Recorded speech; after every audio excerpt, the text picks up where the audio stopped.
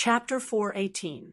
The tongues of flame that shot out from the front of the mechanical arms of the black and green mecha were actually high-speed and sharp bullets. They hit the cliffs of the valley and splashed out countless fragments. 3 Federation soldiers hiding behind the hidden fortifications were hit and fell to the ground. In just a moment, the 3 fresh corpses were turned into cloth bags filled with bright red material. Tongues of flame sprayed out everywhere. Countless amounts of soil were flipped up, and the tanks were set ablaze. Amidst the continuous and terrifying sounds of machine guns, the sturdy base at the bottom of the mountain was riddled with holes. Blood and broken limbs flew everywhere. The most terrifying thing was the mobility of these black and green mecha. Under the crazy barrage of the Federation's mountain howitzers, most of them still managed to survive. The Empire's mecha group was like a pack of tireless grassland wolves. They cruelly and crazily rushed into the ambush area of the Iron 7th Division. They bared their sharp fangs and bit viciously at the Federation's base. Then, using the fastest speed possible, they changed their formation and broke into smaller groups. Taking advantage of the occasional collapse of the Iron 7th Division's front line, they split into a dozen small groups and spread out in all directions. Following the natural water line and gentle slope of the valley, they launched a second charge. Screeching sounds rang out. The soldiers of the Iron 7th Division, hidden in the mountains, had been silently and resolutely counterattacking. The bullets fired by the Federation's 2126 sniper rifle hit several Empire mecha. However, they only left light gray marks and dense dents on the sturdy alloy armor. One of the Imperial mechs raised its right arm and fired its main cannon at a 32-degree angle. Along with a heavy roar, the powerful cannon fire didn't hit the target. Instead, it hit the quick-solidifying concrete structure of the fortification. The explosion caused the quick-solidifying concrete to shatter and splatter in all directions. Of the 5 Federation soldiers hiding in the fortification, 4 were instantly crushed to death by the rocks. Blood flowed out along the remnants of the explosion and the cracks between the rocks. There was still one soldier who did not die immediately. The helmet he was wearing blocked most of the high-speed rocks, but his goggles had been shattered. He screamed in pain, and his face was covered in blood and exposed muscles. In the last moment of his life, he raised the MP-5 submachine gun in his hand and fired nonstop at the foot of the mountain. Both of his eyes were blinded, and blood was flowing down his face. The submachine gun in his hands was shooting out flames, but it was aimless. He couldn't hit the black-green mecha in front of him at all. The next moment, he missed a step and fell down the cliff. The Empire's black and green mecha coldly watched this scene. Without any hesitation, it continued to charge forward along the gentle slope. But from the side, a ponytail heavy rocket fired over with a whoosh, accurately hitting the side of the mecha's abdomen. After the loud explosion, there was a dull sound of metal parts rubbing against each other. The outer armor of the Empire's mecha's engine was severely damaged, and its power output was occasionally affected. Its originally high-speed movement mode was suddenly slowed down. It was only delayed for a moment, and 7 or 8 precision-guided rockets from the Federation flew at high speed from all directions at the same time, hitting the heavy and huge body of the mecha. The sound of the explosion and the blinding light kept flashing. This Empire's mecha was burnt black, and its parts were severely damaged. Its balance was completely disabled, and it fell down the cliff in a tragic manner, turning into a pile of alloy garbage. Just like that Federation soldier, just now. Such a tragic scene of a battlefield appeared below the Yellow Mountain Ridge, below the Lonely Mountain Ridge. The wolf pack of the Empire's mecha brigade spread out at high speed. Wherever they charged, battle would break out there. Tragic scenes could be found everywhere. Every Federation soldier who had died in the mountains actually had a life story that belonged to them. However, at this moment, there was no extra time to reflect on it, to sigh with emotion, because this was a battlefield. This was war. Today's ambush was the first time the Iron 7 Division had been on the battlefield, facing the ruthless and crazed Mecca of the Empire, feeling the explosions of fireworks in the valley, hearing the familiar cries of pain around them, and seeing the shattered and burning corpses of their comrades lying between the rocks and cliffs. They finally understood that the battlefield was not a drill. Their dead comrades wouldn't be able to stand in front of them again just by removing the death indicator on their bodies like before. Under the high-speed charge of the Empire's Mecca, the first line of the Iron 7th Division's ambush was showing signs of chaos and even being defeated. No matter how strict Du Shaoqing's management was and how calm his command was, after all, an army was made up of people, not real machines. The soldiers of the Iron 7th Division were as firm and unyielding as their commander, Shaoqing. However, their fingers would get tired when they used the armor-piercing heavy machine guns. They would tremble, they would cry, they would laugh, and they would feel pain. And now they were even a little confused and scared.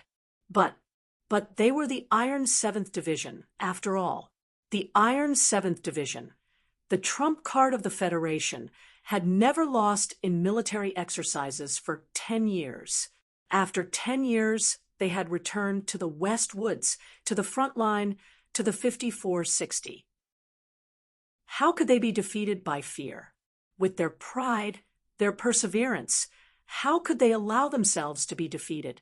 The soldiers of the 3rd Regiment of the Iron 7th Division, who were in charge of the first line of ambush, finally exploded at the most critical moment.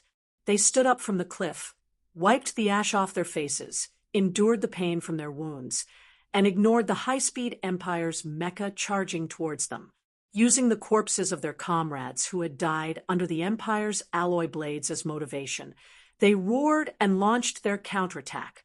The bravery of the soldiers of the Iron 7th Division wasn't enough to change the situation on the battlefield. An Imperial mech squad originally had the ability to fight head-on with an entire Federation division. Plus, this was an ambush battle in the middle of a mountain range. The high mobility of the Imperial mech squad gave them a natural advantage. In fact, if the Federation's Ministry of Defense didn't misjudge the type of Imperial armies that were attacking them, then the Iron 7th Division's choice of location for the ambush would definitely have a deeper meaning. The fierce battle quickly spread out from the entrance of the mountain valley in all directions. In order to avoid the coverage of the Federation's mountain grenades, the Empire's mecha squad had to spread out in all directions. They also had the ability to complete this kind of spread-out battle. Looking at the red smoke under Silent Hill in the distance, Shimin Jean put down her electronic binoculars. Her mood was very bad. One of the Empire's mecha squad had already rushed past the anti-mecha mine formation. Although the turbulent explosion had a good effect, it didn't cause any fatal damage to the enemy. Plus, with the high speed of the Empire's mecha, the Federation's rocket launchers didn't have much of an effect. If the Ministry of Defense could distribute ACWs, the 3rd Division wouldn't have to fight so hard.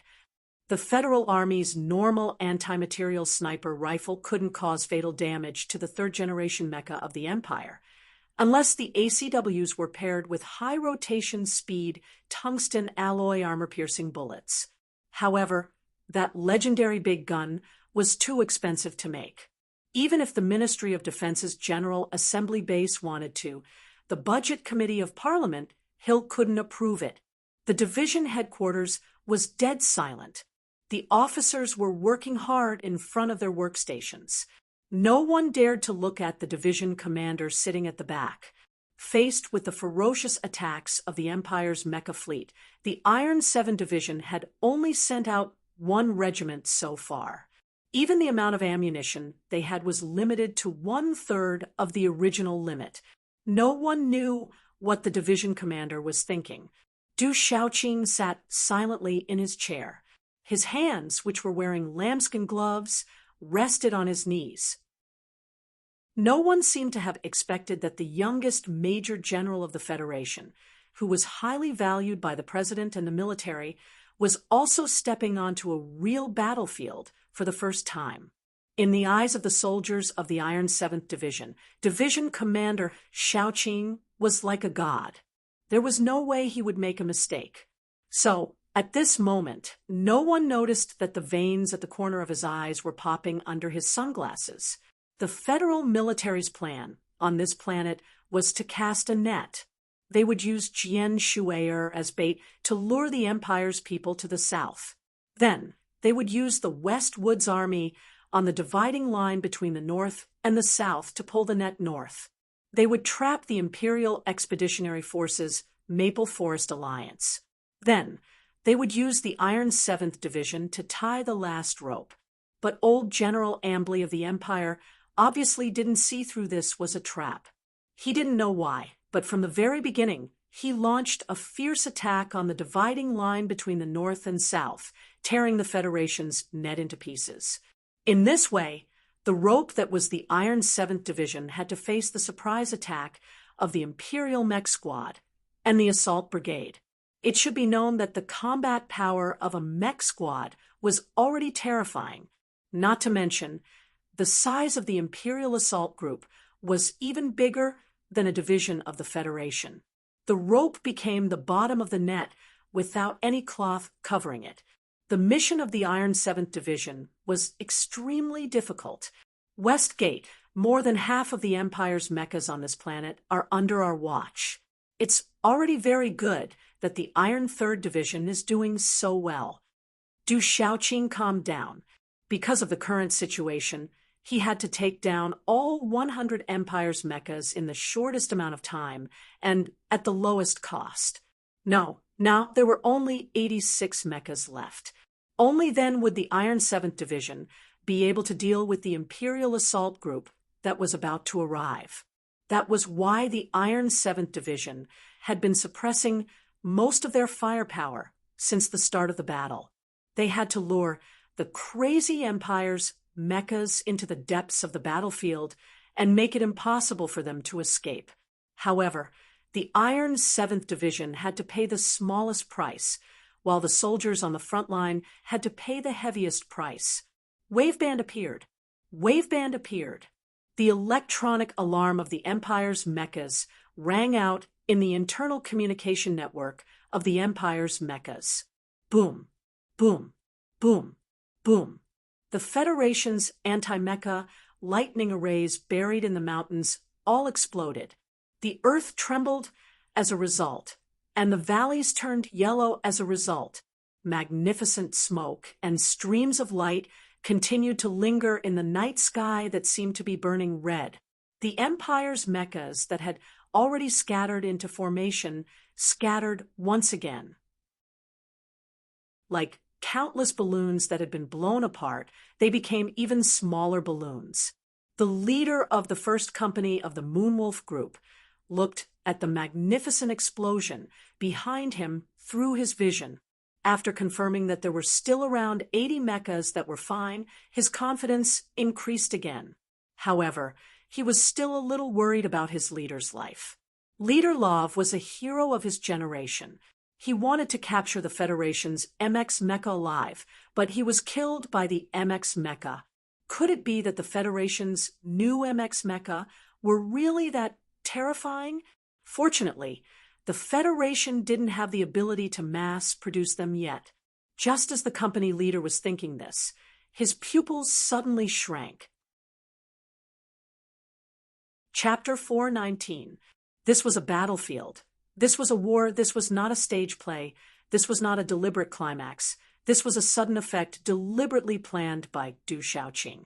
It was like a flash of lightning changing the shape of the sky, like a fire igniting the screen of a cinema, suddenly appearing, shocking the mecha of the Empire. They couldn't help but tremble. They suddenly felt the shadow of death. They didn't want to die, but they suddenly felt the shadow of death.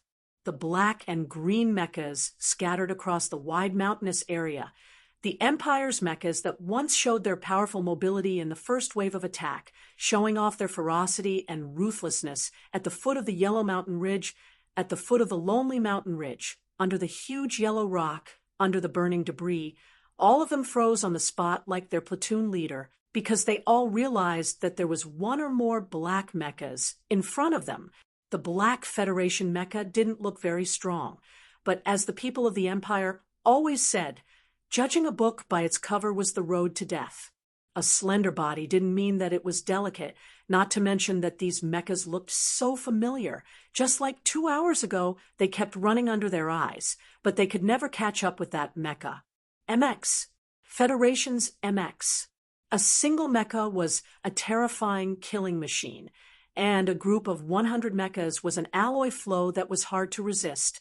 Even an entire mechanic would find it hard to resist their high-speed, agile, and ruthless battle style. What was this terrifying group of Empire's mechas afraid of? Cannon formation? There wouldn't be any in the mountainous area. High-speed missile launch? The missile bases of both sides were firing with all their might, but those missiles that were rampaging in the night sky were miserably flying back and forth in the air above the dividing line between the north and the south. Fighter jets attacking the ground. The Federation's fighter jets were fighting with the Empire's Night Wolf fleet at Zaitcho Airport, and they also had to closely guard the sky above Luoqiu Airport. At the front line between the Yellow Mountain Ridge and the Lonely Mountain Ridge, at this moment in the middle of the night, what was the Imperial Mech Squad afraid of? In fact, the platoon leader knew very well that the enemy of the military mechas could only be the military mechas. At this moment, unless the Federation sent out a group of M-Series Federation mecha to deal with him, the Empire's mecha squad would obtain the final victory. But how could a mere Federation mecha operator have so many M52 mechas? It should be known that in that society that was all about bullshit elections, there was no such thing as a full mecha operator. The platoon leader's thoughts stopped there. The Federation mecha operators in the valley. But these black mechas that appeared between the mountains and the giant rocks, what were they? A black light flashed, and 3 black mechas from the Federation mechas flew across the sky and rushed downwards. The first of the Federation of mechas, the Empire, and the first of the Federation of the Federation, and then collapsed under the 3 continuous 3 attacks amidst the deafening boom. The Empire's dark green mecha tumbled down the mountain like a piece of metal before exploding abruptly. Everyone was stunned. This was mainly referring to the pilots of the Empire's Moon Wolf mecha team. They had already confirmed the death of Captain Love. However, right after that, they stared in shock at the captain of the first squadron. Like a rubber ball, he was kicked down the hill by the Federation's mecha and turned into a ball of fire with a chilling aura. MX. Be careful. It's the Federation's MX. In the internal communication system of the Empire mecha squad, sharp, angry, and desperate screams rang out. They were not afraid of ambushes, nor were they afraid of the Federation's Iron 7th Division's so-called tactics, but suddenly faced with the new Federation mecha that completely overwhelmed them. Finally, they felt fear. Not all of the Empire mecha were like their poor captain, facing 3 black Federation mecha MX alone. The more common situation was when a black mecha stood up silently in front of 3 or 4 Empire Moonwolf MX 3rd generation mechas. The Federation mecha tore off its yellow cloth disguise and stood up silently and coldly. It suddenly appeared, but it was as if it was a stream from the north of this planet. From the peak of the mountain between the rocks and below the valley, it charged at high speed and viciously pierced into the Empire mecha squad that had already scattered into countless small teams. More than 20 black mecha shadows suddenly burst out and spread out in all directions. The heavy mecha's rapid footsteps made the rocks in the valley fly up into the air. The sound of cannons, alloy knives cutting through the air, and explosions rang out one after another in this battle zone that was dozens of kilometers in radius. Flames, gunfire, and main cannons continuously lit up the entire sky and countless remote corners. The most common scene on the battlefield was a black Federation Mecha MX charging into the small team formation of 3 Empire Moonwolf MX third-generation mechas, as if it didn't care about its own life. In just a short few seconds, more than 10 mechas were destroyed, and flames rose into the sky. All of the Moonwolf Group's pilots could see that these Federation Mecha MX that had been in hiding for a long time were obviously not as strong as the Black MX from before. However, no matter if it was instantaneous speed fire control system or everything else, the Black MX that the Federation had hidden in ambush was ahead of their own mecha in every aspect, and it was hard for their own mecha to retaliate. Even if it was 1 against 3, or even 1 against 4, it was still the same. Iron 7th Division's long-awaited lightning-fast attack began with the lightning strikes of the 20 Black MX mechas. Loud explosions rang out in the vast valley from time to time, and clouds of smoke rose into the night sky. No one knew how many Empire mechas had tragically exploded in this short period of time. The low humming sound of engines rang out again under the Huangshanling Lonely Ridge. Countless composite armors and strong firepower troops swarmed out of the seemingly empty fortifications and valley like a swarm of ants. Like flowing water, they spread out and rushed in all directions along the valley's terrain. All of the Iron 7th Division's regiments and all of the long-range firepower troops poured out in torrents, and their momentum shook the heavens. The strongest firepower unit of the Iron 7 Division, which had been in hiding until now, didn't participate in the mecha battle at the center of the battlefield. The soldiers drove the war chariots, leading the concentrated firepower base, and drove out of the valley with stern expressions. The mecha battle at the center of the battlefield was already in full swing. More than 20 Federation MX mecha were entangled with an entire mecha clan of the Empire like scattered bubbles, sharing life and death with each other, loving each other, unable to be separated. Iron 7th Division's firepower formation that hadn't been activated all this time couldn't carry out any long-range attacks at all.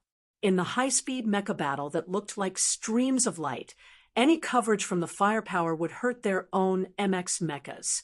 In reality, Iron 7th Division didn't have the intention to carry out any long-range attacks at all. Countless mechanical troops passed by the burnt fortifications, past the corpses of their comrades, and silently walked into the distance. Nearly 10,000 Federation soldiers and the most advanced tanks used the shortest amount of time to seal off the valley around the battlefield. The majestic Iron 7th Division didn't care about the intense mecha battle at the center of the valley at all. They began to change their formation. Accompanied by the low and frightening rumbling sounds of engines, one regiment even left the battlefield and entered the edge of the wild forest outside the valley in the northwest direction. 4 regiments silently took up their respective positions and aimed all of their firepower control equipment at the night, at the Imperial assault group that was about to arrive. 4 mecha divisions drove away from their positions at high speed and followed the military path at the bottom of the valley to seal off the 4 exits of the valley battlefield. They began to quickly and nervously set up a pomegranate cannon formation. Looking at the deployment of these troops, it seemed like they wanted to seal off all of the exits of this mountainous battlefield. The mecha division soldiers in the northwest direction who were responsible for using their own lives and cannon fire to seal off the exits didn't even have time to complete their orders before they saw 7 heavily damaged Empire Moon Wolf third-generation mechas turn into streams of light and fly past their positions. Battalion Commander. All of the Federation soldiers thought that they had made an unforgivable mistake, but they immediately relaxed. This was because a Black Federation MX mecha was chasing closely behind the 7 damaged Empire mecha, whistling through the air as it chased after them. Forcefully seal off all signals for 3 minutes. Don't worry about your own command system. I want the Empire people to not make a single sound in these 3 minutes. I don't need any command right now. The troops at all levels will do as they see fit. Fight however you want. On a lonely mountain peak, the lonely Du Shaoqing stood in front of the electronic map. Looking at the situation on the battlefield, he bowed slightly and said indifferently, I only want you to destroy all of these Empire mechas within 3 minutes. Yes, Commander. The MX mecha had completely suppressed the Empire mecha group at this time. Iron 7 Division's electronic troops had already begun their overflow attacks. Although the Empire's communications were completely blocked, Iron 7 Division's own battlefield commands were also completely ineffective. The officers couldn't understand this kind of military order, but they definitely accepted it. This was because they firmly believed that any order from Commander Shaoqing had its own deeper meaning. When the Ministry of Defense drafted the plan for tonight, the Federation only had 230 MXs. Our Iron 7 Division, a division, took 1/10 of that. This is the absolute trust the President and the Ministry of Defense have in my division. Du Shaoqing slowly straightened his body. Looking at the Black Federation MX mecha on the screen, he said, I never doubted that we would win this battle, but this victory is not enough. After saying this most outstanding young man of the Federation took off the sunglasses on his nose and rubbed the space between his eyebrows, looking slightly tired, luring the Empire mecha group deep in, using horizontal fire and anti-mecha minefields to force the Empire mecha group to scatter, then sending the MX mecha out, 1 against 3. Everything that happened on the Huangshanling Lonely Ridge battlefield was all within his calculations. If he had used the MX mecha group attack from the start, or if he had thrown in all of Iron 7 Division's forces, the Imperial Moonwolf group would have been utterly defeated, but there was always the possibility that a few mecha would have escaped. And he, Du Shaoqing, didn't want any of these Empire mecha to survive, and spread a single word. I have the MX. The stubborn enemy is helpless. However, not only did he want to take down this mecha brigade, he also wanted to give the Imperial assault group behind them a surprise. Outnumbered, and in this dangerous moment on the battlefield, he still had such ambition, such determination, and such fighting spirit. Other than the Iron 7 Division, other than this cold-faced commander Shaoqing, who else could it be? Chapter 420. At this moment, in the lonely mountains of the Yellow Mountain Ridge, more than 20 black mechas with a hint of elegance, but they were still heavy enough to crush the rock surface. They were jumping up and down, flames spurting out of their arms as they dodged and dodged at high speed, defeating the black and cyan mechas of the Empire one after another. A few months ago, the Shell Motor Company and the Ministry of National Defense had jointly produced more than 200 MX mecha. Naturally, there were more now, but they still needed to go through a series of pre-battle tests and adjustments. Right now, there were less than 100 mecha that could actually be used in battle. On Planet 5460, the Federation had invested 50 of them, and the Iron 7th Division had taken half of them. The standard MX mecha had only been officially set last year, and in just one short year, it had already been officially distributed to the frontline troops. This was the federal military's biggest secret and source of confidence. The Ministry of National Defense dared to set up such a situation for the Imperial Expeditionary Force on this border planet. Even though the early stages of the battle had been so tragic, the frontline command had still forcefully endured it, ignoring the front line of Huangshanling Lonely Ridge for the sake of the bigger picture. It was also because of this. The Empire's mecha group had already been led into the center of the battlefield by the brave soldiers of the Iron 7th Division's 3rd Regiment. Faced with the sudden appearance of more than 20 high-performance MX mecha, the Empire's mecha group was on the verge of collapse.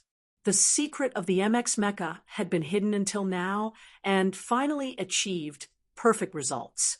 However, Du Shaoqing still wanted to hide this secret for a while longer, all the way until the Imperial Expeditionary Forces Assault Brigade arrived.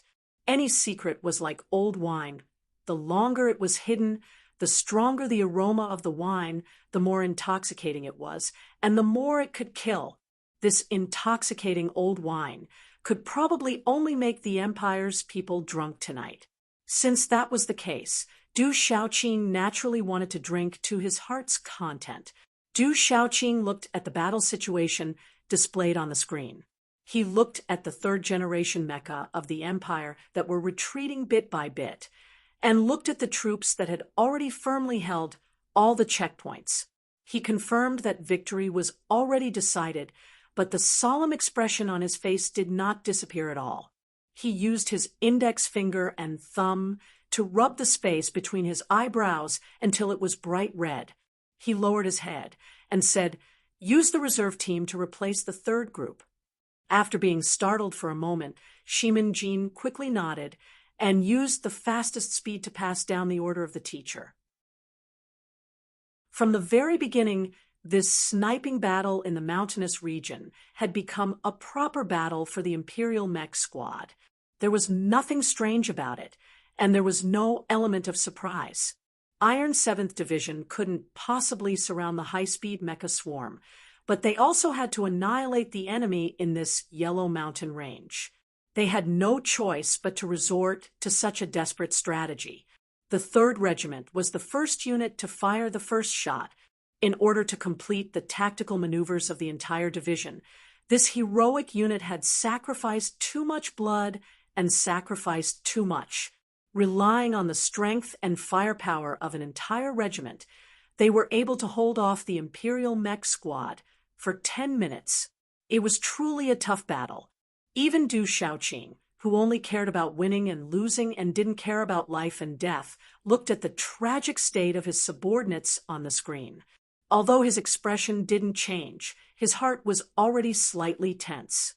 If an Iron Division didn't experience the baptism of blood and fire on the battlefield, how could it become a truly invincible division? Finally, they left the drill site of the Capital Ring and came to the bloody front line. The 3rd Regiment held on, while the other regiments watched with their eyes wide open. After being educated, Iron 7th Division went through the first test and knew what the battlefield was like. This was the inevitable process for a highly trained unit to become a truly invincible army. Du Shaoqing understood this, but he was not as calm as he appeared on the surface as he looked coldly at the battle losses. This was because this was also his first time on the battlefield. This was the first time he saw his subordinates fall and die one after another like rice flowers blown by the wind. He muttered to himself, "Du Shaoqing, you also received a shocking education. This is good, isn't it?" On the battlefield of the hills and valleys that were close to 20 square kilometers, the situation of the Imperial Moonwolf Group was very bad. It was very miserable. In just a short minute, more than 20 Moonwolf 3rd Generation mechas were completely destroyed by the high-speed attacks of the Federation's black mechas. The scene of the black-green mechas burning and falling in the mountains around them, and the bright light of the explosions made the Imperial pilots shocked to confirm that these 20 new black Federation mechas completely suppressed the 3rd Generation and even 4th Generation mechas of the Empire in all aspects. It was clearly a situation where they had the advantage in numbers, but because of the terrifying performance of the Federation's black mechas, there was an absolute change in the situation. Many times, it even felt like one black Federation MX was besieging 3 or even 4 Empire mechas. This was not a battle of equal strength at all. The captain of the 2nd Squadron of the Empire, who temporarily took over the position of commander, looked on in despair as the black-green mechas were buried in the mountains and valleys one after another, falling apart, but he could not find a way to deal with it. What made his heart even colder was that from the moment the 20 new Federation mechas appeared, extremely powerful electronic interference and noise echoes covered the entire mountainous battlefield.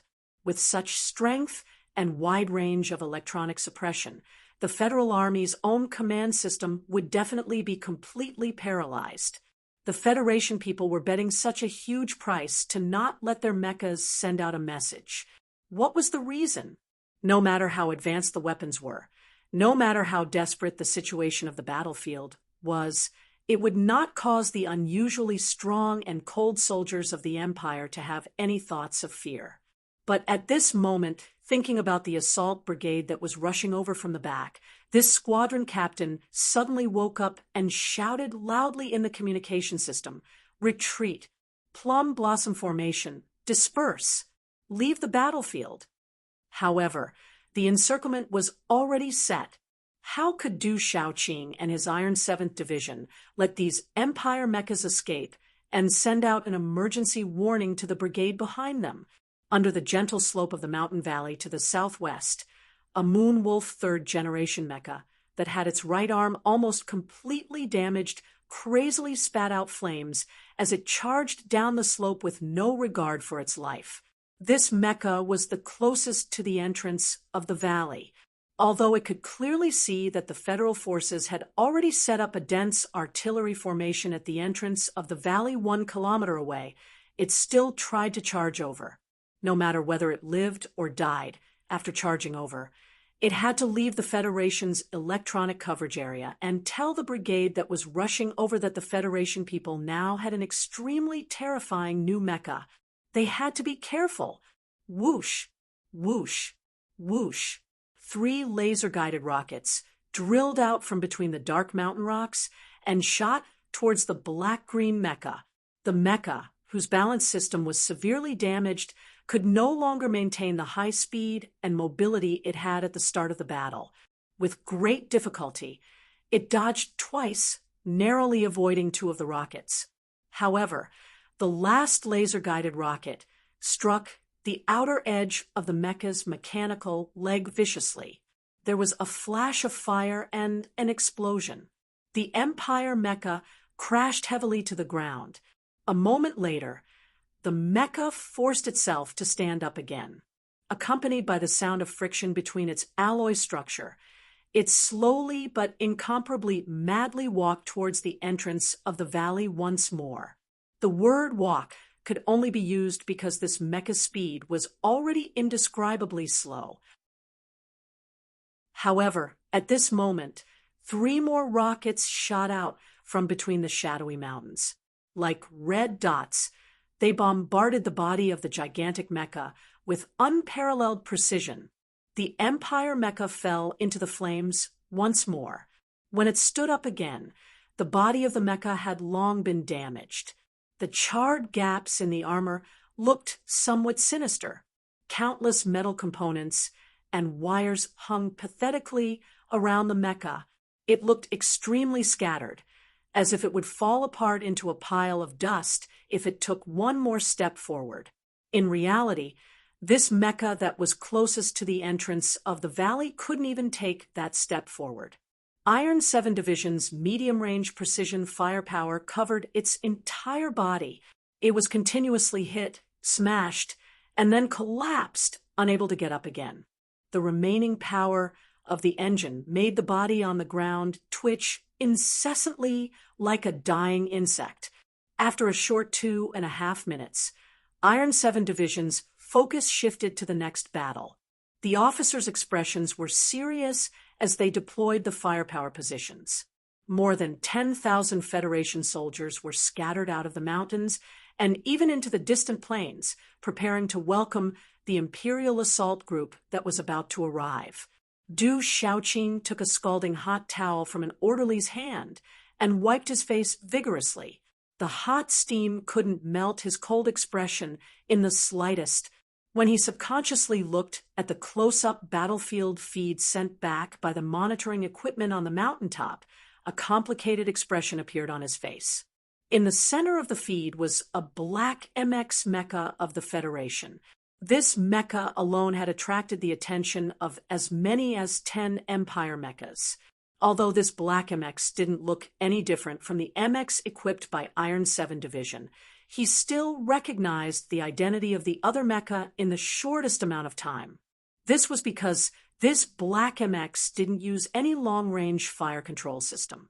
It only relied on the high RPM alloy knife to slaughter the 10 Empire mechas and force them to retreat again and again. That mech was like a bolt of black lightning, moving up and down like a bolt of lightning. Under the concentrated firepower of the third-generation mechs of the Empire, it actually managed to avoid most of the damage, advancing and retreating like a ghost. Every time the high-revving alloy blade extended out of its mechanical arm, sparks would fly out of the Empire's mech as it miserably retreated. If these 10 Empire mechas hadn't risked their lives to support each other, the Black MX would have destroyed most of them. Du Shaoqing had only seen 2 people in his life who could operate such a terrifying mecha. He narrowed his eyes at the screen and frowned slightly. He thought back to that time in the training base when he and Su Lu had a tit-for-tat discussion in the twilight. Now it seemed that if his Iron 7 division had 20 Su Lis, no, even if he only had 10 Su Lis, 10 Black MXs, combined with conventional firepower, wouldn't it be easy to wipe out an Imperial mech squad? Perhaps the soldiers of the 3rd Regiment wouldn't have to pay such a terrible price. A moment later, he finally figured it out and reaffirmed his military philosophy. He thought to himself in a self-deprecating manner, there are only a few people in the universe like Su Lu, be it the Federation or the Empire. Where can we steal 10 of them? For some reason, Su Lu, who had rushed back from afar to participate in this spectacular mecha battle, didn't know that the cold and callous teacher, Shaoqing at the peak of the mountain, had coincidentally decided to cherish his talent. At this moment, he was moving his hands at high speed in the cockpit with a pale face. Every pair of muscle fibers in his body were squeezing and rubbing against each other, transferring all the force to the MX. This made the mecha below him move faster, faster, and faster. In the dense group of mecha, he moved at high speed like a ghost. Jian Shui, Er's face was also pale, but her eyes were abnormally bright as she stared at the screen. Her hands were clenched tightly, and her voice trembled as she said, right again. Right again. Su Lu was silent. He thought to himself, this isn't a video game, so why hasn't this national girl fainted from fright? Yesterday I drank and said bad things. I didn't write much to begin with, and my writing was also bad. In the end, I still shamelessly said that my writing was good. Looking back today, if I don't fix it, then I'm trash. Chapter 4:21. Reporting to Commander. According to the real-time filtering data, the energy second equivalent of the Northern Defense Line is rapidly decreasing. In the Southern Hemisphere Federation Command Hall, a staff officer picked up the results that the central computer had just calculated a second ago and reported excitedly. The so-called energy second equivalent in the Federation's command system was a chaotic simulation term. This indicator, which was calculated by the Federal Central Computer at high speed, represented the energy difference in the monitoring area. Although the numerical value was not very accurate, it could clearly determine the strength of the Empire's firepower. Very good. Lieutenant General Nelson rubbed his white hair and looked at the tragic north-south boundary line of the planet on the giant holographic screen. The Federal Army's 3rd Defense Line had finally succeeded in resisting the violent attack of the Imperial Expeditionary Force.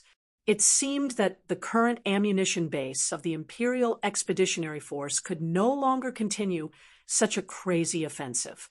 The most important thing was that the land-based missile base in the Northern Hemisphere should also be in the stage of exhaustion. The situation on the planetary battlefield was developing in the Federation's favor. Until now, the Federation officers in the hall, who had been silent for a long time, finally breathed a sigh of relief. They switched the satellite image of the Huangshanling lonely ridge to the main holographic screen. They had been silently watching the situation over there, but no one took the initiative to mention this point, because the federal military could not transfer any forces to support the Iron 7th Division, leaving the Iron 7th Division to face the Imperial Moonwolf group alone. The command center was worried but helpless. Naturally, it was inevitable that they would remain silent. However, who would have thought that the Iron 7th Division not only perfectly blocked the surprise attack of the Moonwolf group on Luochio Spaceport, but even looked like they were about to eat the enemy? It seems that we still underestimated the role of the MX Mecha. Lieutenant General Nelson thought of the solemn instructions of Director Zhou Yingxing a month ago. Thinking of Commander Zhong's advice, his eyebrows twitched slightly. He knew that the command center's battle plan was indeed too conservative. Send a telegram to teacher Xiaoqing. I will ask for a reward for them. Lieutenant General Nelson rubbed his slightly wet white hair again. Looking at the battlefield full of flames on the screen, he said with a smile, "Ask them to stay where they are. As long as they can hold off the last assault brigade of the Imperial Expeditionary Force for another 2 hours, the headquarters will be able to transfer a large number of troops from the dividing line. Victory will definitely belong to us." These were very appropriate words, and Nelson was very satisfied with them. However, a moment later, the senior staff officer standing in front of the command platform turned around and said awkwardly, "The Iron 7th Division has activated a strong electronic suppression on all channels on the battlefield.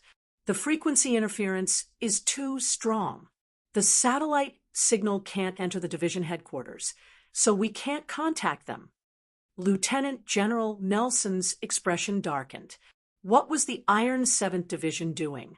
Could it be that the troops in the mountains didn't need to be commanded at all? He immediately thought of a few hours ago that Lieutenant Colonel Su Lu, who was in charge of escorting Miss Jian Shuier away, also took the initiative to cut off all communication with the command center. Then he thought of this teacher Xiaoqing, who had cut off all electronic communications. What a pair of lawless fellows! As the commander of the Federal Army, he was naturally annoyed by the appearance of two undisciplined people in the war zone. However, he had to admit that in tonight's battle, it was because of the stunning performance of these two people that the Federation was able to continue with that plan. At this time, the satellite image on the command center's widescreen was zoomed in. A black MX Mecha of the Federation was moving across the mountainside, moving between more than 10 Imperial mecha. It was like a wave of wind, swaying in all directions. It was skillfully performing dangerous yet exquisite evasive maneuvers. The officers in the command center stared blankly at the screen, looking at the black mecha that zigzagged back and forth like a bullet. Their hearts were filled with shock. This was also the first time they had seen the newest generation of the Federation's MX appear on the battlefield. Even though they were mentally prepared, they still didn't think that this new generation of mecha would be so powerful. What was even more powerful was that pilot's operation. In the countless split second of time, the black mecha was able to perform so many complicated operations without a single mistake. It was like a tiger or a lion among the Imperial mecha, roaring and moving like thunder. Although the mecha's movements were not standard, they were exceptionally precise. There was a sense of sharpness in the smooth style, such a powerful level of control. How fast did one's hand speed have to be? Lieutenant General Nelson, like Du Xiaoqing, easily guessed the identity of that pilot. He thought to himself that the people personally selected by the war god were indeed more monstrous than the other. 5 minutes ago, during the peak period, the effective commands per minute had reached 240, and the average command output value had stopped at a terrifying 150. If it was converted to universal data, Su Li's current hand speed had long exceeded 150. Perhaps some ace pilots who had undergone special training and were physically and mentally strong could reach this level, but they would never be able to reach 240 at the peak of their hand speed. This was because only the control stick and touchscreen were used to output commands. Even if there were 17 speed buttons on the control stick, this value had already exceeded the physiological limits of the human body. It was a value that could only exist in an illusion. Su Lu could because his mecha control method was a triple compound method. In addition to the common methods of normal mecha, there was also a simulation system tightly bound around his body. It accurately captured and magnified every movement of his body, converted it into a data stream, and entered it into the mecha's central control system. However, he was not as relaxed as the Federation officers of the Iron 7th Division and the headquarters thought. The half of his face that was exposed under the helmet was extremely pale, and his body that was suspended in the air began to tremble slightly. It was not because of the strange technique taught by the uncle, but because the accumulated creatine content in his muscle fibers had almost reached its peak and was affecting his body and nervous system. Outside the valley, he silently turned around and instantly killed the Empire's fourth-generation mecha, according to Du Shaoqing's request. He looked silent, cold, and confident, but in reality, he had paid a huge price. In order to defeat and kill the Empire's ace pilot, Su Lu had pushed his mental strength and control to the limit in those 4 seconds. The peak continuously exceeded 240, and the consumption was huge. Commander Love, who was piloting the Empire's fourth-generation mecha, was one of the few ace pilots in the Expeditionary Army. If he had not thought of the terrifying maneuverability of the Federation MX under overclocking, he would not have been caught off guard by Su Li's thunderous attack. He would not have been able to last for only 4 seconds before exploding and dying. Su Lu knew that he was very good at piloting the mecha, but he also knew that if he had been piloting the M52, he would have had to go through a tough battle before he could defeat the opponent. Even if Madman Li had fought him personally, it would have been difficult for him. Not to mention, there were still 9 Empire's third-generation mechas rushing over. After the fourth-generation mecha had exploded, the Black MX did not move. It looked unusually cold as it faced the 9 third-generation mechas. In reality, it was only Su Lu in the Black mecha who was tired and needed to rest. However, if the enemy did not move, he would not move. If the Black mecha did not move, the 9 Empire's mechas that were shocked like statues did not dare to move either. A Black MX versus 9 Empire's mechas. In the quiet night outside the valley, an absurd scene played out. After a while, Su Lu heard the sound of cannon fire from the valley in the distance. He knew that the Iron 7 Division had launched a fierce attack. However, he did not know that the Iron 7 Division was also equipped with more than 20 MXs, so he felt a little strange. At this time, he had already completed the mission given by the Iron 7 Division. Even if he took Jian Shuier and left the 9 Empire's mechas behind, there would be no problem. The Iron 7 Division would only thank him and would not ask for more. However, Su Lu looked at the 9 Black MXs in front of him through the near-vision screen. As he breathed rapidly, a thought burned like a flame that could not be suppressed. Go back to the valley? Beside him, Jian Shuier seemed to have guessed what he was thinking. A glimmer of hesitation, and courage flashed through her big eyes. The girl clenched her fist tightly and said softly, "Give it a try?" As expected of the descendant of the Lees of Philadelphia, in such a tragic battlefield, she did not show the slightest hint of fear. Instead, she seemed a little excited. "Okay, let's give it a try." Hearing the girl's suggestion, Sulu quickly took a few deep breaths. His hands quickly swept across the control stick and the touch screen. At the same time, his body that was suspended in the air suddenly froze. With a whoosh, the black mecha rushed towards the 9 third-generation Empire's mechas.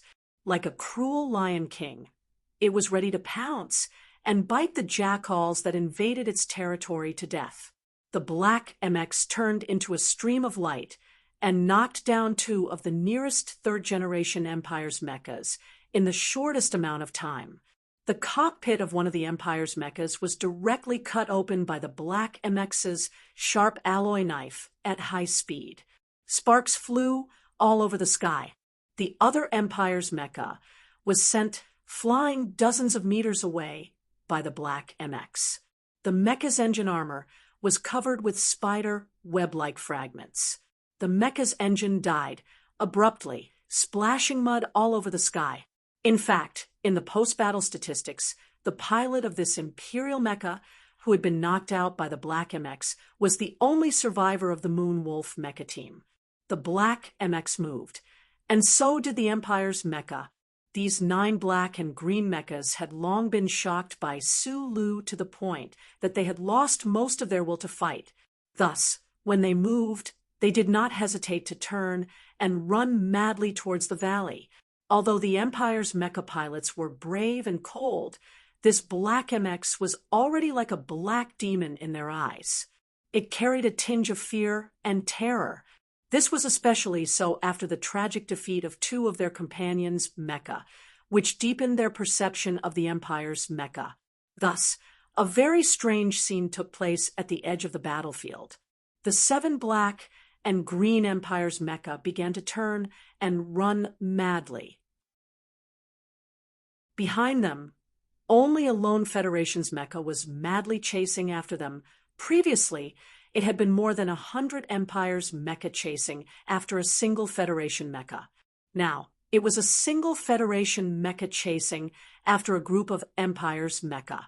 It looked like some kind of childhood game where you put your arm over your shoulder and said that it was your turn to chase after me. Then, you would laugh and run away. However, how much blood and danger was hidden in the pursuit of these mecha?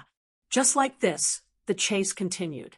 The Black MX chased the 7 Empire's mecha pathetically into the mountain path, into the valley, and past one of the battalions of the Iron 7th Division that had just arrived at the preset position, but had not yet had the time to set up a concentrated artillery formation. All that was left were the shocked gazes of the Federation soldiers, as well as a particularly enchanting black shadow. Chapter 4:22. With the old geezer keeping an eye on everything happening in the Southern Hemisphere for him, Sulu knew even before the Federation HQ did. At the weak point of the Iron Curtain dividing line between the North and the South, the Imperial Assault Group with nearly 20,000 soldiers was moving at high speed towards them. Although he already knew that it was the Iron 7 Division who carried out the ambush mission in the valley, and although he and the Iron 7 Division had a complicated, insignificant, and vexing relationship, and this kind of relationship even sometimes hit a kind of hostility between life and death, he still could not watch the Iron 7 Division be besieged by the Imperial Expeditionary Army, because those young soldiers were his fellow countrymen, young men just like him. The powerful electronic interference that covered dozens of square kilometers made it impossible for him to contact the officers of the Iron 7th Division through the battlefield command system. But when he thought that the HQ should have notified Du Shaoqing, Sulu relaxed a little. But he didn't know that the Iron 7th Division had more than 20 MXs in the valley, so he was very worried. These worries turned into a ball of fire. Following the hesitant but encouraging words of the young girl beside him, the invisible fire spewed out from the back of the Black MX and directly shot him back into the valley battlefield. With this chase, his Black MX chased all the way to the center of the battlefield. This was the area with the most terrifying firepower. Countless streaks of light flashed across the top of the mech's head. The smoke and sound of explosions enveloped the sky and earth. The bullets fired by the mountain howitzers were like violent men tearing apart the clothes of weak young girls, tearing apart the dark night sky with a sizzling sound. Of the 7 Imperial mechs that were chased back to the battlefield by the Black MX, 1 was destroyed on the way back, and the other 2 fled in fear. Only 4 were left, but Su Lu didn't even have time to rest. The SCC monitoring system sent out an alarm. In the area where he was, for Imperial mechs were charging at him at high speed. For +4, how many mechs were there? This was not a problem in mathematics, but rather a problem in the heart. Su Lu made use of the little bit of bravery that had been stirred up on the battlefield tonight to charge back into the battlefield in silence. The Imperial mecha, who had been fleeing in all directions under the powerful attacks of the MX fleet of Iron 7 Division, suddenly saw this Black MX with clearly different controls.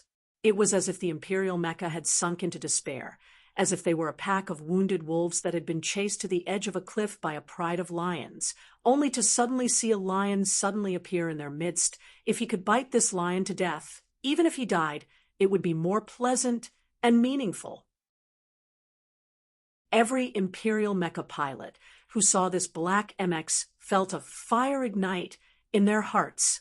This sort of desperation before death and the strong psychological effect of suicidal thoughts caused the Empire's 3rd-generation mecha to suddenly unleash a powerful burst of power.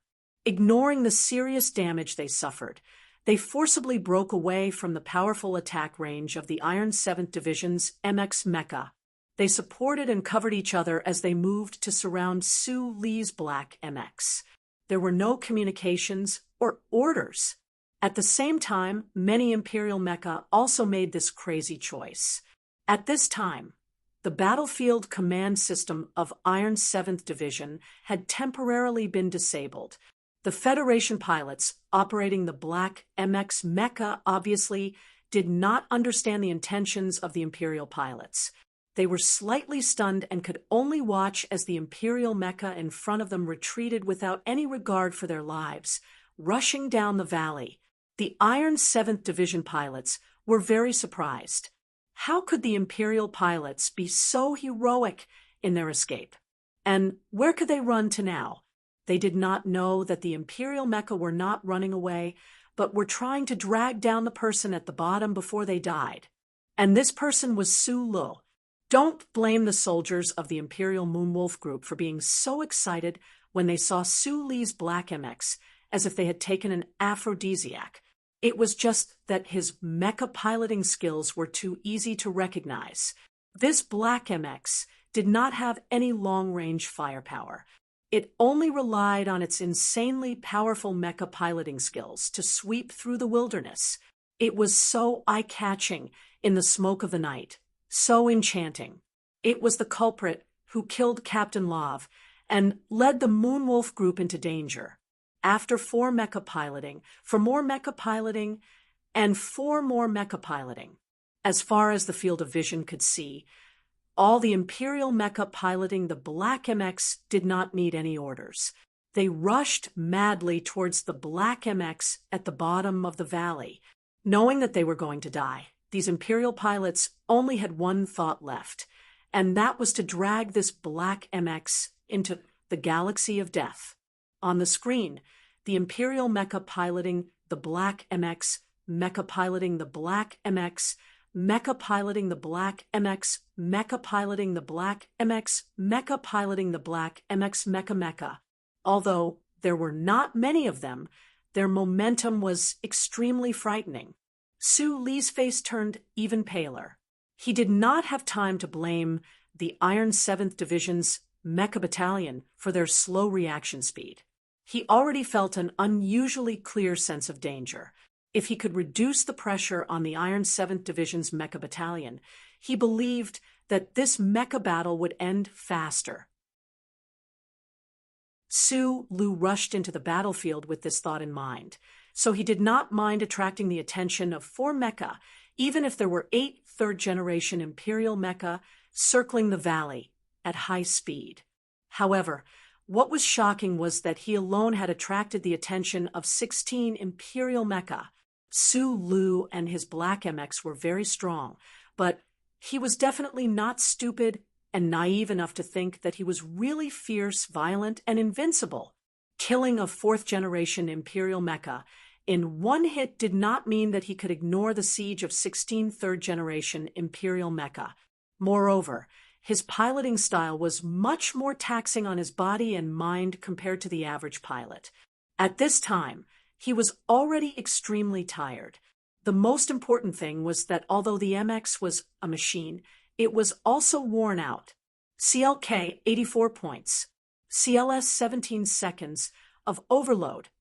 The emotionless alarm of the central control system rang out in the dull cockpit. These two data clouds were the most important comprehensive calculation values of a mecha. They were used to evaluate the overall operating condition of a mecha. The latter would usually break through the peak earlier than the former. If both were to break through the peak at the same time, then many of the MX mecha's components could be affected. The most obvious point was that the onboard ADS adaptive suspension system would inevitably enter an active state of wear and tear. The former had already exceeded 84 points, while the latter had exceeded the peak by 17 seconds. As one of the designers of the MX mecha, Su Lu naturally knew how unstable the mecha's condition was now. However, this could not be blamed on the mecha. It should be known that at Cat Peak, little White Flower was still able to hold on for so long after entering the overclocking state. It was just that tonight's battle situation was too tragic. The moment the Black MX entered the overclocking state, it began to continuously receive Su Li's high-speed commands. All three systems were in overload. The MX was really suffering under his piloting. If he didn't do that, he wouldn't be able to kill Love in one hit and chase after the 9 mechas of Empire. He wouldn't be able to do such a weird dance while being surrounded by 16 mechas of Empire. With a whoosh, the alloy blade at the front end of the Black MX's right mechanical arm slashed down fiercely, creating a deep gash on the left shoulder of one of the Imperial mecha. At the same time, the thick mechanical leg's hydraulic system suddenly compressed, shattering the rocks on the ground. The heavy body of the mecha drifted to the right like a fallen leaf, dodging the 3 high-speed cannon fire from behind. The Black MX's speed did not decrease at all. Like a shadow, it swept past the 2 Imperial mecha in front of it. The huge body of the mecha completed an unimaginable twisting movement in midair, dodging the attacks of the 2 Imperial mecha that had been charging up for a long time. However, another round of cannon fire came from the side. The Black MX could not turn around and destroy the 2 Imperial mecha at all. Every second, an Imperial mecha would fearlessly pounce on the Black MX. Gorgeous cannon fire would explode. Danger was constantly singing a heart-stopping ballad beside the Black MX. In just a few short seconds, another 2 Imperial mecha were stripped of their combat power by the Black MX's strange and trembling steps. However, at the same time, another 3 surviving Imperial mecha rushed over. In the stuffy cockpit, only the sound of Su Li's heavy breathing could be heard. Beside him, the girl's cheeks were flushed red. Nervously pursing her lips, she seemed to have forgotten to breathe. The pale-faced youth's hands quickly swept across the control stick and touchscreen. His movements were so fast that they seemed to have turned into a series of afterimages. In this moment of life and death, no one knew what kind of peak his hand speed had reached. Moreover, most of the orders were still transmitted through the simulated reality system. Even he did not know how he had passed these 10 seconds of trepidation. In that split second of time, he had completely relied on his innate battle instincts and his intimate understanding of the mecha to subconsciously operate the mecha. In front of the frenzied Imperial mecha, Su Lu was still calm. However, his trembling body and hands had already gone crazy. The Black MX followed his precise orders and made one after another incredible, unimaginable evasive maneuvers. In the darkness of the valley, the Black MX was as swift as a ghost, as swift as a knife. If the pilots of the Imperial Moonwolf Group were facing a situation where they were completely wiped out, or if it was because of the death of Captain Love, they had become obsessed with the Black MX as if they had taken an aphrodisiac of death. In the cockpit, Jian Shuier had already entered a state of absent-mindedness. Her thin military uniform and short skirt were soaked with sweat, and her slender and white thighs were smeared with light. The scent of a young girl on her body, to Su Lu, was similar to an aphrodisiac. Was this also related to the fact that he could continuously perform so many peak-level maneuvers? More than 10 seconds later, the valley battlefield gradually calmed down. Su Lu alone attracted almost 20 Imperial mecha. The pressure on the Iron 7th Division mecha was suddenly reduced. They ended the surrounding battles early, and then silently and urgently rushed to the rescue at high speed. At this time, they had already appeared on the gentle slope. The gentle slopes that could be seen everywhere in the Yellow Mountain Ridge and the Lonely Mountain Ridge were actually trenches created by the flow of the planet once every 3,000 years. In this lonely trench, the last 12 surviving Imperial mecha stood alone. Right in the middle of them was the Black MX. The final desperate plan of the Imperial mecha to surround and kill the Black MX had finally come to nothing. The surviving pilots of the Moonwolf Brigade looked at the Black Federation mecha in the middle and truly fell into despair. The self-destruct system of the mecha was an internal destruction system. At this time, even if these 10 Imperial mecha surrounded the Black MX and collectively self-destructed, they would not be able to destroy the Black MX. Chapter 423. Attitude decided everything. This was just a very sportsmanlike slogan used in sports competitions. Although sports competitions were known as wars in the era of peace, compared to a real battlefield, it was just a game of house. On this bloodfire planet at the edge of the universe, where bullets were always more powerful than logic, the only thing that could truly decide everything was power. More specifically, in tonight's ambush or assault in the southwestern part of the planet, what could decide everything was the performance of the mecha. Imperial Expeditionary Force, Maple Forest Alliance, Special Moonwolf Group. This was a very long list of names. The length of the name often represented its importance. These words could help to confirm that these Imperial mecha pilots were very good at controlling their mecha, definitely better than the Iron 7 Division's mecha battalion. At the very least, it was impossible for them to be weaker than them. However, more than 100 third-generation mecha from the Imperial Federation were defeated miserably in the face of more than 20 new mecha from the Federation. There was no way they could fight back at all. The sounds of battle and explosions around them completely stopped in a very short amount of time. Iron 7 Division quickly cleared the outer battlefield. In the entire mountainous area, only a dozen tattered Imperial mecha remained. They were heavily surrounded by Federation mecha groups and heavy firepower units. The usually strong and heavy black-green mecha were now so weak and tired. There was no way for them to break out of the encirclement. The war between the Federation and the Empire was a war of life and death that had been condensed for decades. The lives of tens of millions of people were used as bargaining chips. The pressure was so cold and hard that the hearts of both sides were as cold and hard as iron. In the eyes of the people of the Federation, the people of the Empire were wild beasts. In the eyes of the people of the Empire, the people of the Federation were hypocritical and cruel mutants. A deep trench had long been drawn between the two races that could never be filled up. After several decades, the encounter between the two neighbors had long since turned into a bloody race war that fought for the small space of survival in the vast universe. Humans would not surrender like pigs. This was a very simple principle, so the people of the Empire would not surrender to the Federation either.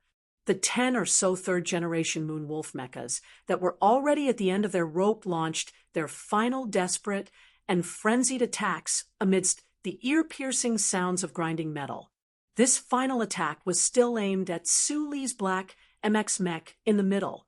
Even further away, 20 or so black MXs from the Federation charged forward at high speed from all sides of the gentle slope. This was a picture of a big ring within a small ring, but it didn't make people feel that it was ridiculous or funny.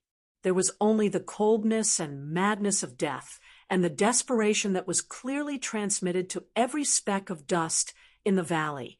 Tragic was a phrase used to describe the final frenzy of the last mecha of the Empire. Loud metallic clangs rang out incessantly as explosions occurred one after another. More than 10 small green-gray mushroom clouds rose up from the gentle slope from time to time. Su Lu slowly took off his helmet and quietly looked at the last first-generation Empire mecha that had fallen to the ground not too far away. He looked at the explosion in the cockpit of that mecha, and his mood was a little strange. He could understand why the soldiers of the Empire didn't want to surrender, but he couldn't imagine what kind of ideology this group of soldiers, who had spent more than 7 years to come to a foreign country, relied on to shamelessly invade the Federation without batting an eyelid, crazily slaughter the people of the Federation, and finally kill themselves in the end. Could it be that the people of the Empire were really born to be so cold-blooded and heartless? Or could it be that the fanatical worship of the Emperor in the Imperial Society had turned countless people into lunatics? The last 10 or so Empire mecha had already lost their spirit. This last suicidal charge didn't cause too much damage to his black MX. He used the fastest time to leave the battlefield. He didn't have the energy to help Iron 7 Division's mecha battalion anymore. He could only watch with his own eyes and think silently in his heart. In less than 3 minutes, Iron 7 Division had completely wiped out one of the Imperial Expeditionary Force's mecha battalions. The ultra-strong electronic interference finally stopped, and Du Shaoqing's usual calm voice came through the MX Mecha's comms system. "You've worked hard." Su Lu was slightly taken aback, but didn't say anything. His palm lightly pushed on the control stick, and the black mecha slowly turned around on the slope. He left the Iron 7 Division's mecha battalion that was cleaning up the battlefield and walked out of the valley silently and heavily. The 20 or so black mechas of Iron 7 Division were cleaning up the last of the battlefield. They were trying to find a living Empire soldier in one of the cockpits that had severely imploded, but they found that their efforts were in vain. Right at this moment, they noticed that the black MX of the Federation, which had played the most important role in tonight's battle, was leaving the 20 or so black mechas almost simultaneously stopped what they were doing. Accompanied by the muffled sound of motors and hydraulic pipes, they saluted the black MX that was walking down the slope and then silently watched it leave. Until now, most of the soldiers of Iron 7 Division still didn't know who was in the black MX, but this didn't stop them from showing their respect to this mecha. There was still an entire regiment in the mountainous area. The heavy infantry and artillery soldiers all walked out of their positions and began preparing for the next battle, while smiling as they watched the black MX leave. There were also many people who watched the black MX leave, such as the officers in the Southern Hemisphere Federation Command Center, who were extremely far away, were all stunned, speechless. On a mountain peak somewhere, Du Shaoqing also took off his sunglasses. He watched the black MX's heavy and even somewhat clumsy footsteps on the holographic screen in silence. The real-time battle report from the central mainframe was already out. Su Li's black MX had one-shot one of the Empire's 4th-generation Moonwolf mecha, defeated 5 3rd-generation mecha, and caused 4 third-generation mecha to lose their ability to fight. This meant that he had single-handedly taken out 1/10 of the Moonwolf group's combat power. Du Shaoqing's brows furrowed slightly. He abruptly thought of a certain young officer who should be on another planet right now. That young officer was also a lieutenant colonel like Su Lu. In the past 5 years, Madman Li's battle record book had recorded the destruction of more than 100 Empire mecha. This kind of battle record was without a doubt the most insane number in history. However, today, in just 1 short hour, Su Li's mecha could spray out 6 stars. At this rate, perhaps it wasn't impossible to catch up to Madman Li. Of course, Li Feng had basically been carrying out special missions for the past 5 years, and his opponents were often the true masters of the Empire's Royal Special Mecha Battalion. This comparison wasn't fair. What really made Du Qing frown was not the shocking battle record of the Black MX controlled by Su Lu earlier, but the final scene where the Black MX had led the last of the Empire's mecha in circles in the mountains. In the final moments, the Black MX hadn't been able to defeat any more mecha. Instead, it had seemed rather pathetic and dangerous. However, under the relentless pursuit of the Empire's mecha, what the Black MX had done seemed simple, but the fact that it had been able to survive was already shocking. Du Shaoqing's eyes were extremely sharp. He knew very well that if Su Lu had made the slightest mistake in his judgment, or if his operation had been just a fraction of a second slower, he would have been piled up like a pile of leaves by those crazed Empire mecha. Then, regardless of friend or foe, they would have gone all out to burn him. What are this person's nerves made of? To be able to remain as calm as a machine in this kind of situation, not making a single mistake, Du Shaoqing mused silently.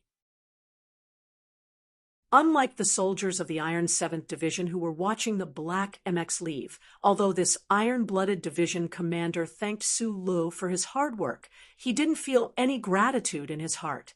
From his perspective, Su Lu was a soldier of the Federation. Tonight, the army needed him. Since he had the ability, it was only natural that he should listen to orders. If it were him, Du Shaoqing, he would have made the same choice as Su Lu. Division Commander Du Shaoqing was a standard Federation soldier. Although he loathed Su Lu, he still abided by his duties as a soldier. He would never do anything shady on the battlefield. However, as he watched the Black MX gradually disappear into the night, a strange thought suddenly welled up in his mind. If one day Su Lu became an enemy of the Federation, if he was inside the mecha, how many people would I need to capture or kill him? A battalion or a regiment? Or the entire Iron 7th Division? At almost the same time, the invisible old thing on the surface of the planet and the Federation's command center told Su Lu through different channels that the road to Luo Chiu spaceport was very safe. The main forces on the north-south dividing line were conducting a high-speed maneuver deployment. He and his Black MX could take a break. Su Lu was slightly startled. He took off the thin, but heavy simulation system with great difficulty. Once his mind relaxed, even this small movement made him clearly feel the intense soreness in his muscle fiber bundles. This kind of soreness was an unbearable pain. He couldn't help but purse his lips tightly and let out a muffled groan. The accumulated sweat flowed down his naked body like water overflowing from a pool. It flowed out from the simulation system and wet the entire lower half of the cockpit. It added a lot of unpleasant smells to the stuffy cockpit. Luckily, the MX Mecha was waterproof both inside and outside. Su Lu thought self-deprecatingly as he dragged the black box with difficulty and took out his clothes. He wiped his body carelessly and then hurriedly put them on. Just these few movements made him groan in pain several times in succession. An unhealthy blush appeared on his pale face. Su Lu took a few deep breaths. He felt sore, tired, and hungry. These adjectives were about to knock him down. However, Luo Chio spaceport was still very far away from the pocket of his military uniform. Sulu took out a pack of 37 brand cigarettes that had long been crushed out of shape. With trembling fingers, he lit one up. He greedily inhaled deeply, and then sprayed it into the sealed cockpit. Only then did he remember that the person he was supposed to protect, the nation's maiden, was still sitting beside him, running for thousands of miles, mecha chasing, and escaping, fighting in the valley, exploding to kill the enemy. Tonight's scenes had already caused Jian Shuer's small face to turn pale. Especially the exquisite mecha piloting skills Su Lu had displayed. It made her eyes light up, and she was mesmerized.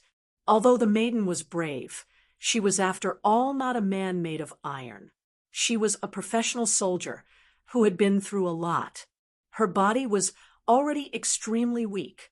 Right now, she was clutching at her chest, feeling nauseous. Suddenly, she saw the red dot on the lips of the young man beside her. She subconsciously reached out her hand, and after a slight stiffening, she carefully took it off. Her slender fingers were trembling uncontrollably. Her action of holding the cigarette was unfamiliar. In order to hide her panic, she took a deep breath and then coughed violently. Smoke after the event. Who would have thought that it could be so ingenious? Consider it the aftermath of this mecha battle. Today, I was so tired that I didn't want to talk, but in the end, I still have to say a few words. Because today's ban, as long as one is aware, one should explode and work hard because this is closely related to one's income. If we work hard these 2 days, the returns will be very, very big. But I can only write chapter by chapter slowly and painstakingly like this. There is nothing more lamentable than this. This is the spy's second ban. The last time, I was on my way home and was so busy that I completely forgot about it. This time, I recorded the date in my phone last month. But now, it's the busiest few days of my life. I'm not complaining about anything, I'm just complaining. I didn't come home until 9 p.m. tonight, and I believe I've set a record that many people can't do. Brother, I've seen 7 houses in a row today. Isn't that awesome? Originally, there were 8 houses in the plan, but there was one house that I couldn't move on. Originally, I had planned to finish today's report last night, but I was really too tired. I will try to finish these things as soon as possible and then get back on track with my work. But I still have to finish the last 2 sections of the driving test, which are the scariest sections, stake and road. I feel a little creeped out. Now, my biggest hope is that I don't have to worry about the renovations. Amen, it's just me and the leader here. Her parents are still in Baotou, and the leader's father still has to sleep, so we have to work hard ourselves. There's no reason to tire the old people out with these things. And the leader changed to a new unit and often works overtime until 6 or 7 p.m.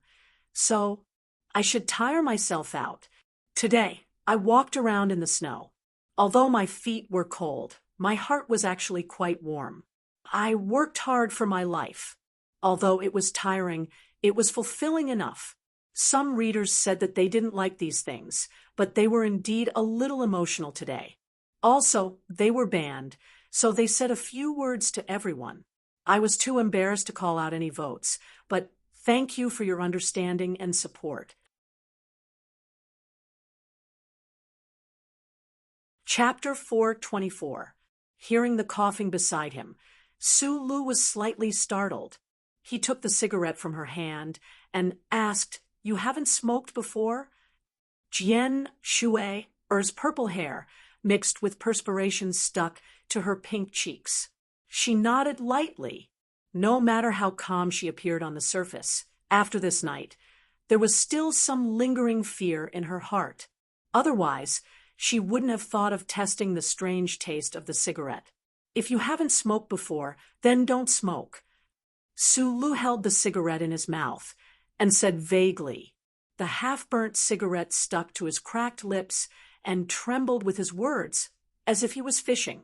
The cockpit of the mecha was oppressive, and the communication system was silent. Sulu could roughly imagine that the Iron 7th Division in the valley should have already started preparing for the upcoming second bloody battle. However, he and this Black MX were already exhausted to the extreme. He wanted to kill the enemy, but he couldn't turn around. He could only use his fingers to push the control stick and slowly drive the Black MX on the military road to Luoqiu Airport. Not bad. At this moment, a white symbol flashed in the vision of Su Li's left eye. He had already taken off his special helmet, so these words naturally didn't appear on the holographic screen, but in his mind. Of course, only that old bastard could create such a mysterious scene. This Black MX mecha that had been carefully modified by Shangqiu and the Nutshell Engineering team had maximized Su Li's operating ability to the extreme. However, it wasn't designed with autopilot. Su Lu stared at the symbol in his left eye and suddenly had a strong urge to squeeze the old bastard's strength. If the glory of the charter was a mountain of treasures, then today Su Lu had been sitting on the edge of this glittering mountain and eating his meal. He had to eat as much as he could. Otherwise, before he ran out of treasures, who knew if the charter computer would go crazy and come crashing down on him? I'm very tired. Help me drive this MX to Luoqiu Airport. Su Lu chuckled, silently saying this in his heart. Then he let go of his hands that were controlling the mecha and leaned back tiredly but comfortably into his special seat cushion. Maybe you'll feel better after sleeping for a while. I'm already impressed that you didn't throw up. He carefully untied Jian Shue'er's tightly bound clothes, allowing the girl's body, which had been restrained for a long time, to welcome a temporary release. When the soft bulge under the military uniform returned to its original shape, it was a soul-stirring and graceful scene. The dark short skirt was no longer pulled up by the shy rope, and the two slender, smooth, and tight legs could finally be covered by the dazzling spring scenery. This process was even more seductive than the previous scene. If it had been in the past, every inch of Jian Shue'er's youthful body would have made Su Lu open his beady eyes wide to explore the beauty within. At this moment, however, he was already so tired that he could not speak. Seeing Jian Shue'er close her eyes tiredly, he naturally closed his own eyes as well. The glory of the charter, which freely traversed the atmosphere of the universe and planets, and the Federal Central Computer, which was at the core of the light, after hearing Su Li's request, did not express any more opinions. Neither the Federation nor the Empire had developed the technology to remotely control battleships or mecha.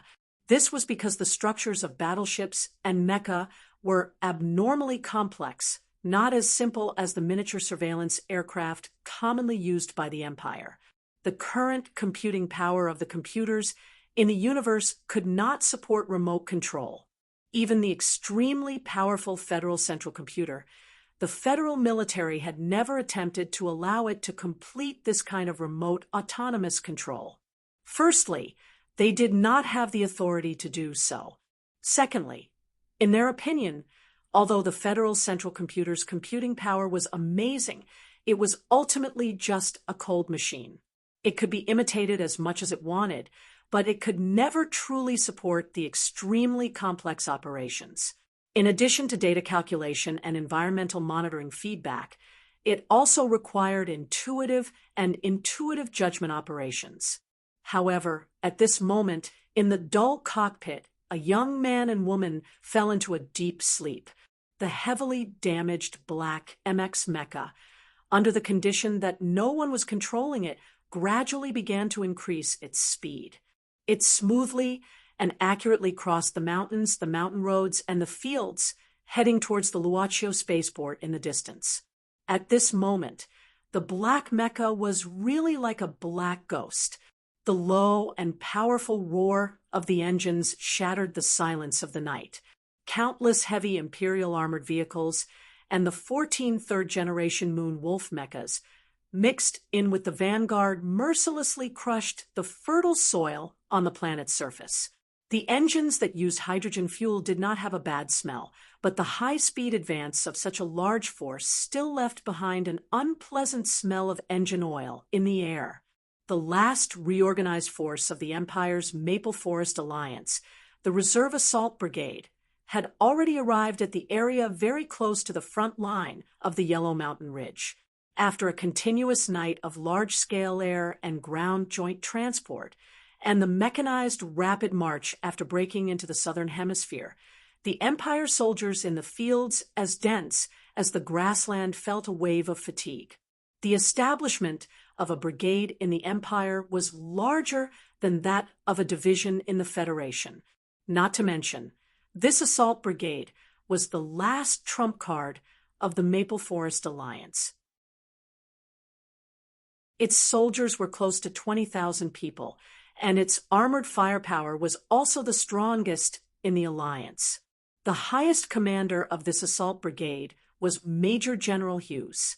Under the puzzled eyes of the staff officers, the 40-year-old general ordered all the troops to slow down the speed of the advance. He narrowed his eyes and looked at the image he had just received. He fell into deep thought, and the wrinkles on his forehead piled up particularly heavy. 10 minutes ago, when he lost the coordinates and information of the Moonwolf group, Major General Hughes knew that something must have happened in front of him. However, military orders must be obeyed. In addition, after confirming that there was only one division in the Yellow Mountain Ridge area, he only asked the electronic troops to increase the anti-interference force and began to build a temporary position command system. He did not ask the troops to slow down the speed of the advance until the few remaining miniature aircraft of the Empire sent back a few still images. There were not many miniature surveillance aircraft scattered in the southern hemisphere like locusts, and these few surveillance aircraft had no way to get close to the Yellow Mountain Ridge area. They could only take a few pictures from an extremely long distance. The pictures were very tragic. Those familiar black and blue mecha tragically collapsed in the valleys on the ground, burning and deforming. Major General Hughes's face was like iron. He could not understand how a single division in the Federation could eat an entire mecha brigade led by Lov. However, the pictures in front of him told him that this was the truth. What should he do now? Sitting in the command armored vehicle, he slowly closed his eyes. After a while, he suddenly opened them, and a trace of ferocity flashed through his eyes. His assault team was already stronger than the Federal Division to begin with. In addition, although the Federal Division had wiped out the entire Moon Wolf mecha clan, they must have paid an extremely heavy price. He had a very good chance of wiping out the entire Federal Division. Then he would directly attack Luaccio Spaceport, then take a detour to the north and threaten the Federation's vital military depot. From there, he would write the most important chapter of the North-South War on the planet's surface. He must continue to attack. Suddenly, Major General Hughes's expression froze, because in the Imperial New Moon command system in front of him, an old voice rang out. Retreat. The Imperial armies had strict hierarchy and discipline. Although Major General Hughes was disappointed and even angry, since this was the command center and it was old General Umbre's order, he had to accept it.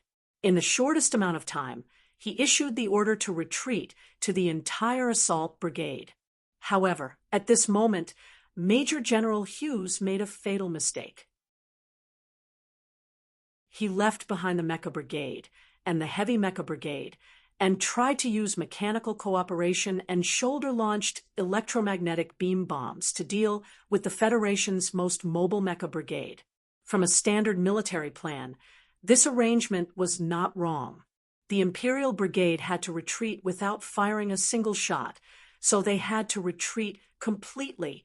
In his opinion, As long as they could choke the Federal Army's fastest mecha squad to death, there was no way the Federal Army would be able to catch up to the fully mechanized Imperial Brigade that had not suffered any losses in the wilderness that stretched for 200 kilometers. At the exit of the valley, Shimin Jin took off her earpiece and said to Du Xiaoqing, "The enemy is preparing to retreat." When the Moonwolf group was wiped out in 3 minutes, the 3 mecha clans of the Iron 7th Division secretly withdrew from the mountain area. Under the cover of the night, they advanced towards the north and set up an ambush circle in the forest. However, before the two sides came into contact with each other, the Empire forces retreated first. This did not shock Du Xiaoqing, because any possible changes in the battle situation were within his tactical calculations. In fact, he had long been prepared for the decisive retreat of the Imperial troops. Under his calm and clear command, the entire Iron 7th Division left the valley. It looked like they were preparing for an ambush, but in reality, they were already prepared for a high-speed pursuit. This outstanding Major General of the Federation slowly put on his sunglasses and said, "Inform the troops to keep chasing.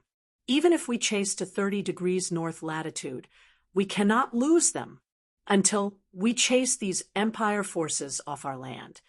The first to clash fiercely, the first to light up half of the night sky, was the Mecha Battalion of the Empire forces, the Heavy Infantry branch, and more than 20 of the Federation's new MX mechas.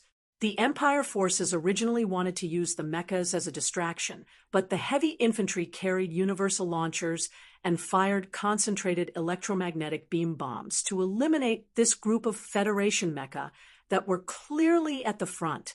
However, they found that they had made a fatal mistake. The unparalleled weapon used to deal with mechas on the battlefield, those concentrated electromagnetic beam bombs, could not hit the Federation mechas at all. After the electromagnetic beam bombs exploded, the blue arcs of high-voltage material gushed out, spreading out such a large effective attack radius. But it still could not lock onto the Federation mecha in an effective area.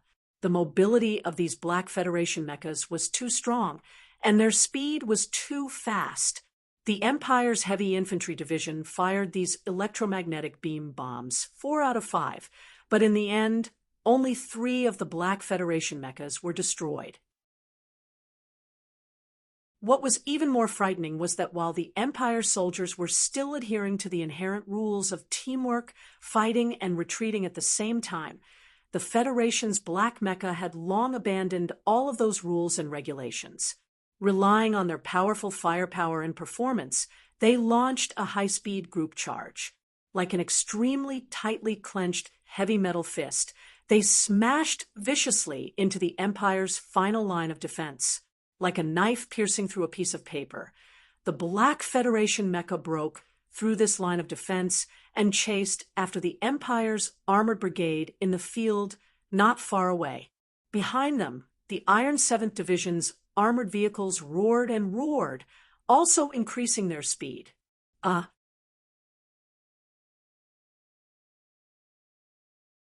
Chapter 4:25. On the huge screen, red arrows were rapidly expanding from south to north. These red arrows represented the Iron 7th Division. More than 10 kilometers ahead of the Iron 7th Division, the blue Imperial armies were trying to escape from the battlefield as quickly as possible. However, the mixed mechanized platoon they left behind to stop them had long become some kind of sacrifice for the Iron 7th Division's fierce offensive. Now, they could not complete their mission of retreating at all. The Imperial Assault Group should have been defending and waiting for reinforcements at this time, but the military intelligence they received from the Northern Hemisphere Command was very bad. The situation on the north-south dividing line had fundamentally changed. 2 divisions of the Federation were rushing in from the northeast. If the enemy blocked the 20,000-man army south of the dividing line, what awaited them would be a crushing defeat. Therefore, this automated platoon could only try their best to retreat as quickly as possible. The Iron 7th Division attacked from 3 directions, crazily pouncing out from the Mayan plains and chasing after the enemy across the mountains and plains. When they were about to reach the rear of the Imperial Brigade, the 3 iron streams suddenly split into countless low-level combat platoons and stabbed toward the rear of the Imperial Brigade. On the screen, the crimson blocks that represented the Iron 7th Division suddenly split into many lines. They did not care about the coverage of the enemy's firepower at all and rushed forward fearlessly. There was no division or encirclement, and there was no roundabout way. There was only the most direct of straight lines. And when these straight lines that represented a battalion or even a company bit fiercely into the Imperial platoon, the ends of the lines suddenly opened up again and cleverly began to divide the firepower, and then bit down on the Imperial platoon in an orderly manner. Clouds of smoke floated in the wild night from time to time. In the dozens of square kilometers of combat area that was stretched into the shape of leaves, there were blinding lights and explosions at the same time. Specific orders were sent out from the electronic command system of the Iron 7th Division headquarters, passing through the pungent air and the dust of the explosions and transmitted to every single combat platoon.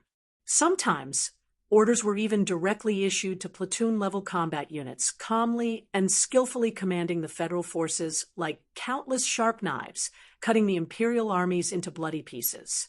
The commander of the Iron 7th Division was Du Shaoqing.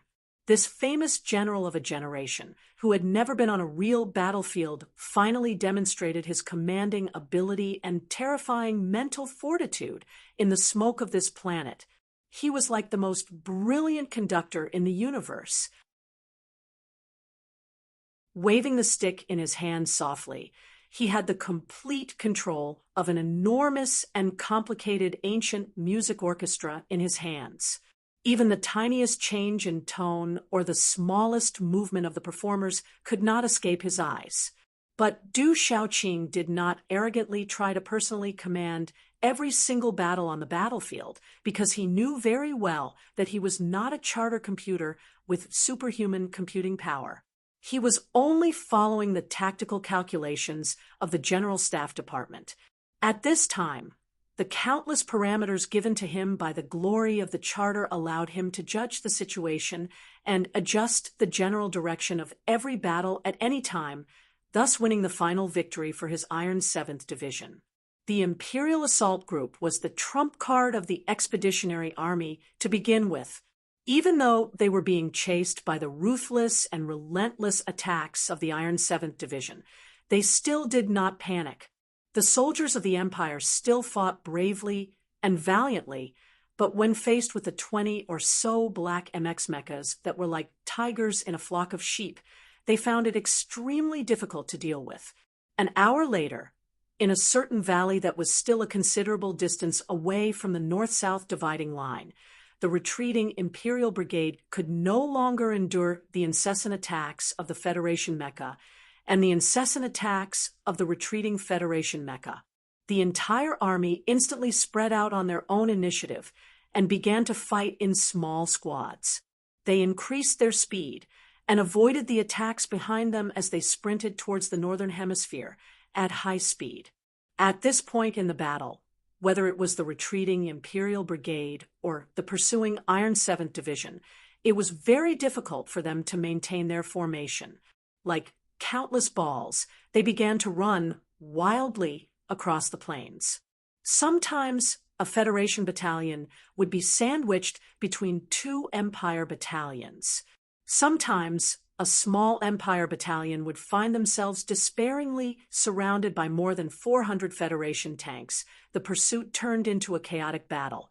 At this moment, the accurate monitoring of the battlefield by the central computer of the Federation and the commanding ability of Du Shaoqing and the officers of the headquarters, who could not have been calmer and more meticulous, finally played their biggest role. In the darkness of the night, the Imperial Brigade that was like an axe had long been turned into countless fierce and wild pieces of metal. The Iron 7th Division that was like a machete had also been broken into pieces. However, They were like countless sharp knives. It seemed chaotic, but in reality, there was order amidst the chaos. Every company that was in the midst of the complex terrain clearly knew their position, their mission, and still maintained a fierce attacking posture in the Southern Hemisphere Federation Command Center. Commander Xiaoqing, you really live up to your reputation. As a high-ranking military officer in the West Woods, Lieutenant General Nelson did not have a good impression of Du Xiaoqing and the Iron 7th Division. However, today, after personally witnessing Du Xiaoqing's command and the valiant military quality of the Iron 7th Division, he still felt a sense of admiration. Although the Empire's assault brigade showed no signs of truly collapsing, at this rate, by the time the Federation's 2 divisions that went to reinforce the Empire's assault brigade in the south, victory was already set in stone. Scenes like this on the battlefield were constantly happening in the narrow area at the northern end of the southern hemisphere of Planet 5460. The Empire's Maple Forest Alliance, which had forcefully launched a surprise attack in the south and successfully killed its way to the Federation's 3rd defense line, was like a high-speed cannonball that had shot through countless layers of alloy baffles. At the moment of exhaustion, the tide-like offensive was contained, and the Federal Army, which had been pressured to the point of suffocation, began to gain a rare moment of respite. Then, under the orders of the Federation Command Center and the guidance of the glory of the Charter, the Federal Army in the Southern Hemisphere began a counterattack. The cold Charter computer could not completely dominate the war on this planet. It only provided the most terrifying battlefield data and real-time comprehensive monitoring for the Federation Command Center to formulate a plan. At the same time, the powerful computing power of the Charter computer also began to carry out the most detailed tactical deduction for the counterattack. However, this magnificent counterattack did not achieve as great a result as the Iron 7th Division on the front line north of the Yellow Mountain Ridge. On the one hand, the Federation's main force was under the continuous and terrifying attacks of the Empire's Maple Forest Alliance. Their own morale and equipment had been greatly depleted, so it was difficult for a hasty counterattack to display their might. More importantly, before the Federal Army began their counterattack, those roaring, cold-blooded Imperial Expeditionary Force that had been continuously attacking suddenly seemed to have received some kind of order and instantly began to retreat. These Empire's troops attacked like a tidal wave and retreated like a tidal wave. When they attacked, they did not care about the fact that they had all died in battle. When they retreated, they were silent to the extreme. Only in the 300-square battle zones on the north-south dividing line were countless corpses from both sides, as well as tens of thousands of tons of dirt and charred chariots and mecha wreckages that filled the field of vision. Umburi, you're really ruthless. But what exactly are you thinking? Lieutenant General Nelson's white eyebrows furrowed together. Looking at the receding Imperial Expeditionary Force on the light screen, his heart was abnormally heavy. No matter the cost, they had thrown away more than 40,000 corpses, moved out their family assets hidden in the glaciers, wasted so much ammunition, and finally reached the Federation's last line of defense. In the end, with one order from the command center, the bloodthirsty Empire's soldiers retreated without hesitation. They did not linger in the battle, nor did they lament. As a senior commander, Lieutenant General Nelson knew very well that such a large group retreat on the front line proved the terrifying military quality and discipline of these Empire soldiers. Countless chariots rumbled across the planet's surface that was riddled with holes. The great battle of hundreds of thousands of people was played out in the darkness before dawn. The entire planet was playing out one magnificent and eye-catching scene after another. The 15 main divisions of the Federal Army set out to attack the Northern Hemisphere. This had already entered the 3rd phase of the Ministry of Defense's plan. Under the guidance of the glory of the Charter, they chose the route to advance, at high speed. Once they entered the northern hemisphere, they would lose this advantage. No one knew that the Federal Central Computer, which was busy guiding the planetary battle, was actually doing something else at this moment, that was driving for people, or in other words, turning on the engines. A wisp of white willow appeared at the edge of the sky. The faint light shone on Luaccio Airport, illuminating the heavy firepower weapons with a charming metallic luster. A tremor came from the distant night forest. A severely damaged black mech walked into the base under the aim of countless heavy weapons. The officer of the airport, who had already received the information, drove a ladder car to the front of the tall mech. The hatch of the black mech slowly opened.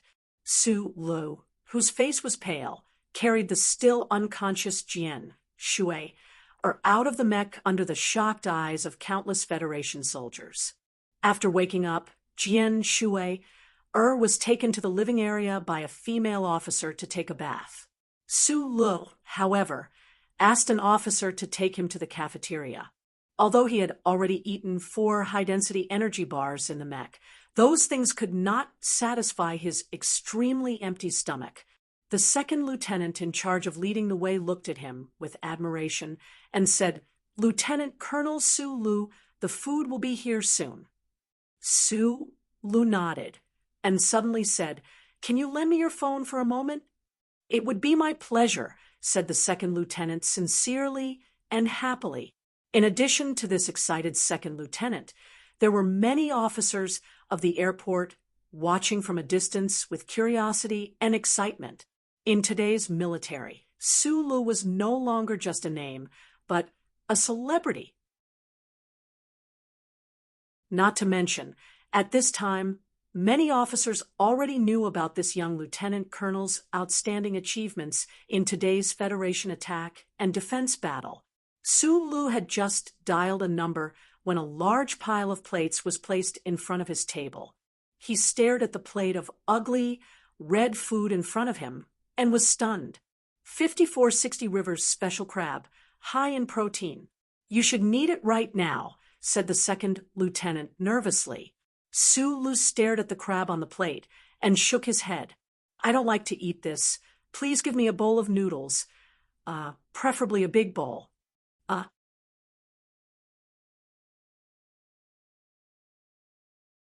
Chapter 4:26.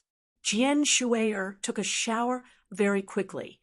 When the cook in the airport cafeteria brought the carefully cooked noodles to the table, she also came here and sat quietly and obediently across from Su Lu. From this point of view, she didn't look like a big star who was popular all over the universe. The girl who had just taken a shower was wearing a dark green military shirt. The collar was tight, but because it was too loose, it always made people want to explore the scenery under the shirt. The fluffy and playful short purple hair was now smooth like a purple satin, sticking to her cheeks. There were a few drops of water at the end of the hair that were crystal clear.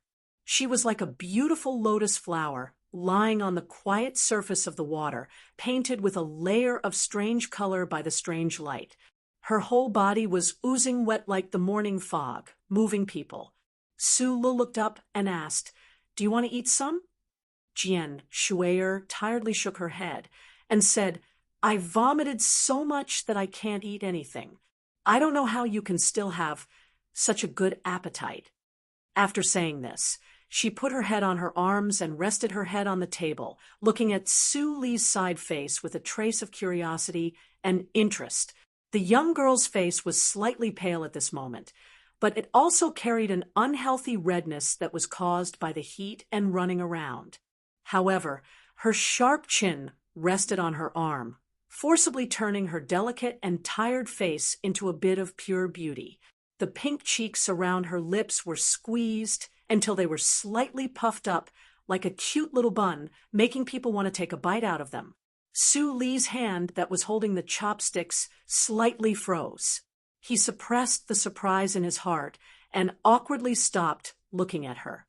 He clumsily took the pepper bottle on the table and mechanically poured it into the bowl of noodles. He forced himself not to think that this national girl was staring at him.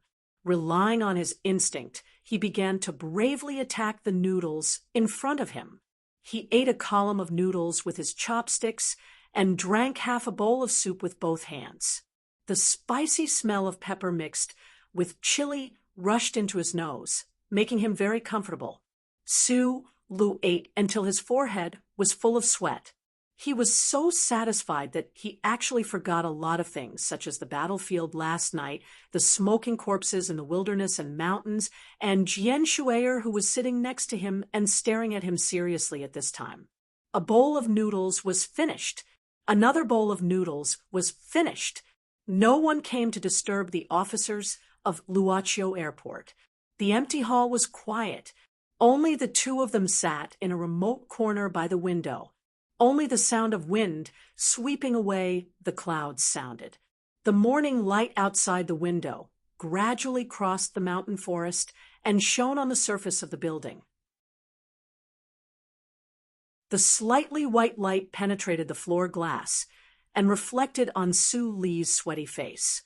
Jian Shuier tilted her head and opened her big eyes to look seriously at this ordinary face in the morning light. She knew that this student of her father's would often have an incomparably natural and friendly smile on his face. However, in the cockpit of the Mecha, at certain moments when his smile would disappear and his face would become serious, there would always be some kind of wonderful light between those ordinary eyebrows. Last night, during the thousands of miles of escape, during the Mecha battle in the valley, she had been sitting quietly and obediently beside Su Lu. She had been shaken to the point where it was incomparably painful. However, most of the time, she had been seriously looking at the screen in the Mecha, watching Su Lu wearing a helmet, watching him do many, many things. The more she saw, the more she naturally knew, and the more curious she became. For a woman, curiosity was often a very fatal emotion. However, our nation's maiden had a calm enough heart under her cute and playful appearance. Thus, she was not like the daughter of the Nanxiang family, who might ruin a person's life the moment she saw him. Until now, she was still just curious. Who knew what this emotion would develop into in the future? Su Lu put down the third empty bowl and rubbed his abdomen in satisfaction. He used the sweaty sleeve of his shirt to randomly wipe his sweat and mouth. Jian Shuier suddenly opened her mouth and asked seriously, "Who did you learn from?" Su Lu was startled, but immediately understood what she was asking. In terms of mecha piloting, he had many teachers. For example, by Yulan, Zhou Yu, and even Li Feng, who he had sparred with before. He would never let go of any opportunity to learn and improve himself. Back then, he had relied on that strange mecha battle room in Lihua University and that thin and weak young master of the Tai family to learn the basics. However, in the end, he only had one teacher. It was that teacher who had taught him how to discover, get used to, and use the trembling heat in his body. "It was Uncle who taught me," said Su Lu very seriously. Jian Shuiyer's face showed a trace of peaceful sweetness and pride. She said, "So that father of mine is also very strong." Su Lu smiled. On the beach outside the Golden Star Hotel, the young girl in front of him had not asked more about Uncle. Now, it seemed that those curiosity and doubts about her birth father had been hidden in her heart all this time. Uncle is a very impressive person. He gazed at Jian Shuier and thought silently to himself that in this part of the universe, probably only that great military god could be a match for Uncle. Right at this moment, the phone beside his hand beeped. Earlier, when he had entered the cafeteria, he had made a call. However, this planet was too far away from the capital ring, so the call took too long. Furthermore, that second lieutenant's authority was too low, so the call was only officially connected after he had finished his noodles. However, it had to be said that the speed at which he ate his noodles was comparable to a hungry ghost about to be reincarnated. The time delay of in-universe instant communication could not be solved. After all, that involved a deeper level of research in quantum physics. Even Professor Shen was unable to touch upon this somewhat mysterious boundary. Su Lu held the phone and listened to a woman's voice from afar. A woman wearing glasses and greasy work attire appeared before his eyes, but it could not hide her youthful face and great heart. He smiled slightly and said sincerely, "Shangqiu, I received your note. Thank you for adjusting that guy for me. It's very useful. Without this MX, it would have been very difficult for me to complete this mission. When I get back, I'll treat you to a meal." "Right, I've introduced a Chung Fengshe to you. He has some very interesting things in his hands. See if you need them." In terms of mecha, Shangqiu, the first-level technical supervisor of the Nutshell Engineering Department, was unquestionably a genius. Although this genius girl was gradually getting older, other than her youthful appearance, her talent in mecha design had not fallen behind at all. Su Li's gratitude was very sincere because he had been very comfortable controlling the Black MX that night. He knew very well that Shangqiu and those colleagues in the engineering department must have put in a lot of effort in order to modify this mecha, especially since they did not have their own control data. The amount of calculation required was terrifyingly large. Leaving a note in a mecha, if this was made into a movie, it would definitely be a battlefield romance that would attract countless young girls, said Jian Shuier, looking at him with a smile. Sulu scratched his head. He really did not know how to explain it. There was indeed an indescribable sense of chemistry between him and Shangqiu. Although the two of them had only been able to communicate remotely this past year, whether it was in the development of the MX in the past or in the creation of mecha tutorials later on, this pair of stunningly talented engineering man and woman had always been able to easily understand what the other wanted, thus forming a close collaboration. However, this was definitely not the love between a man and a woman. It was just a natural attraction between living things that shared the same magnetic field.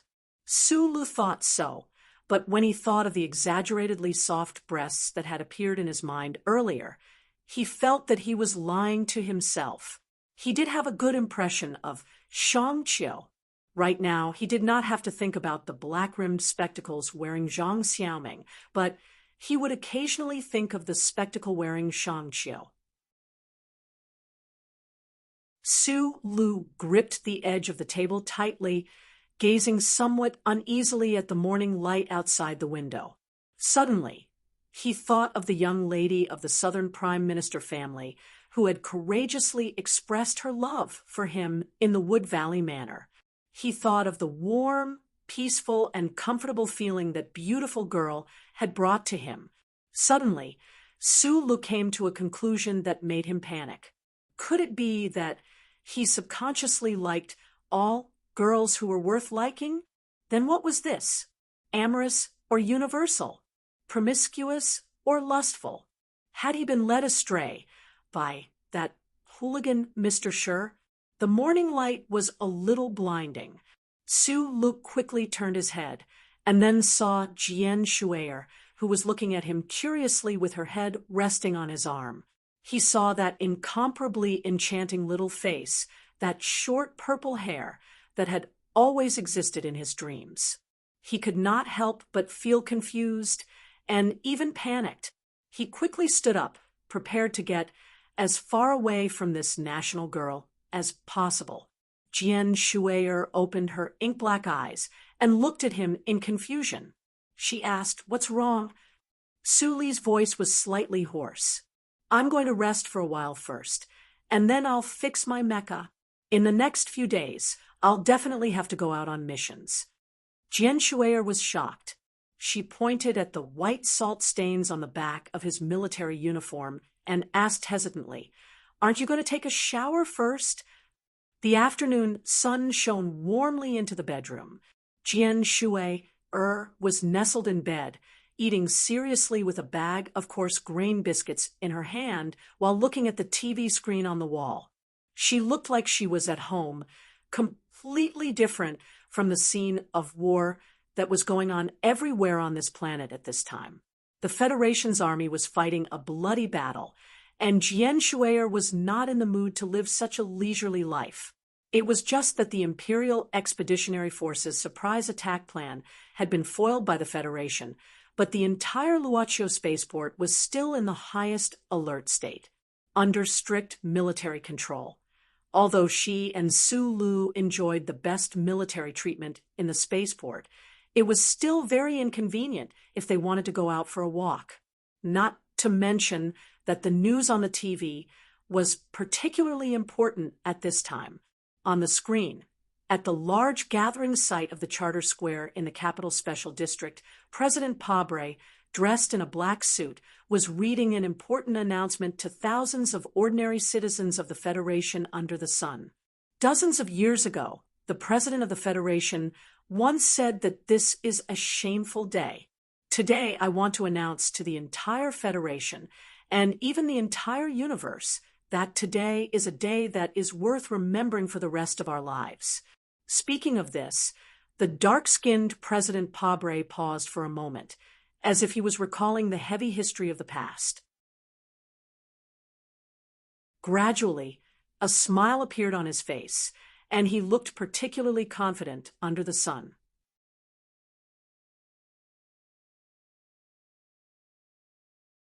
Chapter 427. Under the sunlight, President Pabre looked at the camera calmly and said, "The code name of this military operation is Victory, because we will definitely achieve the final victory." The Charter Square was filled with jubilation, but there was also solemnity amidst the jubilation. For tens of thousands of years, the humans of the Federation had floated alone in the dark universe. In the colonial galaxies and the newly developed space zones, they did not find any relatives. Gradually, they lost their obsession to find extraterrestrial life.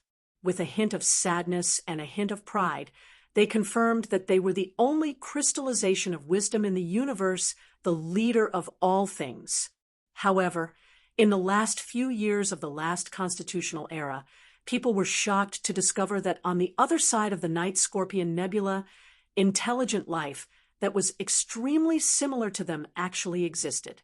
Although the political systems of the two parties were different from the perspective of biology and natural selection, the people of the Federation and the people of the Imperium walked on the path of carbon-based life with their heads held high. There was no essential difference at all.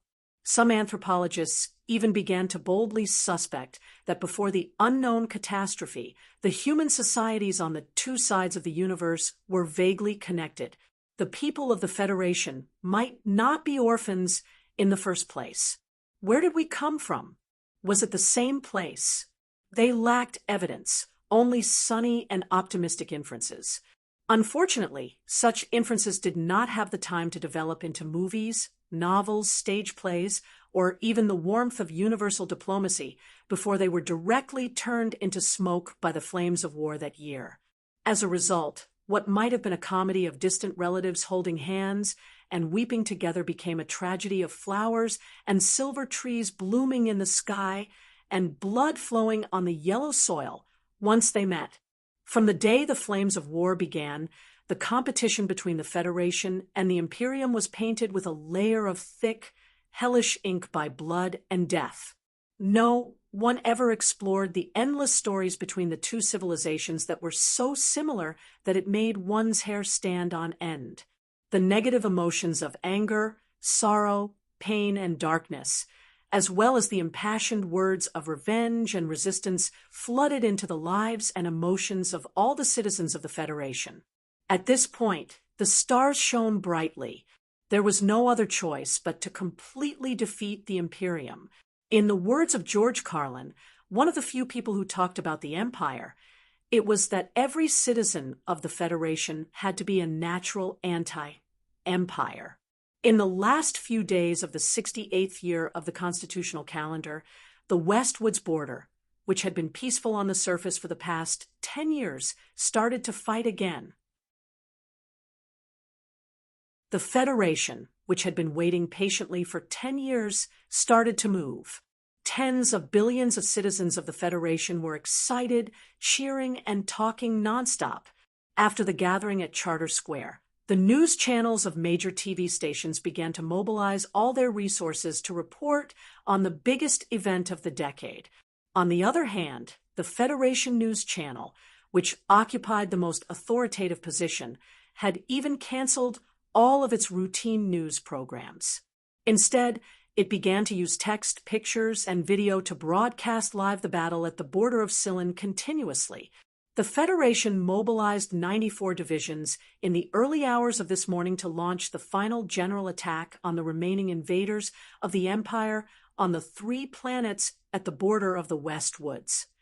With a solemn expression, the female news anchor with delicate features lowered her head slightly. She quickly flipped through the electronic text prompt screen and said at a very fast speed, "According to the latest battle report sent by the Department of Defense, we can now confirm that the main force of this victorious military operation came from the West Woods military region. The one responsible for the interstellar military force transportation is the Federation's Second Fleet." At this time, a video provided by the federal military appeared on the news screen.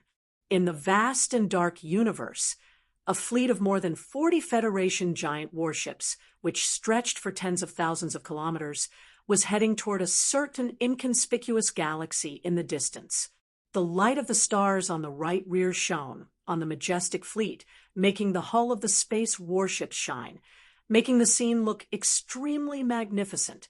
The female news anchor held a digital pen in her hand and asked in a sincere and respectful tone, "Professor Lee, President Pabre has declared war on the Empire. According to your calculations, how long will it take for the Federation to complete the first phase of the plan?" Lee Jae-do, the Vice Dean of the 1st Military Academy, replied with a smile, "The Imperial Expeditionary Force's supply of troops has not been interrupted, but as long as the 2 space channels are in our hands, the first phase of the attack should not be too big of a problem." As the only son of the military god, Lee Pifu, Lee Jae-do had always been taciturn and low-key in the federal military and political circles.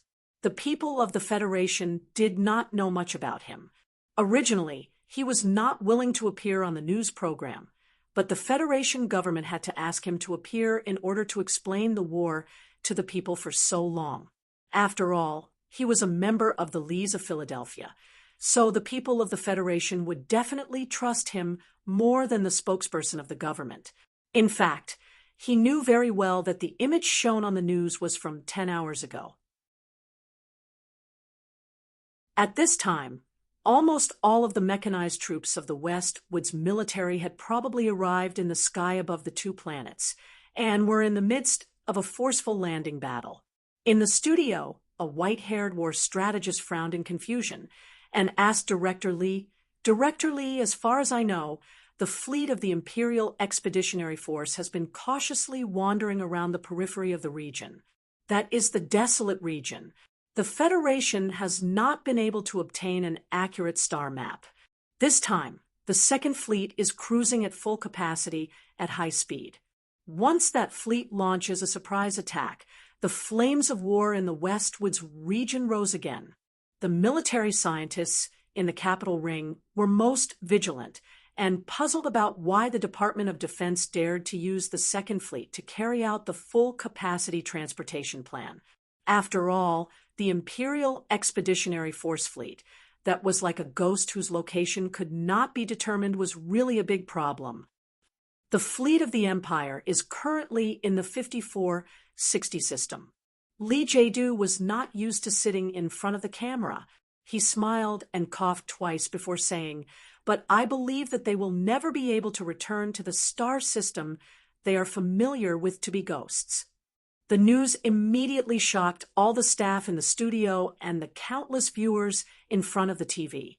Director Lee Jae-do suddenly remembered the mission that Mr. President had given him and said to the camera, "The goal of the first phase of the plan is to drive the people of the Empire away from the 3 resource star systems."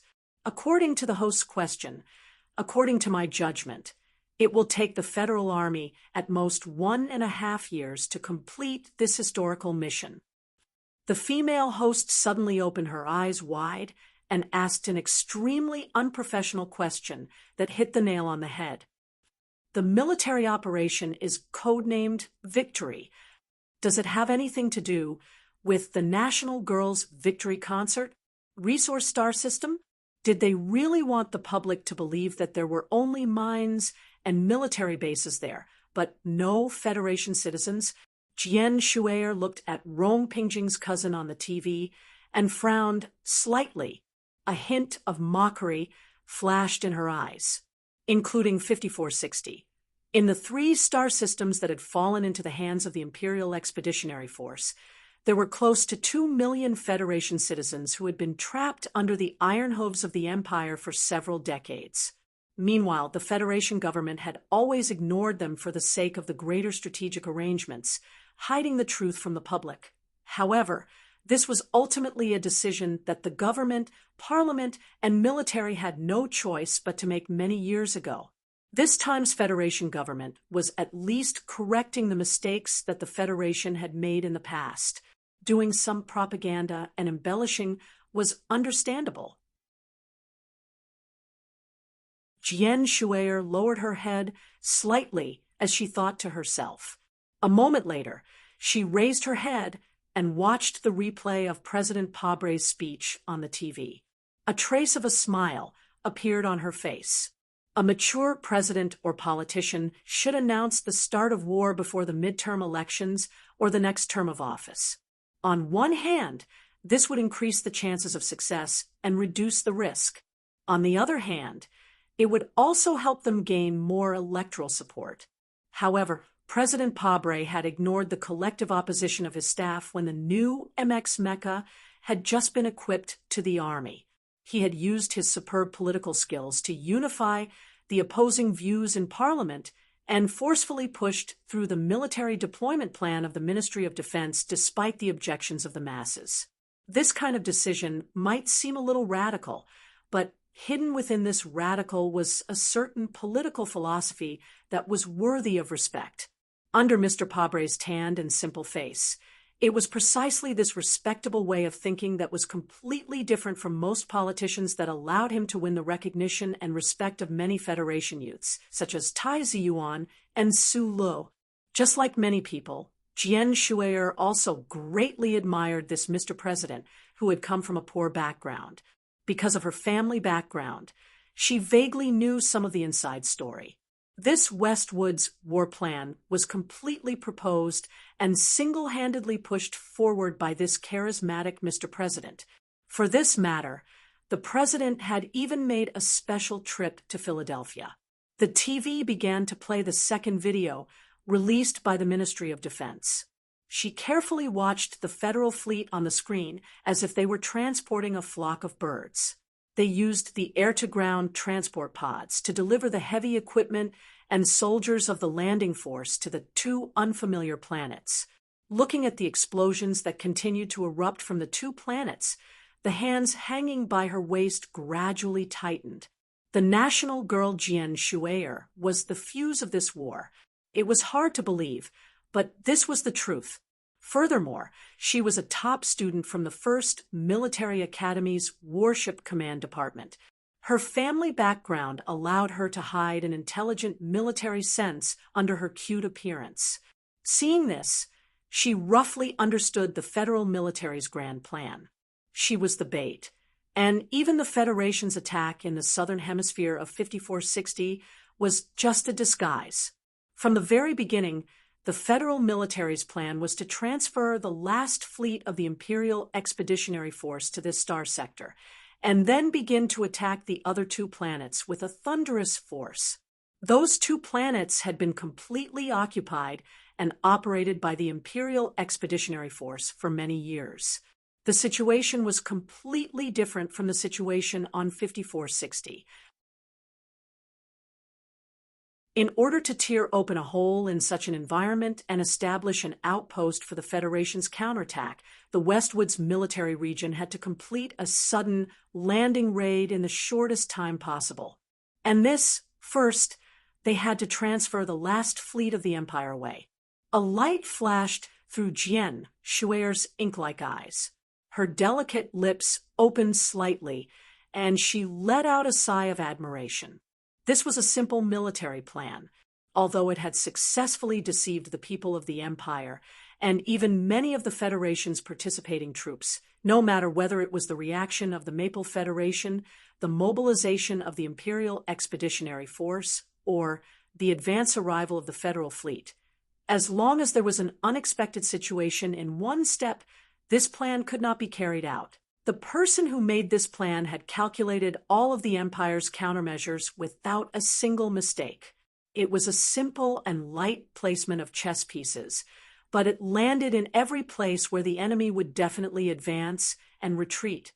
What kind of realm was this? This was a terrifying realm where one had grasped every gust of wind on the battlefield in one's hand and grasped the reactions of people to the extreme.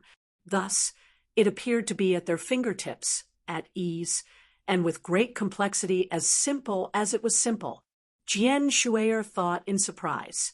The old man had already retired. Why did he come out of retirement this time?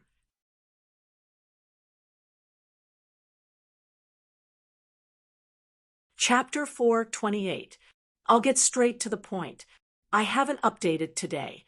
I'd like to report to everyone that the deposit for the house has been paid today. My supervisor and I both confirmed that the sales lady was really pretty. Then countless things piled up on me, and I felt like I couldn't handle them all.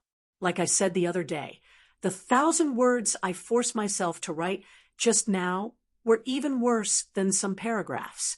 Although the spies' plots had been on the right track recently, there had been some problems with their rhythm.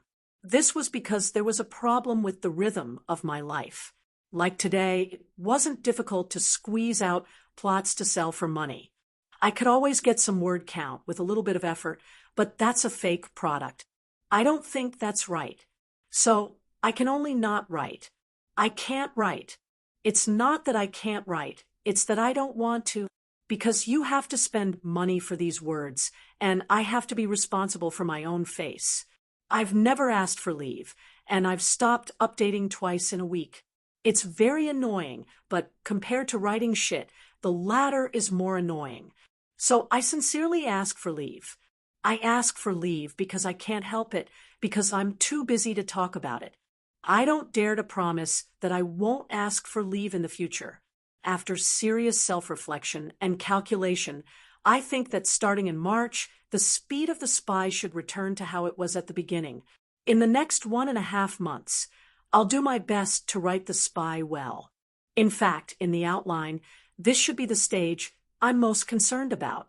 I sincerely ask that after tomorrow, although you won't be reading the forbidden book in the snow outside the window, you can still read the spy slower than when it was 3,000 words. Because I want to write more carefully so that the amount of information and the things you feel will be richer. The spy has been laying the groundwork for the past few days. If it's 6,000 or 9,000 words a day, this kind of groundwork can actually be seen beautifully. But if it's all groundwork for 3,000 words a day, it will only appear dull and clumsy. So I want to spend more effort on the details. I hope that after your reading rhythm is ruined, you can be merciful. After thinking about it seriously again, I still need to adjust the time of the update to the afternoon so that I can adjust my work state. It's best if I can finish writing in advance every day, then send it out at the right time. That's more appropriate. Tomorrow, I'll write 2 chapters. From the day after tomorrow, I'll try to write 1 chapter every day at 4 p.m. Wind can't blow, rain can't hit, because I actually like this story, because the later parts of the story were all interesting and murderous things that I really wanted to write. Please give me and the spy more patience with this story. That invincible, great and diligent tomcat who didn't need to take a wedding break and only cared about renovations would finally tear apart its fur and reveal its brilliance. It would appear in front of your fresh eyes every day in a slow-motion running posture. Although it will be written more slowly, it will definitely be written more straightforwardly so that we and Sulu can travel in a straight line through the universe with infinite glory. For the next 2 months, I definitely won't be soliciting monthly votes. I can just do whatever I want with recommendation votes. Anyway, the guests will definitely be good in the future, so I definitely have some confidence in this aspect. 1,000 words on the note should be able to prove that what I said was true. In my opinion, not updating while asking for leave is a sign of responsibility. I am still narcissistic. Bow and leave the stage. See you tomorrow.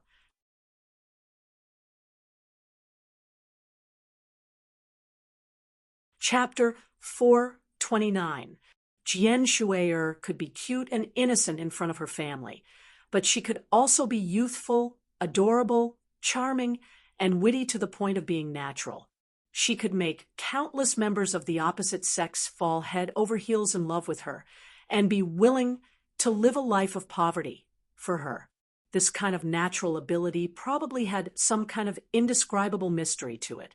This was the real her, but it was not the entire her. The other part of her was unwilling to use the intelligence and ability she had developed at First Hospital and her home in Philadelphia to figure out the dangers and complexities of the human world. However, right now, she could not get rid of her doubts. They were like clouds that forever covered the night sky, blocking out the thousands of stars that scattered down from the universe. It made it difficult for her to keep her heart pure and clear even if she wanted to. At this moment, she needed to discuss the heavy and deep doubts in her heart with someone close and trustworthy.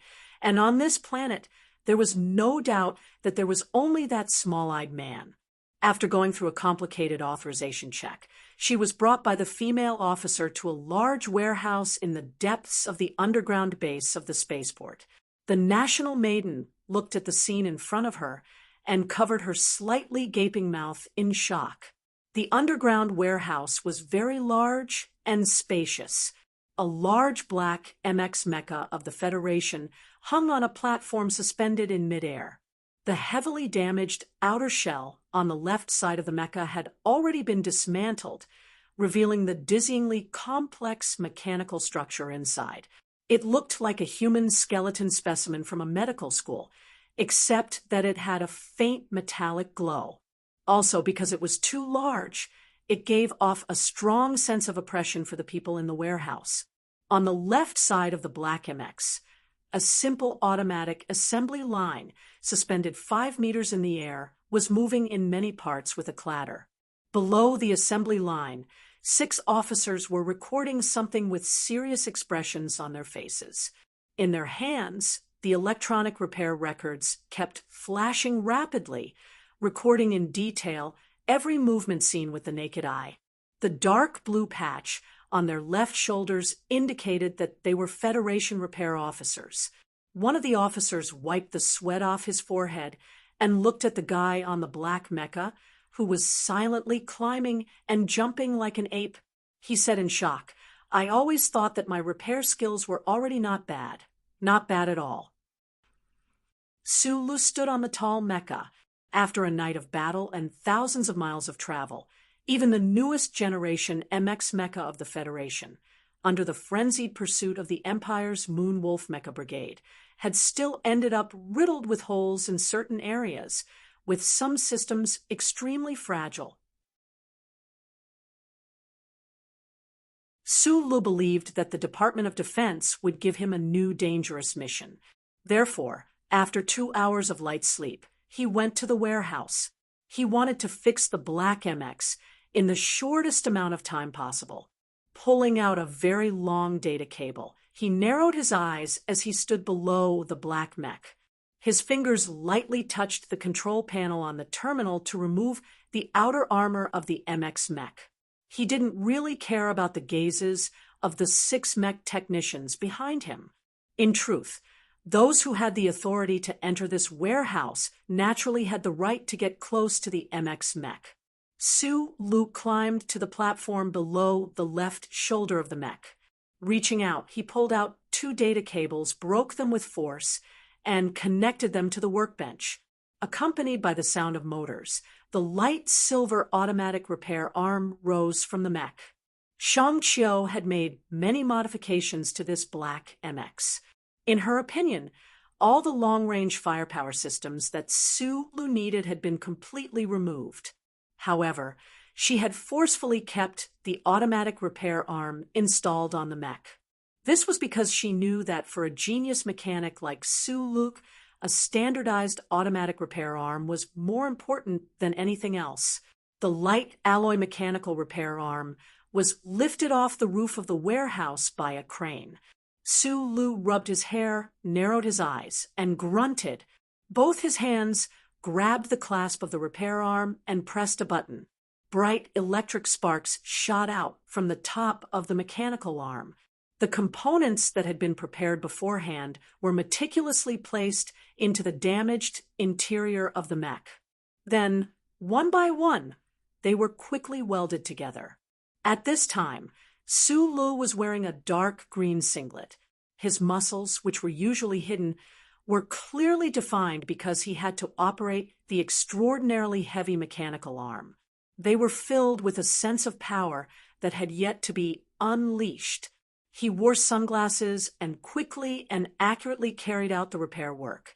At the same time, he requested parts from the 6 mechanics below him. Standard loop shock absorber. Number 3 ball joint transmission rod. You don't have it? 52 knee joint transmission rod. Please grind it down to a diameter of 3 centimeters. He stood tall on the mech, holding the mechanical repair arm, spitting out sparks. He was like the most courageous warrior of the Federation, holding a Darlin rotary machine gun, firing continuously. Every operation he made, every part he requested, would make the 6 Federation mechanics below him tremble violently in their hearts. This was because they had never seen anyone carry out this kind of mechanical repair. Every micro-operation that the young officer on the black mech did was so precise and appropriate. No one would have imagined that one person carrying a heavy repair arm could actually do so much repair work so quickly. Moreover, not a single action was superfluous. What made these mechanics even more fearful and worshipful was that in the beginning, they simply did not understand the intention of Su Li's repair actions. It was not until half a minute later that the embryonic form gradually came together that they more or less understood this kind of exquisite repair train of thought.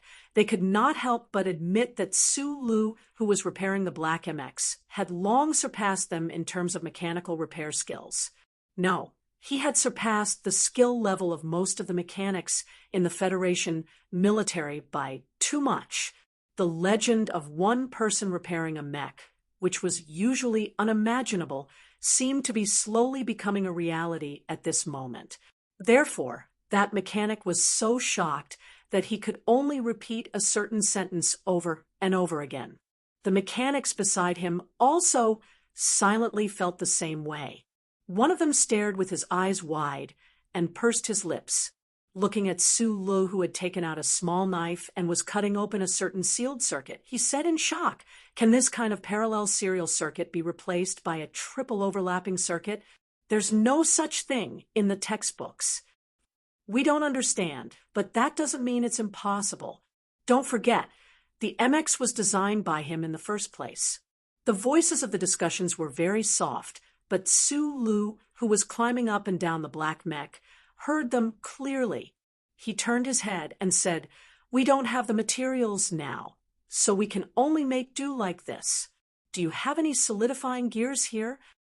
"Yes, I'll go look for them immediately," said the officer loudly. The mechanics in the underground warehouse had long been dumbfounded by Su Li's miraculous mechanical repair skills. They actually did not notice the arrival of Jian Shuier outside the door at all. If it had been any other time, These soldiers would have probably fainted from excitement upon seeing the nation's girls suddenly appear by their side. However, at this moment, they had long been completely focused on the mechanical repair skills displayed by Sulu, completely forgetting about everything else. Jian Shuier had a military uniform draped over her shoulders. Her arms were crossed in front of her chest as she leaned against the door, watching the scene in front of her with great interest. She had already remembered that Sulu was originally an extremely talented mechanic. Her earlier shock gradually faded, but at this moment, seeing the fanatical worship in the eyes of those mechanics, for some reason, a faint sense of pride actually grew in her heart. Yesterday, Sulu had escaped for thousands of miles and returned to the mountain for a surprise attack. Sulu had left an incomparably deep impression on this nation's girl, but it was very strange. At this moment, Sulu was wearing a tight-fitting military singlet, sweating profusely, and holding the repair arm like he was holding a large gun. This scene really did give birth to some indescribable emotions in her heart. His figure is quite good. Jian Shuier looked at Sulu, who was busy on the mech. Although not very muscular, the lines of his muscles were clearly defined, and subconsciously thought of this. Immediately, her cheeks reddened slightly, and she shrugged her shoulders in self-relief. The Black MX's damage was not too serious, but because Luoqiu Airport lacked most of the specialized parts, Sulu could only use some common parts as replacements. This method of doing so would definitely cause the MX's combat power to decrease by a lot, but the fact that he could use those unimaginable ideas to make this Black MX stand up and run again was already very incredible. After a phase of the repair work was completed, the 6 mechanics officers left the warehouse. Sulu wiped the sweat off his forehead, exhaled softly, and climbed down from the tall mech. He was very different from the average mechanic in the military. It was not because he understood this MX mech too well, but more because of the repair philosophy that Uncle Fengyu had imparted to him back then. Whether it was a battleship or a mech, they were actually just tools used by humans and were no different from household appliances. Adhering to this philosophy, Sulu did not have any fear when repairing the mech. He dared to fill in any kind of random replacement equipment, whether it was self-cleaning equipment or household appliances. In any case, he only wanted this mech to be able to move. It had to be said that it was precisely because of this difference in philosophy, the perception of treating gold as dung, that Sulu could do whatever he wanted without fear. As a result, the mechanic beside him was dumbfounded and worshipped him from head to toe. After climbing down from the mech, his body and face were full of black engine oil. Behind his hips hung heavy tools like a teenager, clanking and clanking, looking quite pathetic. Just at this moment, he turned around and saw a head of purple hair. Jian Shuier looked at him with a smile. In the spacious warehouse, it seemed that some crisp sounds of metal clashing could be heard, like wind chimes. You said that back then, Father liked to carry a lot of tools behind him. Was it like what you are doing now? More or less, Sulu said with a smile. He subconsciously scratched his head. The black high-density mech on his hands was all over his face, smearing it black. Jian Shuier covered her mouth and giggled. After a moment, she regained her composure and asked seriously, "Does the Ministry of Defense have a new mission for you?" "Not yet." Sulu opened the workbench and began to arrange the tools. In a low voice, he said, "But I think they definitely won't ask me to send you back to the capital ring again. No matter what mission the Ministry of Defense gives me, I still have to fix my MX first. After leaving this mech, there's actually not much I can do." Jian Shuier was silent for a moment. She understood what Sulu meant. Whether it was the Special Mecha Battalion or the normal field forces, whether it was the Federation or the Empire, all pilots would have their own personal mecha. It was just like those warriors in ancient myths who rode their horses onto the battlefield. This is your mech. In a few days, you'll probably paint a lot of stars on it. She smiled and said, "Have you given it a name?" This was a tradition of the federal military. Every time a mecha warrior killed an Empire mecha, they would have the right to paint a golden star on the left leg of their mecha.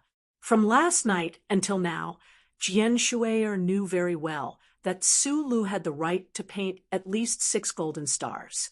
Su Lu thought seriously for a moment. Then he raised his head and smiled. The white teeth on his dirty face were distinct. "I'm going to call it Little Black Flower." He really doesn't know how to come up with names. Jian Shuier thought silently.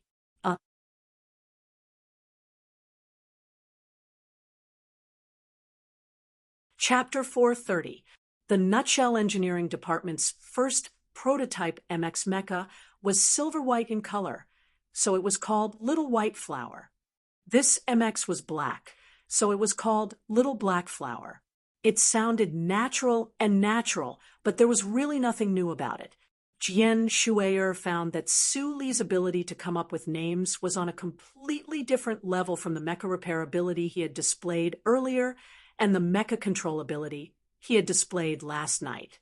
However, looking at this face full of black motor oil, looking at that mouth of ridiculously white teeth, looking at that pair of eyes that were not big but appeared exceptionally clear and sincere, without a single trace of impurity, Jian Shuier narrowed her eyes. They were like the 2 crescent moons in the sky above the capital. She felt that at this moment. He really did look like a little black flower. Using a classifier like flower, using a noun like flower to describe a man, especially such an ordinary-looking young man, made Jian Shuier feel slightly embarrassed when she woke up. Her eyes shifted slightly, and she changed the topic. Pointing at the enormous black mecha behind Su Lu, she asked, "This MX has been modified. Otherwise, how could it be so powerful?" She shrugged a little embarrassedly and continued, "I only know that cars can be modified." This sounded a little like the stage of finding topics to talk about before a date, but Su Lu was slightly taken aback, and then replied earnestly and honestly, "There were some minor modifications, but as for how it differs from the fitted MX, if I didn't learn this, I really can't say for sure." This was the truth. In order to match Su Li's control characteristics, Shang Qiu and the Nutshell Engineering Department had decisively abandoned most of the long-range fire control system of the Little Black Flower. It was difficult to avoid any loopholes in the mecha's assembly system. Other than characters like Su Lu and Madman Li, even the best ace pilots of the federal military would find it very difficult to get used to operating this Little Black Flower.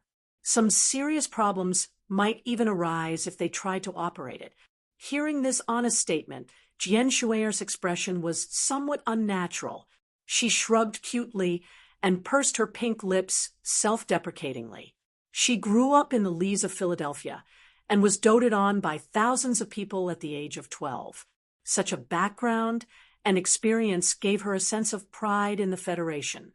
However, this kind of pride had always been hidden deep in her bones, and she would never show it in front of ordinary people. However, although Su Lu wasn't familiar with her, they had been together for such a long time. Furthermore, he was her biological father, so he couldn't be considered an ordinary person. From her point of view, Su Lu was clearly using the enhanced maneuver platform. Why did he have to hide it from her?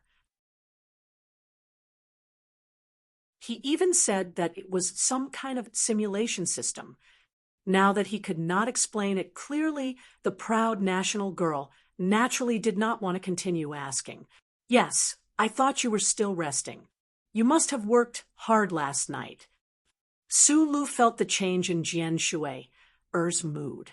He nervously wiped the oil on his hands onto his overalls and asked. Jian Shuier came back to her senses. She didn't understand why she felt a little uneasy because of Su Li's concealment.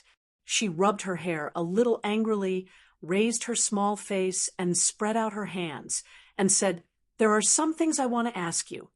The two walked along the deep underground corridor and walked out of the warehouse. At this time, there were countless warships and military aircraft taking off at a high density in Luocho Airport. Most of the Federation soldiers were busy in a state of war, so no one paid attention to them. In the space, only the clear footsteps of the two people and the crisp sound of the wind chimes behind their butts could be heard. I always thought that I had been in Channel 23 for too long, so everyone felt close to me. The script of the TV series was well written, and the character of the female captain was very cute. Other than that, I am just a very ordinary person. Other than being a little good-looking, there is nothing to be proud of. Jian Shuier was draped in a light blue Federal Fleet officer's uniform, with a soft light gray thin jacket inside. Her hands were clasped in front of her body, and her picturesque eyebrows were slightly furrowed. The tenderness in front of the girl's chest was squeezed more clearly by her arms. Su Lu turned his head and looked at her. He was silent, but in his heart he thought that for a girl to be as beautiful and moving as you, that was already her greatest strength. "I don't even know how to wear clothes. You used to mock me." Jian Shui stopped in her tracks. She crossed her arms and tilted her head to look at him seriously. "I'm not even very competent as a celebrity." Su Lu thought of the concert stage last night, the girl's tight red dress that made the soldiers fall into a frenzy, and that dark uniform that couldn't be any shorter. He thought of the smoothness in the Mecca and still remained silent, but in the depths of his heart, he whistled to express his amazement. "In any case, I think we should all be very clear that I'm not some big shot."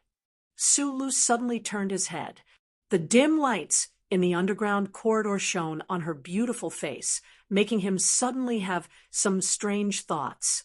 His eyes gradually narrowed, and he asked slowly, "What are you trying to say?" "I don't understand." Jian Shuier's eyes flashed with a puzzled but determined light. "Why did the Department of Defense use me as bait? Why did the Empire's people really come after me? Can you understand?" "I can't. You're here too?" Su Lu looked at her and asked. Jian Shuier lowered her gaze and said softly, "Don't forget, I'm also a soldier." Su Lu fell into silence. Jian Shuier's puzzlement was actually also his puzzlement. Last night, he had been continuously killing until the early morning. During this rare time of leisure, this puzzlement had already made him feel extremely strange. He knew that he was just an insignificant part of the vast battlefield, and he didn't have the ability to guess the grand scheme of the Federation's government and military. However, the fact that Jian Shuier was Uncle's daughter, in the end, made him feel uneasy.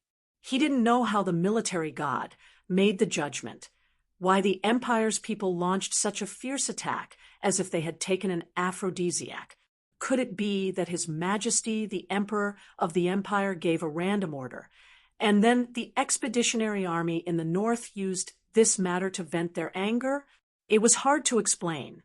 Probably only Marshal Li knows about this matter. Su Lu looked at Jian Shuier and said with a serious expression.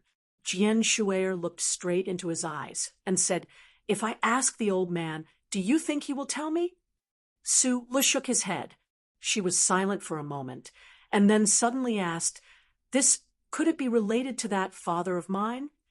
Her father, her teacher, was a first-class wanted criminal of the Federation, the traitorous mechanic Yufeng. In this war between the Federation and the Empire, it couldn't be ruled out that this background played a strange role. Just from the puzzlement in her heart, she was able to grasp certain things clearly like snow. It had to be said that the bloodline of the Lees of Philadelphia was indeed extraordinary. Hearing this judgment, Su Li's heart slightly tightened. After a moment of silence, he said, "I don't know, but I'll try my best to find out." The investigation of this matter was too difficult. According to his judgment, if it really was Jian Shui'er's background that made the military god Li Pifu draw up such an inconceivable plan, then this secret might not be known by anyone other than the military god himself. Thank you. Jian Shui'er expressed her sincere gratitude. You're welcome. This is what I should do. Su Li's answer was very formal, but if one carefully listened to every word, it revealed the complicated yet simple, distant yet close relationship between him and the national girl in front of him, from Donglin to the West Woods. Did you see the news just now? I saw it. Those two planets are under the absolute control of the Imperial Expeditionary Force. The Federation's electronic surveillance network didn't leave behind a single bit. The West Woods military is going to have a tough nut to crack this time. Those two planets are definitely more difficult than 5,460. Jian Shui'er explained to him. It seems like Commander Zhong is personally commanding at the front line. Su Lu suddenly thought of something and looked at Jian Shui'er. He frowned and said, Madman Li, he must be there too. Jian Shui'er's beautiful brows slightly furrowed as she replied softly. Originally, Su Lu thought that he was about to embark on a journey full of blood and smoke, so he didn't have time to rest. He was in a hurry to repair Little Black Flower's mecha, even ignoring the fact that Luochio Spaceport was severely lacking in standard MX mecha parts. However, after an entire day, the Federation's command center didn't give Su Lu any new tasks. They just let him rest in the spaceport. The second day, there were still no orders. They just let him rest. The third day was the same. On this planet, the flames of war were everywhere. Every second, there were people dying. There were bombs blasting through rock formations, sending up clouds of dust. Luochio Spaceport was also absolutely busy. Even the 6 mecha operators with red eyes didn't have time to record his repair process. They were all transferred to the front line. However, he and Jian Shui'er had nothing to do. They were just idling 24 hours a day waiting for death. This kind of feeling was a little strange. That night, after Su Lu conducted the third assembly test on Little Black Flower, he dragged his tired body back to his room. During the day, he had already contacted by Yulan and found out that Group 7 had followed the mobile battalion back to the base camp that night. They would probably have to wait at least until the current phase of the war ended before they could reach Luochio Spaceport by land. Unable to sleep in the middle of the night, Su Lu laid on his bed with his hands behind his head. He watched the Federation's news on the television in a daze. The Federation Army's attack on Planet 5460 was going smoothly. The battle on the other two planets was as fierce as expected, with the West Woods Military District as the main force, plus the 13 divisions of the 1st and 2nd Military District. A total of 73 divisions were all deployed on the two planets. However, under the crazy firepower of the Imperial Expeditionary Force, the Federation had only managed to establish 7 bases on the surface, and they had paid a terrible price for it. The images broadcast through the news were all very heroic. It seems that the West Woods Tigers have really encountered a tough nut to crack this time. Although Su Lu had never met the fierce man from the Zhong family because of his wife and little watermelon, and because the man had stood up for him, he had a very inexplicable sense of closeness to him. Naturally, he didn't want anything to happen to this commander. As for the crazy war machine madman, Li, he wasn't worried at all.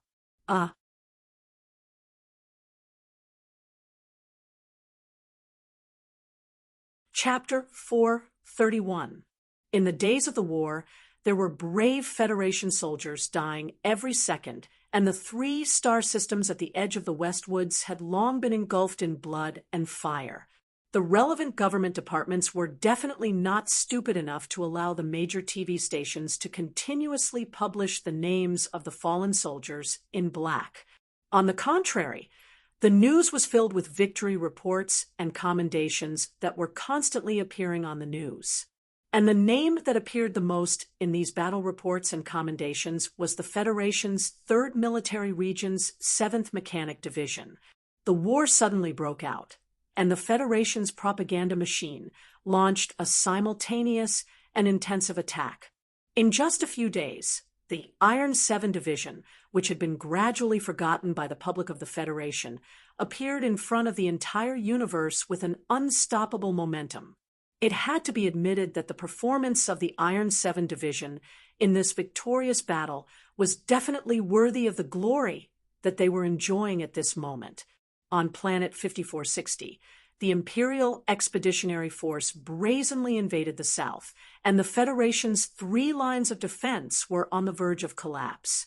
It was the Iron 7 Division's blockade at the front line of the Huangshanling Lonely Ridge that fired the first shot of the Federation's counterattack and set off a frenzied invasion of the North.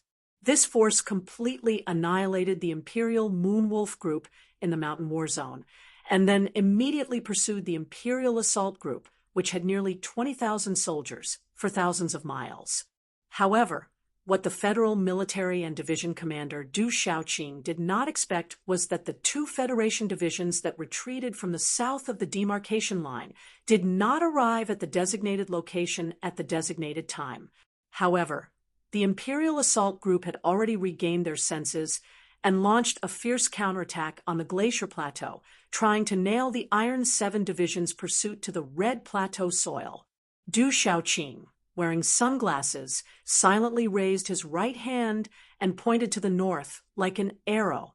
The arrow was already on the string, and it had to be released. The Iron 7th Division was exhausted, but they were still silent and valiant. They charged toward the Imperial Assault Group, who were trying to regroup and organize a counterattack. The valiant soldiers of the Federation and the soldiers of the Imperial Expeditionary Force, whose willpower was tempered by ice and snow, once again clashed with each other on the Red Plateau. The formation that had just been formed was once again disrupted. The Iron 7th Division still coldly continued their crazy and fierce pursuit. This desperate chase lasted from late night to early morning, and from early morning to dusk. It was unknown how much blood was sprayed into the sky, making the sunset incomparably bewitching red. That night, when the red clouds were as red as blood, the Iron 7 Masters obtained the final victory. However, they also paid an extremely disastrous price. The Imperial Expeditionary Force's strategy of defending and waiting for reinforcements, which had been maintained for decades, suddenly melted like ice and snow, just like the once every 3,000 years flow of this planet.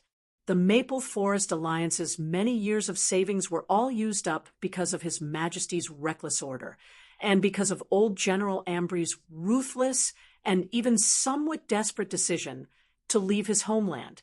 All of the Imperial Expeditionary Force's heavy weapons, secret land-based missile bases, electronically controlled micro-aircraft hangars, military deployments, and even the most real strength of the troops were all exposed in front of the Federal Army.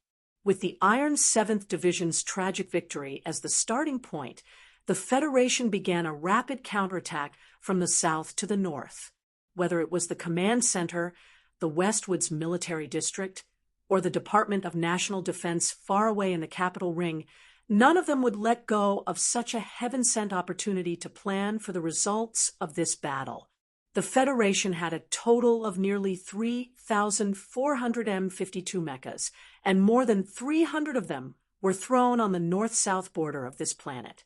Like countless cold iron protrusions, they mixed in with the automated mechanical troops and advanced towards the north. There were also dozens of strange black MX mechas appearing and disappearing in the mountains and wilderness. The Maple Forest Alliance retreated decisively like a tide, and the Federal Army chased after them fiercely like a forest fire, until the planet turned into a sea of fire. The Imperial Expeditionary Force's Maple Forest Alliance was made up of 9 Army brigades and 1 Mecha brigade, including the logistics and related officers in the base. They had a total of more than 218,000 people. When they retreated to the safe zone of mid-range missiles in the northern hemisphere that was covered in ice and snow, they had already left behind more than 60,000 corpses on the ground in the south. The Maple Forest Alliance took 17 mecha clans from the Army brigades and took on the task of attacking on the front line. In the end, only 5 of them were able to retreat with their formation intact. What was more fatal was that under the attack of the Federation's air power and concentrated long-range missiles, it was very difficult for the Imperial armies to move their heavy firepower equipment into the warehouses hidden by the glaciers. The protracted battle was cut in half at the waist, and it was very difficult for them to continue. The plan of the Federation's Ministry of Defense was 1/3 complete, and the Imperial Expeditionary Force was holed up in the ice and snow of the Northern Hemisphere without any signs of life. At this point, the general situation of Planet 5460 was set. The military commander of the Empire, Old General Ambly, was not inferior to his counterparts in the Federation. In fact, he did not make a mistake. Although he did not think that this was a trap set by the Federation in the beginning, he was prepared to break the trap. However, he did not expect that the Federation would silently send another black noose into this big trap. As the saying goes, a big ring encircles a small ring. The old general of the Empire lost because of the source, because of His Majesty the Emperor's random order. Old General Ambly's old face was as cold as the ice and snow around him. His sparse eyebrows were mixed with ice shards as he stood on the top floor of the base covered in ice and snow. His old hands continuously patted the steel railings, and his heart was filled with endless emotions and shock. How could the Federation have guessed His Majesty the Emperor's random order? Or could it be that the Federation's spies had unbelievably infiltrated the core of the Empire? Unlike the fireworks of the victory of Planet 5460, the remaining 2/3 of the Ministry of Defense's plan did not go so smoothly. The main fleet of the Federation had to be stationed at the Gary Corridor and the Night Scorpion Nebula. Even if they had to wait for 100,000 years, they had to be on guard against the appearance of the Imperial fleet. That was the scenario that the Federation feared the most. The Ministry of Defense's plan was to use Jian Shuier as bait to ignite a local war, then use the local war to trigger a planetary war. Using this planetary war, they would then use this planetary war to lure the only fleet of the Imperial Expeditionary Force to leave the barren star field. Once the Imperial fleet was lured away, the Ministry of Defense would then secretly prepare for a large-scale landing on the other 2 fallen planets. They would be able to obtain the precious and safe outer space environment. There was nothing wrong with this plan, except that the Federation did not expect that old General Ambly would directly use the Federation's plan to start a tragic planetary war. Except that they did not expect that the Imperial Expeditionary Force would actually spend decades to set up such dense and violent stratospheric firepower on the 2 fallen planets. On these 2 planets at the border of the Sillin region, although the Federation's offensive could not be said to be gloomy, it had sunk into a kind of chilling stalemate. Every moment, there were countless Sillin native soldiers whose names were marked with black boxes, signifying their death. On the news, the Senate had just passed an order of commendation for the Iron 7th Division. At the same time, the commanders of the 2 divisions that delayed the military flight were immediately removed from their posts and sent back to the Capital Ring Military Court for trial. Sulu narrowed his eyes, then turned off the TV and began to think about some problems with his eyes closed. The two divisions were directly under the command of the West Woods Military Command. The Iron 7th Division was constantly on the news and receiving commendations. Su Lu did not find it strange. Although the troops, led by Du Shaoqing, were the first to go to the front lines, they had displayed a fierce iron will and outstanding military service, so it was natural for them to receive commendations.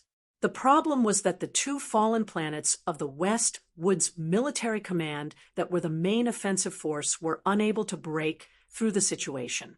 Thinking of the rumors that Zhong Laohu of the West Woods had been suppressing Du Shaoqing and the Iron 7th Division, and the two West Woods commanders who were arrested, Su Lu felt a little strange and thought about it. Although the son of the Zhong family in the West Woods was really stupid, and those powerful relatives of the Zhong family were really annoying, Su Lu still sat on the side of the West Woods Zhong family, because that was the home of Little Watermelon and Mrs. Zhong. Su Lu fell into a deep sleep as he thought about this, without a clue. Outside the spaceport, from time to time, the roar of battleships taking off and landing, the noisy sound of engines exploding, and the orderly and solemn footsteps of soldiers could not wake him up, because this was a beautiful dream. However, when he turned around, he saw a young girl in a white dress standing by the window. The light from the sun shone in through the window, illuminating the young girl's youthful body and revealing her curves. What moved his heart the most was the pair of slender, tight, and smooth legs that did not match her height. They were somewhat exaggerated. The girl did not answer, but in the dream, Su Lu knew who she was because she had short purple hair. Su Lu felt that he was blaspheming an artist's oil painting. He reluctantly turned his head back, but he saw that the Shangqiu under him had become the beautiful daughter of the Nan family. Nan Xiangmei, who was being pressed down by his strong body, was wearing a dark blue turtleneck imitation sweater. Her eyes were closed tightly, and her black eyelashes were slightly trembling. She seemed to be awake, but refused to open her eyes, as if she was expecting something. Her cheeks were full of shyness, and there was a touch of purity in her gentleness. However, in front of this purity, he was a little violent and excited. He grabbed the hem of the dark blue sweater and pulled it up, exposing Nen Xiangmei's white jade-like upper body to the air. Su Lu only felt that it was warm and soft, and the fine particles on her creamy skin were shivering. It seemed that the air was a little cold. A little cold. It was indeed a little cold in the gatehouse, and the pear garden outside the window was still snowing. He looked up in excitement and confusion and saw the pair of black-rimmed glasses. However, the pair of eyes under the glasses did not have any sense of righteousness, only incomparably seductive and pure. The girl was also wearing a pair of red devil horns on her head, like a clumsy elf imitating a little goblin. Su Lu, who was sweating all over, suddenly woke up. He sat on the bed in a daze for a long time and looked at his hands in a daze. Then he walked into the bathroom dejectedly, turned on the tap, and began to wash his clothes. Yes, reporting to everyone, today is not a quail egg or a chicken egg. Today is a golden egg. There is a prize. I have gotten the certificate with the leader. It is finally legal. Let's celebrate. At the beginning of the month, I told everyone that I have good news to report this month.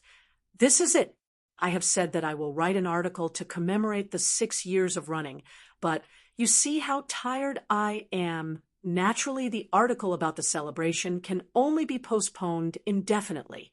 I have received many congratulatory messages from my book friends on QQ. I thought for a long time before I remembered that I have mentioned it once before, so I will not reply to them one by one on QQ. I will bow and thank you.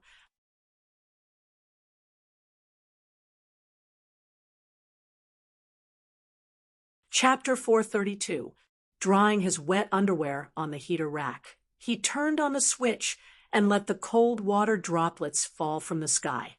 Su Lu rubbed his skin hard until his back was red. He took a longer shower than usual. In the cold water, he raised his hands in front of his eyes in a daze.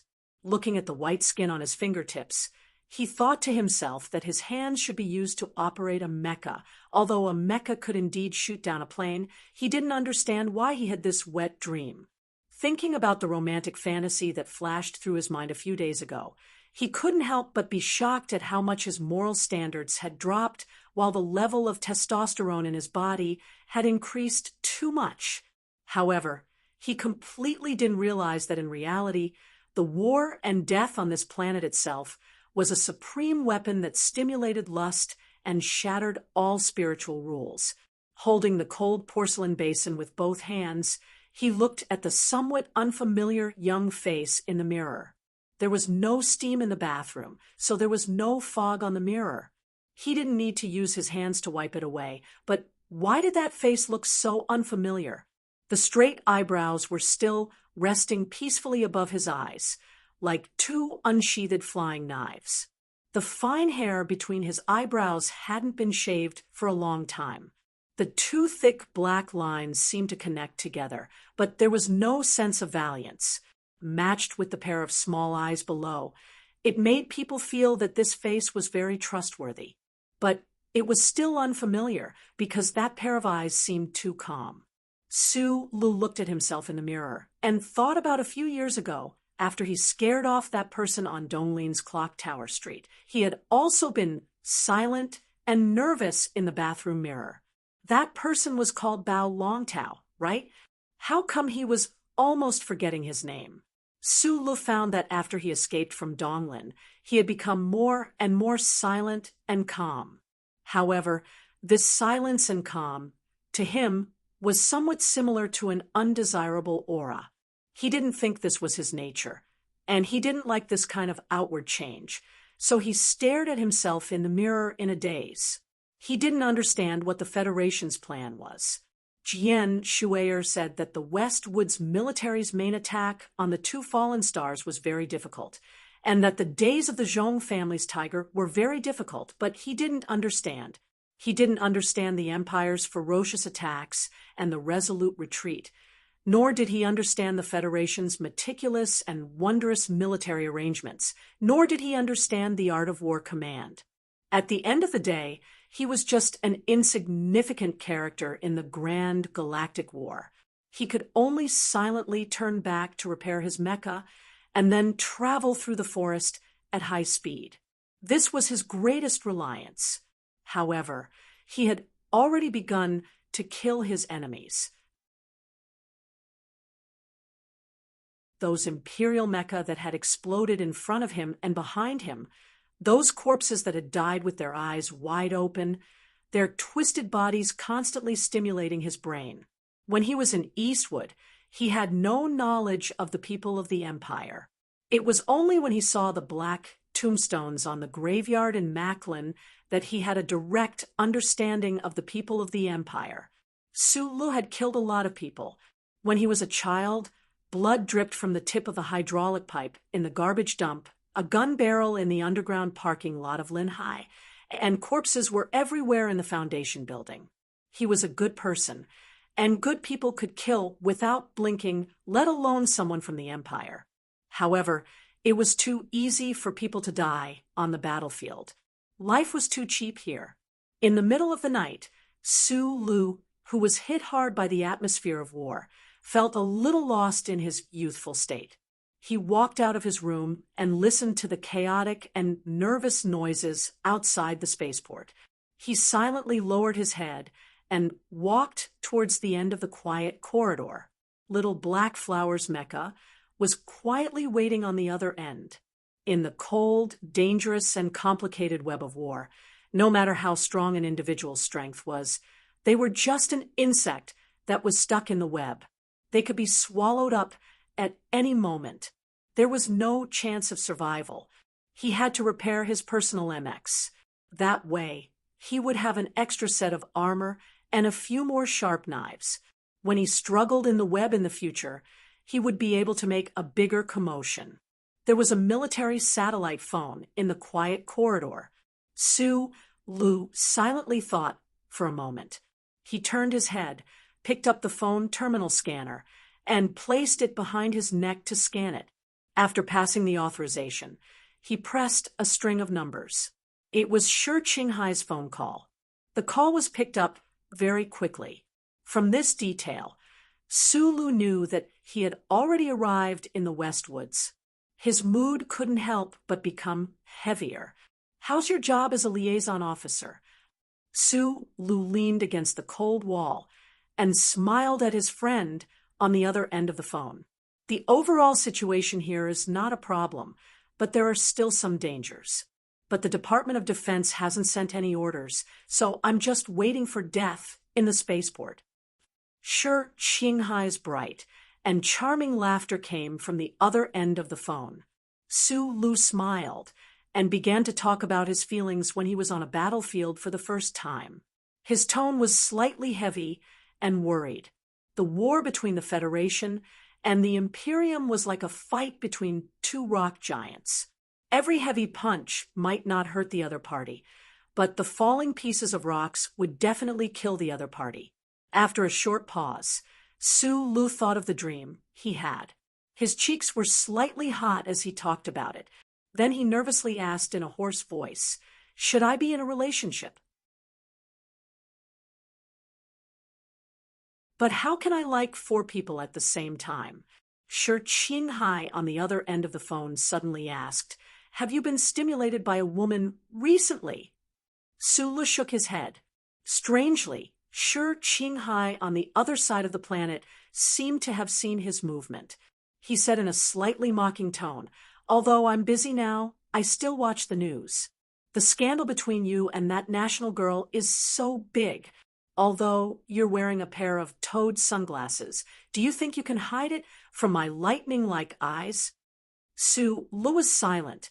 Shi Qinghai, on the other end of the phone, was silent for a while. Then he said seriously, "I think you should find a woman." Sulu replied, "Don't they mean the same thing? Falling in love doesn't mean that you can sleep with her, but you might have to get married. You definitely won't get married, but you definitely have to sleep with her." Shi Qinghai said sarcastically, "These are 2 very different things. You mean venting?" Sulu held the phone and lowered his voice. "Is this really that interesting? If it's not interesting, then why are you dreaming? I'm just asking. Why are you so angry?" Sulu was a little annoyed. He looked at the remaining time on the phone and suddenly said seriously, "You have to take care of yourself."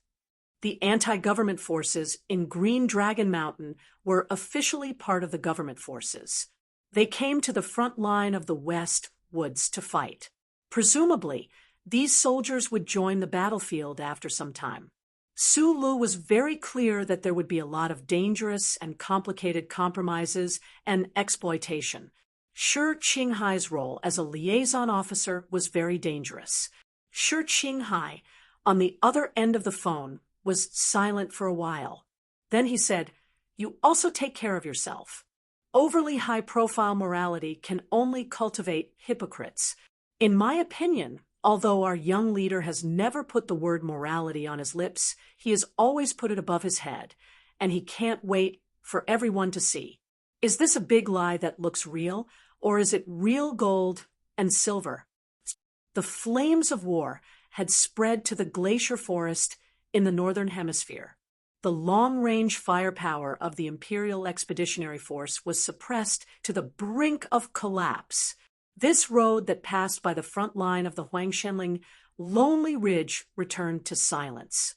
At this moment, a motorcade composed of dozens of military and civilian vehicles slowly drove over. The roaring sound of the engines broke the silence.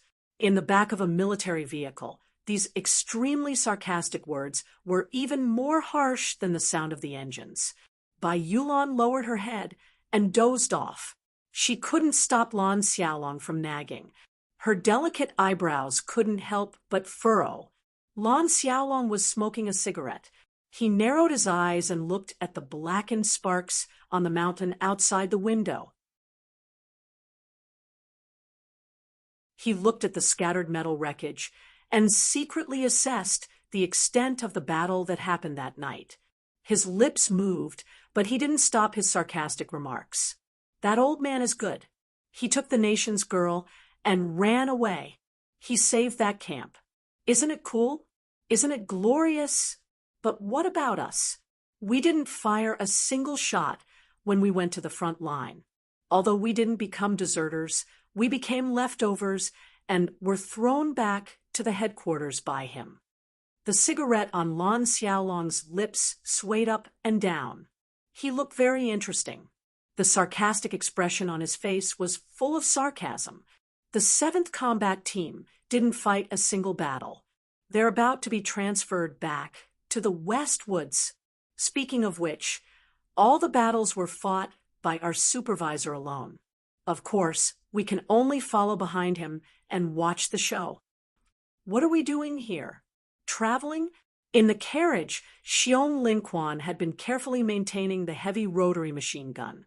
When he heard Lan Xiaolong's words, his face became a little ugly. The rest of the soldiers of the 7th Combat Team felt the same. Of course, they didn't have any opinions about Supervisor Su Le. They just thought that since the war had started, they, who were originally very fierce, couldn't do anything because they had an even fiercer supervisor. It was really a little frustrating. You're not originally a member of the 7th Combat Team. Bai Yulan finally spoke softly. I don't understand why the division sent you here. Lan Xiaolong threw the cigarette out of the window. The cigarette landed on the charred platform of the grenade launcher, creating a small spark. He said, Of course, it's to protect the Federation's treasure, our Lieutenant Colonel Su Lu. Bai Yulan frowned. Damn it, how could they send a major to protect a lieutenant colonel? Furthermore, this guy's military skills were quite average. However, he had been in the port city's 83-84 unit for many years, so his military style was quite obvious. Lan Xiaolong ignored him and said to the men of the 7th Combat Team who had their heads lowered, Our supervisor is on a mecha. Of course, we can't follow, but you have to think about it. He's already a lieutenant colonel. He can't be using an MX to pretend to be a soldier and kill everywhere. In the West Woods, in the Empire, in the mountains, in the grasslands, constantly killing in and out, playing the hero 7 times in and out, and finally dying of exhaustion and walking to the end of the road. T. He has to be the commanding officer of the unit, like a regiment commander or division commander. However, we all know that although that guy has been studying commanding teaching materials every day for the past few months, when it comes to commanding, he doesn't have much of a future. He's a few thousand streets behind someone like Du Xiaoqing. When the time comes, what do you think we can do for him? Gu Shifeng, Lu Jiao, Xiong Linquan, you all need to think about it carefully. Lan Xiaolong was like a hooligan as he gestured around. Bai Yulan, who had her head lowered and remained silent, suddenly felt a chill in her heart. She thought about how the Department of Defense had directly transferred this guy from the 17th Armored Division to her team. She thought about how her 7th Combat Team couldn't get rid of the background of the 17th Armored Division. Bai Yulan gradually understood what was going on. Her eyes, which were separated by thin strands of hair, suddenly shone brightly.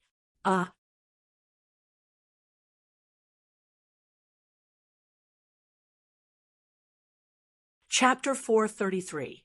The light in Bai Yulan's eyes gradually dimmed. She lowered her head and listened attentively to Lan Xiaolong's incessant nagging. At this time, she already had a certain judgment in her mind. Listening to Lan Xiaolong's seemingly roguish and decadent literary tone, she was getting more and more suspicious. The famous people in this universe, the big shots, often started to build their own team when they were lonely, unknown, or at the bottom level. Now, the subordinates of Du Xiaoqing, who was famous in the Federation when he first joined the Iron 7th Division, had grown into his most loyal partners and executors. The subordinates trained by the god of war Li Pifu in several wars had now become the heroes of the military.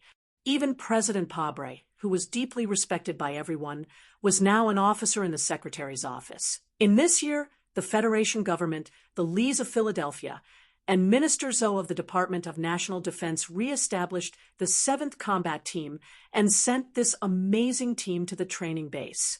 Without a doubt, they were trying to let Sulu have a team that belonged exclusively to him. However, what made Bai Yulan feel slightly sad was that Sulu didn't seem to have much interest in building a team and expanding his influence in the future. Although the core members of the 7th Combat Team had already recognized the young lieutenant colonel's ability and temperament after the graduation day military drill, and these few months of interaction, he didn't have the self-awareness to become a leader himself. On the contrary, it was this strange Major Lan Xiaolong who had been supporting Su Lu for the past few months. He inspired the self-awareness of the members of the 7th Combat Team on behalf of the young lieutenant colonel, who was like a rock. He subtly influenced this team to be under Su Li's influence. A faint smile appeared on Bai Yulan's face. She took out a cigarette from her jacket pocket and stuffed it into her slightly dry lips. She took a deep breath with great enjoyment. Boss might be the commander of the 17th Division in the future, but what would he be in the future even further? A new marshal? As long as the members of the 7th Combat Team could return to their hometown alive from the battlefield, they would definitely have a very good life. The fleet drove into Luochio Airport. The performance team and the broadcasting team of the Federation TV station, who had experienced the baptism of the battlefield, saw the large warships taking off and landing. Before they had time to relax, they were controlled by the strong impulse to leave the battlefield of life and death and return to the rear. Some female staff members were so excited that they even shed tears. For Sister Tong, not being with Miss for nearly 100 hours was something that had never happened in the past 7 years. Her mood had long been nervous to the extreme. Towards Su Li's action of taking the young miss away without her consent. She was extremely angry. However, when she saw the young man and man walking together in the barracks, the anger in her heart instantly became a faint sense of loss. Jian Shui was wearing a light-colored short windbreaker as she nestled beside Sulu like a docile little bird. Her expression was calm and peaceful. Looking at this scene, Sister Tong uncomfortably confirmed that the escape that night had already caused the young miss to have absolute trust in this small-eyed officer. What would happen when a man and a woman were alone in a small cabin? Sister Tong didn't want to think about it, and she immediately remembered that they were originally a blind date, the core of the Federation's scandal. Without any rest, everyone boarded the warship specially dispatched by the Ministry of National Defense and left this planet full of blood and fire. Su Lu, wearing sunglasses, stood by the wide porthole and narrowed his eyes to look at the colorful planet floating in the black universe. Thinking of the smoke of war and the soldiers who died on the battlefield that night, he slightly pursed his lips and believed that he would be back soon. By Magnolia walked behind him and handed him a cup of freshly brewed green tea. She said softly, "I just received the order from the company to escort Miss Jian Shui to the main planet of the West Woods. Then, the 7th Combat Team will rest here and wait for the next mission." Whatever he thought of, it came. Su Lu took the teacup, thanked her, and smiled bitterly. He was about to say goodbye to Jian Shui, and the real battlefield in the stars was waiting for him and the men of the 7th Combat Team. The indicator light above the porthole rang, and the deck of the hull was ready to close. The light warship began to accelerate in preparation for entering the twisting passage of the Huiming corridor. The flowing light outside the window was pulled into a strange light circle like leaves. Su Lu retracted his gaze and looked down at the green, leaves floating in the green tea in the glass. He was silent. Sunset State, the main planet of the West Woods, Changfeng Military Base. Countless spacious landing platforms were densely packed in the wilderness like lakes. The warship that the Victory Concert team took when they first arrived in the West Woods was docked in the Changfeng Military Base. However, the base today was much more tense and busy than before. The war had begun, and countless weapons, ammunition, and resources sent from the capital ring had to be transported to the front line through this largest military base. Su Lu still wore his sunglasses and stood behind Jian Shui, vigilantly looking around. His gaze swept past her shoulder and looked at the fleet that was driving out from under the warship, especially the black car that belonged to him. Today, they would be staying at the Venus Hotel for the night. Then Jian Shui, and her team would return to the capital ring, and the two sides would officially separate. Su Lu did not have too many feelings of sadness in his heart. Because of the uncle, there were too many stories that needed to be told between them, and too many unknown possibilities. Her bright purple hair was as smooth as silk. Jian Shui looked ahead calmly. She didn't turn her head, but she knew that the man behind her was looking at her from the corner of his eyes. She thought about how he was her father's only student and the blind date arranged by her family. She thought about how he had watched her grow up and how he knew her age, birthday, and even her private data.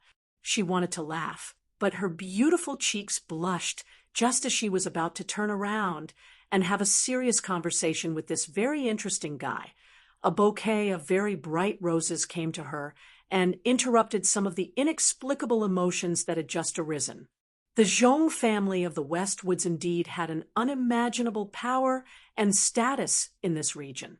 Zhong Ziki, the nephew of Commander Zhong, who was deeply doted on, could easily enter the security area of the military base at such a tense time of war.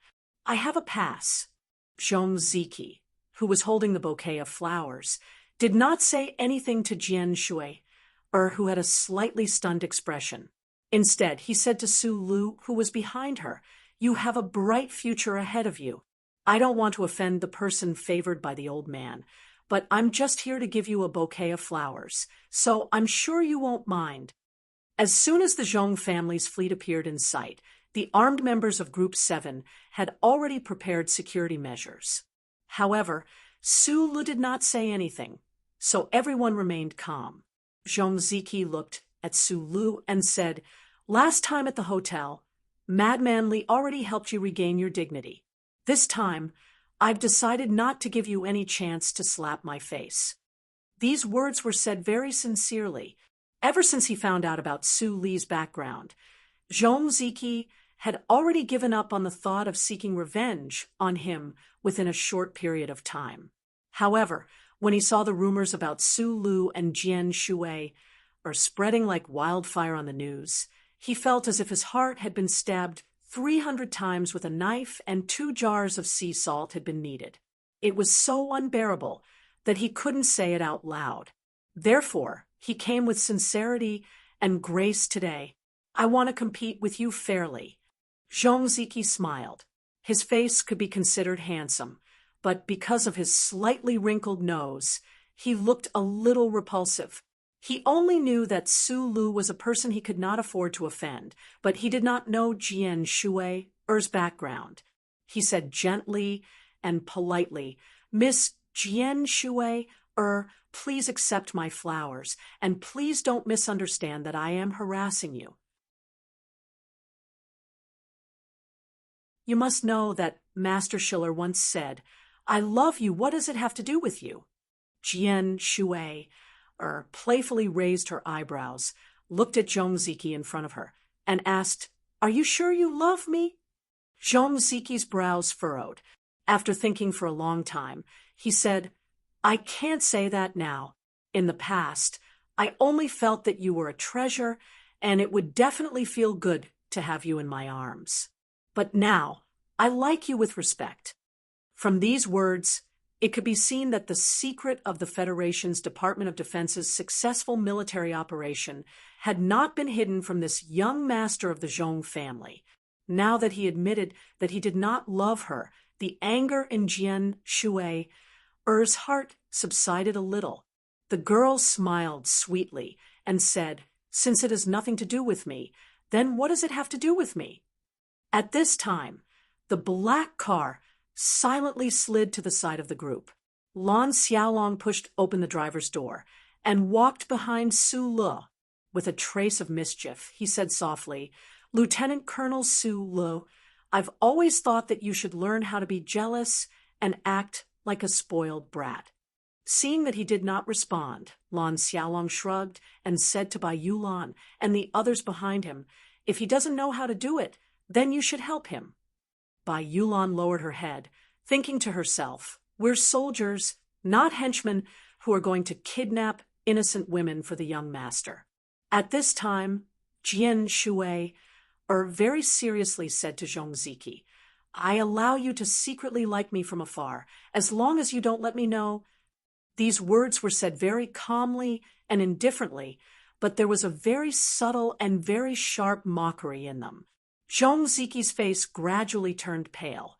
Although he did not act out because of Su Lu behind the national girl, the anger in his heart would probably continue to burn for a very, very long time. Su Lu had been silent because he was thinking, looking at the countless battleships and transport ships that frequently took off and landed in the Changfeng base through the lens of his sunglasses. He naturally thought of the smoke and blood on planet 5460 and the tragic landing battle on the two fallen planets. At such a time of war, people like Zhong Ziki actually had the leisure to play the drama of jealousy and chasing after celebrities. At this time, under the battleship, a few minutes of tit-for-tat fighting, there were probably many Federation soldiers on the front line who had fallen on the battlefield and could never stand up again. This strong contrast made his mood a little heavy and annoyed.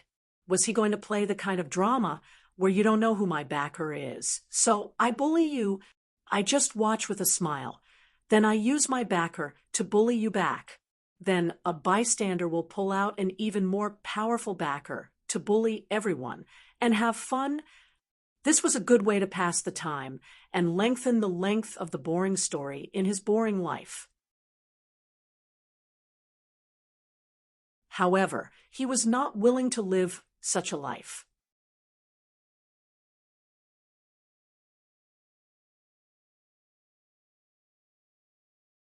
Chapter 434. He had never been valiant. He had only silently swept past the battlefield, seeing a few clumps of smoke and a few spots of mangled flesh. It was not enough to shake or change Su Lu, this Donglin rock, too much. It was just that his rock-like heart had long returned to Donglin after he had truly gotten used to life and death. When he was hanging out with a group of orphans on Clock Tower Street who had any family background, it was just a competition of whose knife was faster and whose brain was more nimble. At this time, he looked at Zhong Erlang through the flowers. A man's heart was not as strong as iron, but his eyes were like iron, cold and tough. It was as if the wide sunglasses on the bridge of his nose were going to crack. Zhong Ziki was angry at the national girl's mockery when he suddenly felt this pair of eyes and felt a chill all over his body. A moment later, he slowly raised his head without showing any weakness and coldly looked straight into Su Li's eyes. In the eyes of many people, and even in his own eyes, there was no doubt that he was the only heir of the Westwood's Zhong family because of the favor of the tiger of the Zhong family. This identity gave him too much right to be proud and arrogant. That day at the Venus Hotel, even a real lunatic like Li Feng did not dare to shoot him, let alone this young lieutenant colonel in front of him. After that day, Zhong Ziki carefully investigated Su Li's background and confirmed the secret relationship between him and the Lees of Philadelphia. However, he was not afraid. Moreover, he had the Zhong family's direct security forces by his side today.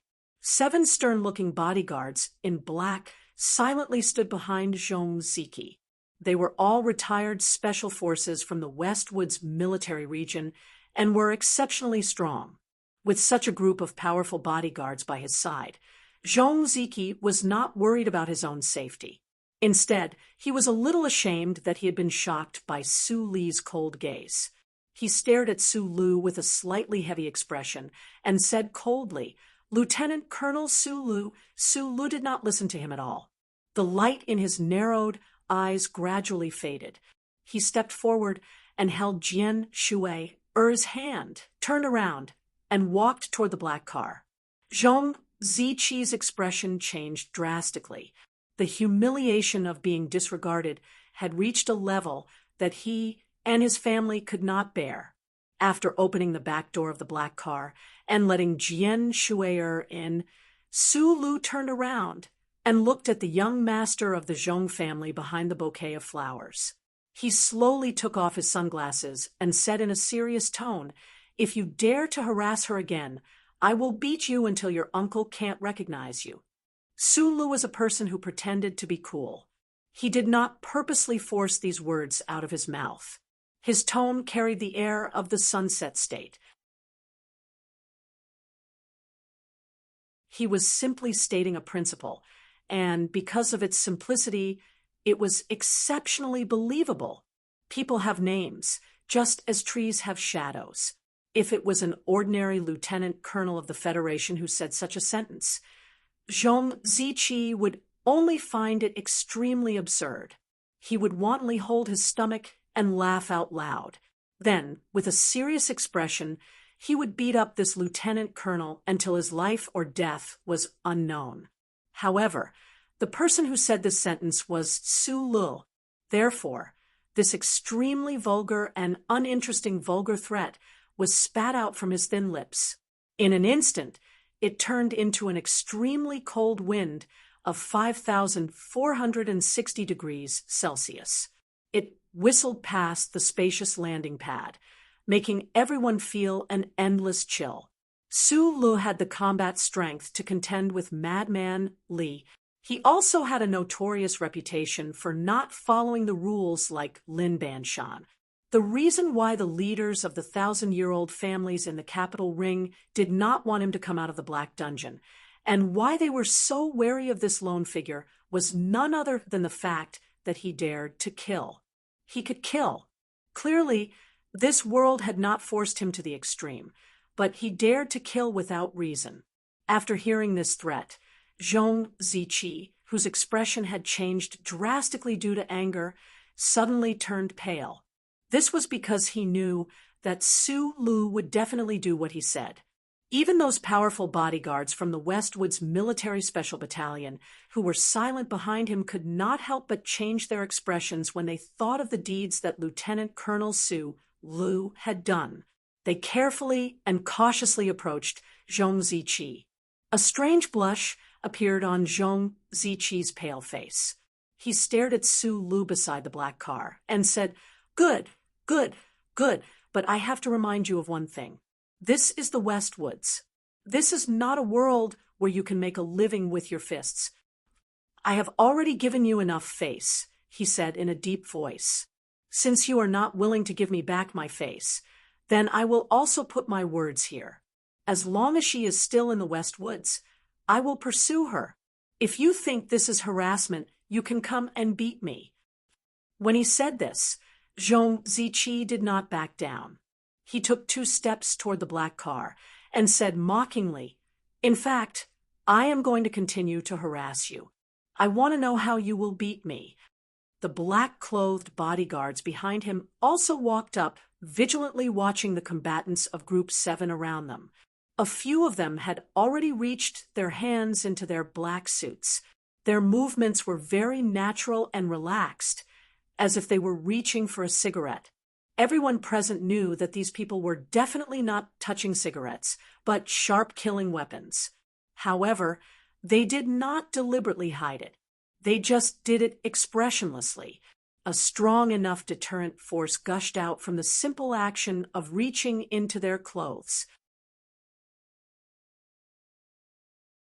The Federation strictly controlled firearms, except for local tyrants or warlords like the Zhong family in the West Woods who would dare to openly use guns in the military base.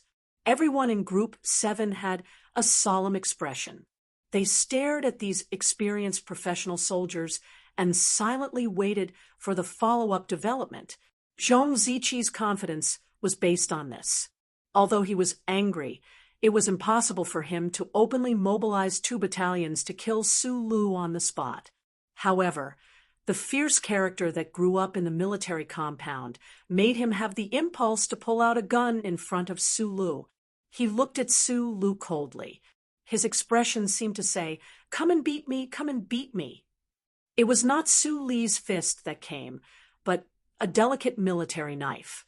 A delicate hand gently held the streamlined knife, handle made of black fragrant wood, as if it was holding a flower. Suddenly, it cut the air of Changfeng Base, which was full of the sound of wind, and brought a more shrill wind sound. With a sound, the blade flashed and cut the flower petals in front of Zhong Ziqi. Then the blade twisted and gently rested on his throat like lightning. What a fast blade! The faces of the bodyguards of the Zhong family in the West Woods changed dramatically. They pulled out their pistols with a jaw-dropping speed and aimed at the person holding the knife. However, they did not pull the trigger because the delicate knife had been quietly placed on the artery of Zhong Ziqi's neck, and it did not tremble at all. The blade was very stable, and not trembling at all was actually scarier than not trembling at all. The chopped red flower petals rustled and fell down. The sound of guns being loaded rang out all around them. The clear sound was mixed with endless solemnity. The men of Group 7 had already raised the Qian light machine guns in their hands and coldly surrounded the bodyguards of the Zhong family. The barrels of the guns were pitch black, revealing a chilling, killing intent. What was more terrifying was the buzzing sound.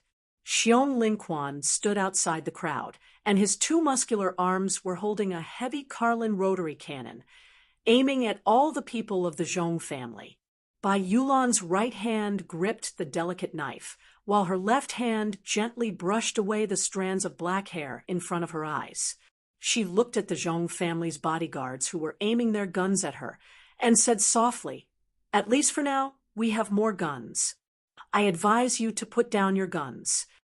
Group 7 was equipped with heavy firepower used on the battlefield. With a casual round of bullets, these well-trained professional soldiers of the Zhong family could only end up in a pool of blood.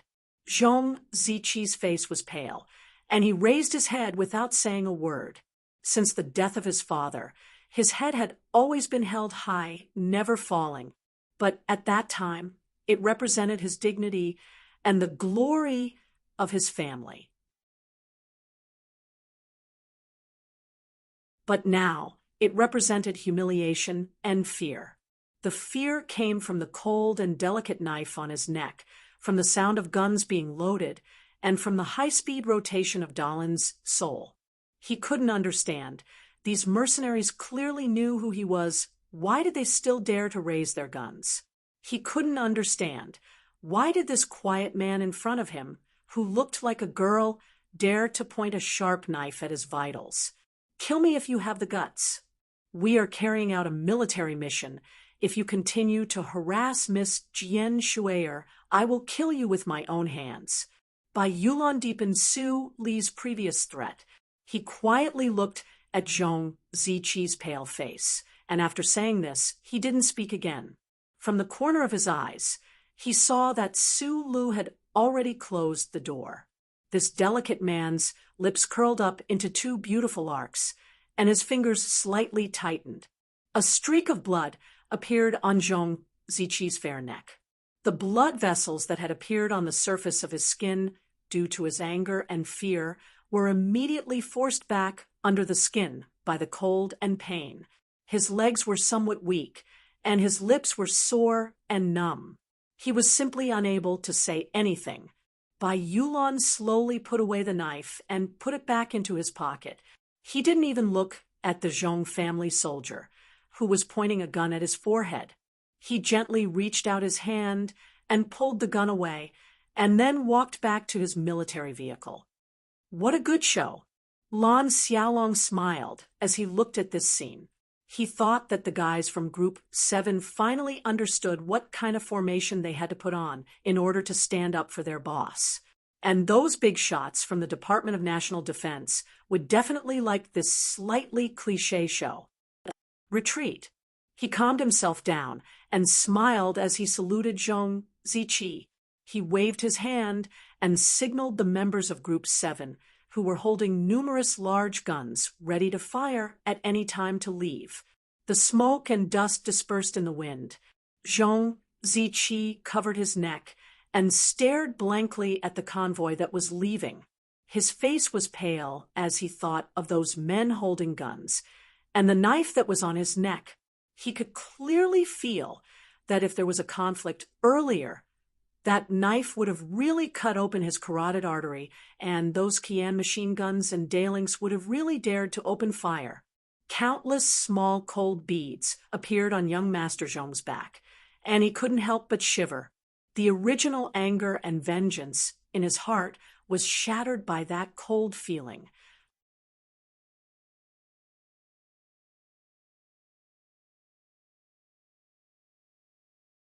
Chapter 435. In the luxurious suite on the top floor of the Golden Star Hotel, a few minutes after the sparse splashing sound disappeared, Jian Shuier tied her wet hair behind her neck. Wearing a pink and white bathrobe, she lowered her head and wiped the water droplets as she walked out. Under the bathrobe, her bare feet gently stepped on the expensive carpet, leaving a few wet footprints. Su Lu stood up from the sofa. His eyes swept over the girl's jade-like little feet. He picked up the automatic dry bag and handed it to her. Then he turned around and stubbed out the cigarette, but Jian Shuier naturally took it and put it on her head. It looked like she was wearing a small hat. With her clear face and beautiful facial features, she looked very beautiful and cute. There was no one else in the suite. The two of them were alone. They silently handed over the things and looked very natural and intimate. There was a faint feeling of being part of the Xi family, and in the eyes of many people, they were already a couple. Even Sister Tong was not in the room. Jian Shuier sat on the sofa, curled up her legs, tilted her head, and gently dipped a cotton bud into the water in her ear. She said softly, "I know you have a close relationship with the Zhong family, but it's not good to offend the future heir of the Zhong family." When the soft pink cotton swab entered and exited, it would occasionally touch the girl's soft and tender earlobes, causing them to tremble slightly. Su Lu narrowed his eyes as he watched, and many inexplicable emotions welled up in his heart. The national girl in his dreams back then was actually able to show her most private side in front of him like a family member. This world's affairs were truly somewhat lamentable. Listening to Jian Shuier's slightly worried words, he smiled and did not explain anything. In fact, he was worried that after tomorrow's separation, the young master of the Zhong family in the West Woods would harass Jian Shuier relentlessly. That was why he was so tough in the Changfeng military base today, especially when Jian Shuier was not willing to let the world know her real family background.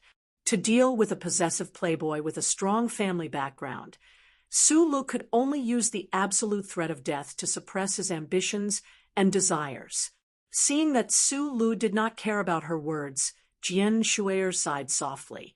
A trace of sadness appeared on her beautiful little face.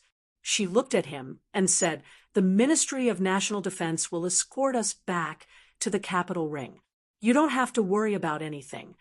Su Lu nodded. Jian Shuier took off the small hat-like dry hair bag and rubbed her fluffy purple short hair.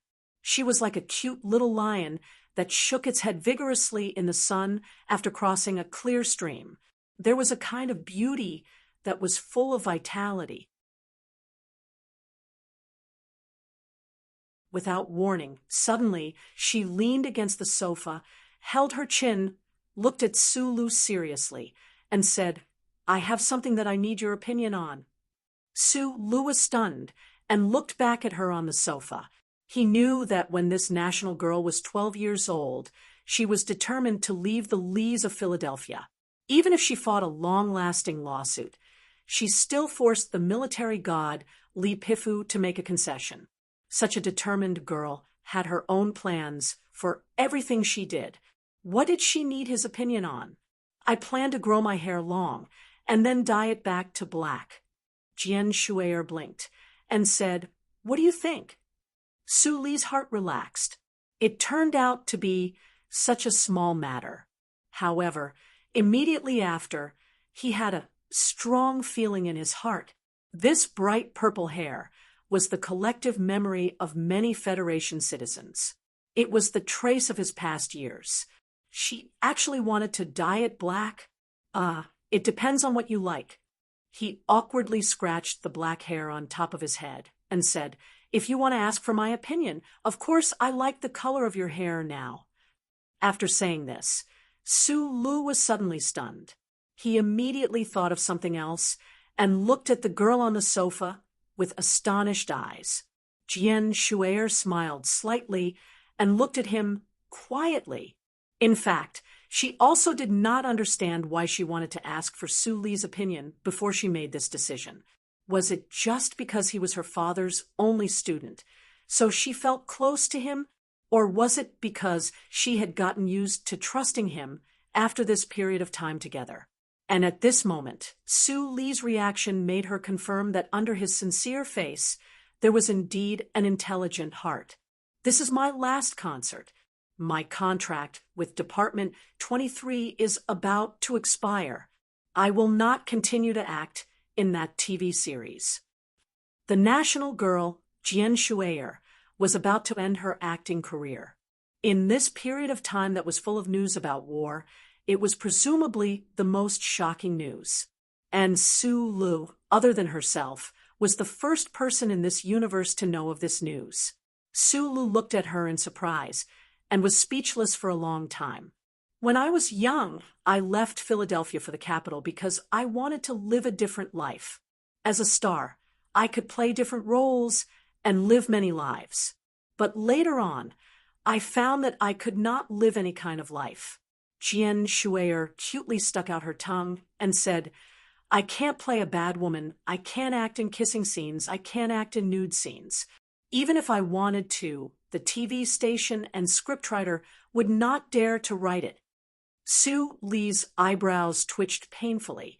He thought that, not to mention the influence of the old man in Philadelphia, if the scriptwriter really dared to write it and the TV station dared to broadcast it, he and the countless audiences in the Federation would be too scared to watch it. Even if they watched, they would cover their hands and open their fingers. They would be extremely shy. He bitterly smiled and said, "Last time, I said that you have graduated from the Battleship Command Department, but you know that the old man will never allow you to go to the front line. If you go on a battleship, all the operators will only look at you, and it will be easy for an accident to happen. Let's not talk about this." Jian Shuier slightly lowered her eyes. Her long eyelashes covered her delicate white skin, and a long bath towel covered her delicate white legs. "You have to be more careful in the front line. As for the things we talked about last time, if it is not easy to investigate, you don't have to." Sulu was silent. In Luocho Airport, he and Jian Shuier needed an answer to the doubts in their hearts. However, at present, it seemed that the answer was only in the mind of the military god, Li Pifu, or the emperor of the empire. It was indeed very complicated to find the answer. "When we were there last time, I didn't ask about my father." Jian Shuier slowly raised her head and looked through the floor-to-ceiling window in the direction of the Silver Beach. where the sound of waves came from in the night. There was a trace of sadness and longing in her big eyes. There was a touch of coldness and disdain on her sharp chin that was probably unique to the Leaf family. However, after a while, this sadness and longing merged together and turned into some kind of determination. She looked back at Su Lu with squinted eyes. She was not cute but persistent. She said, "Seriously, I really want to know the real story of my father. I really want to know why he became a traitor. You want to know? I want to know more than anyone else." Su Li's eyes also narrowed.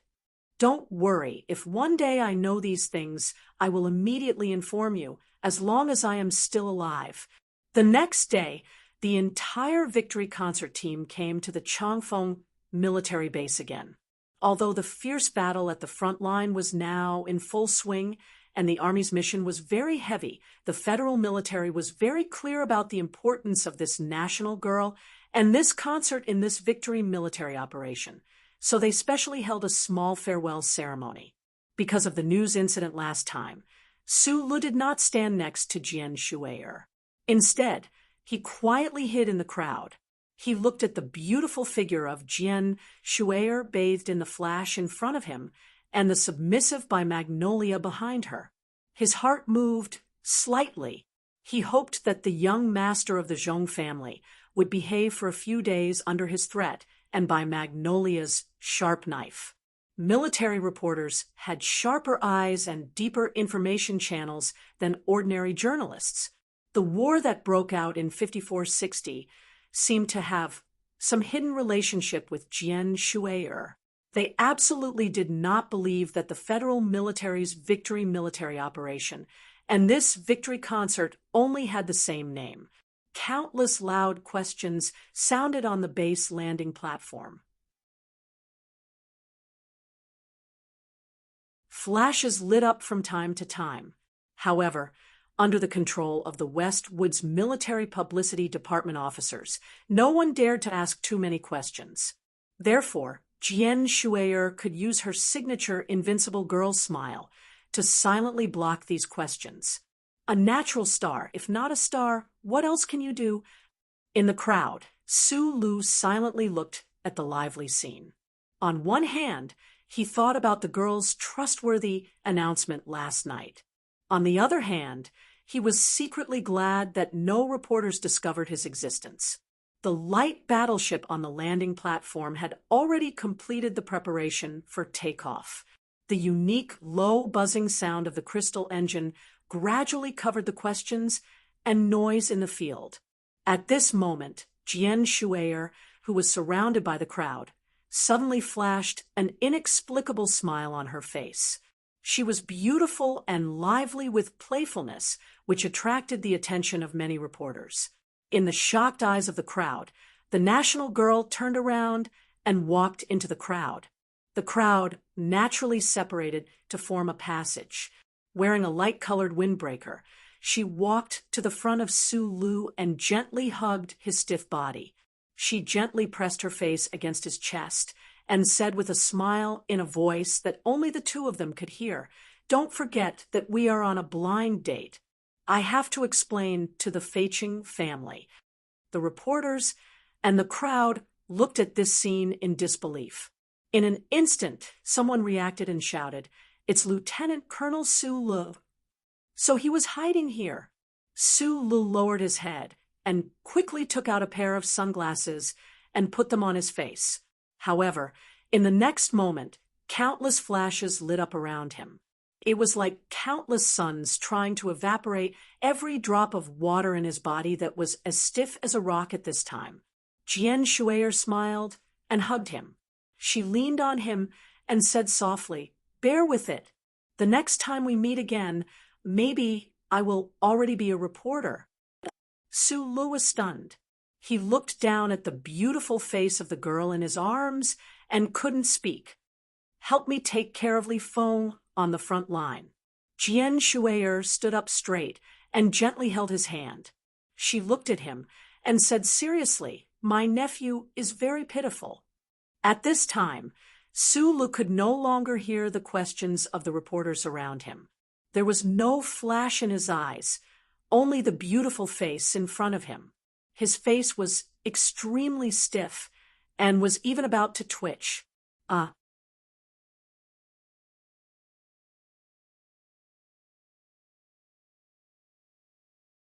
Chapter 436.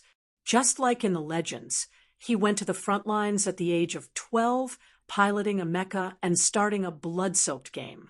He slaughtered more than 100 ace mecha pilots at the edge of the Bermuda Triangle and the outskirts of the space passage, earning himself the reputation of being invincible in the military.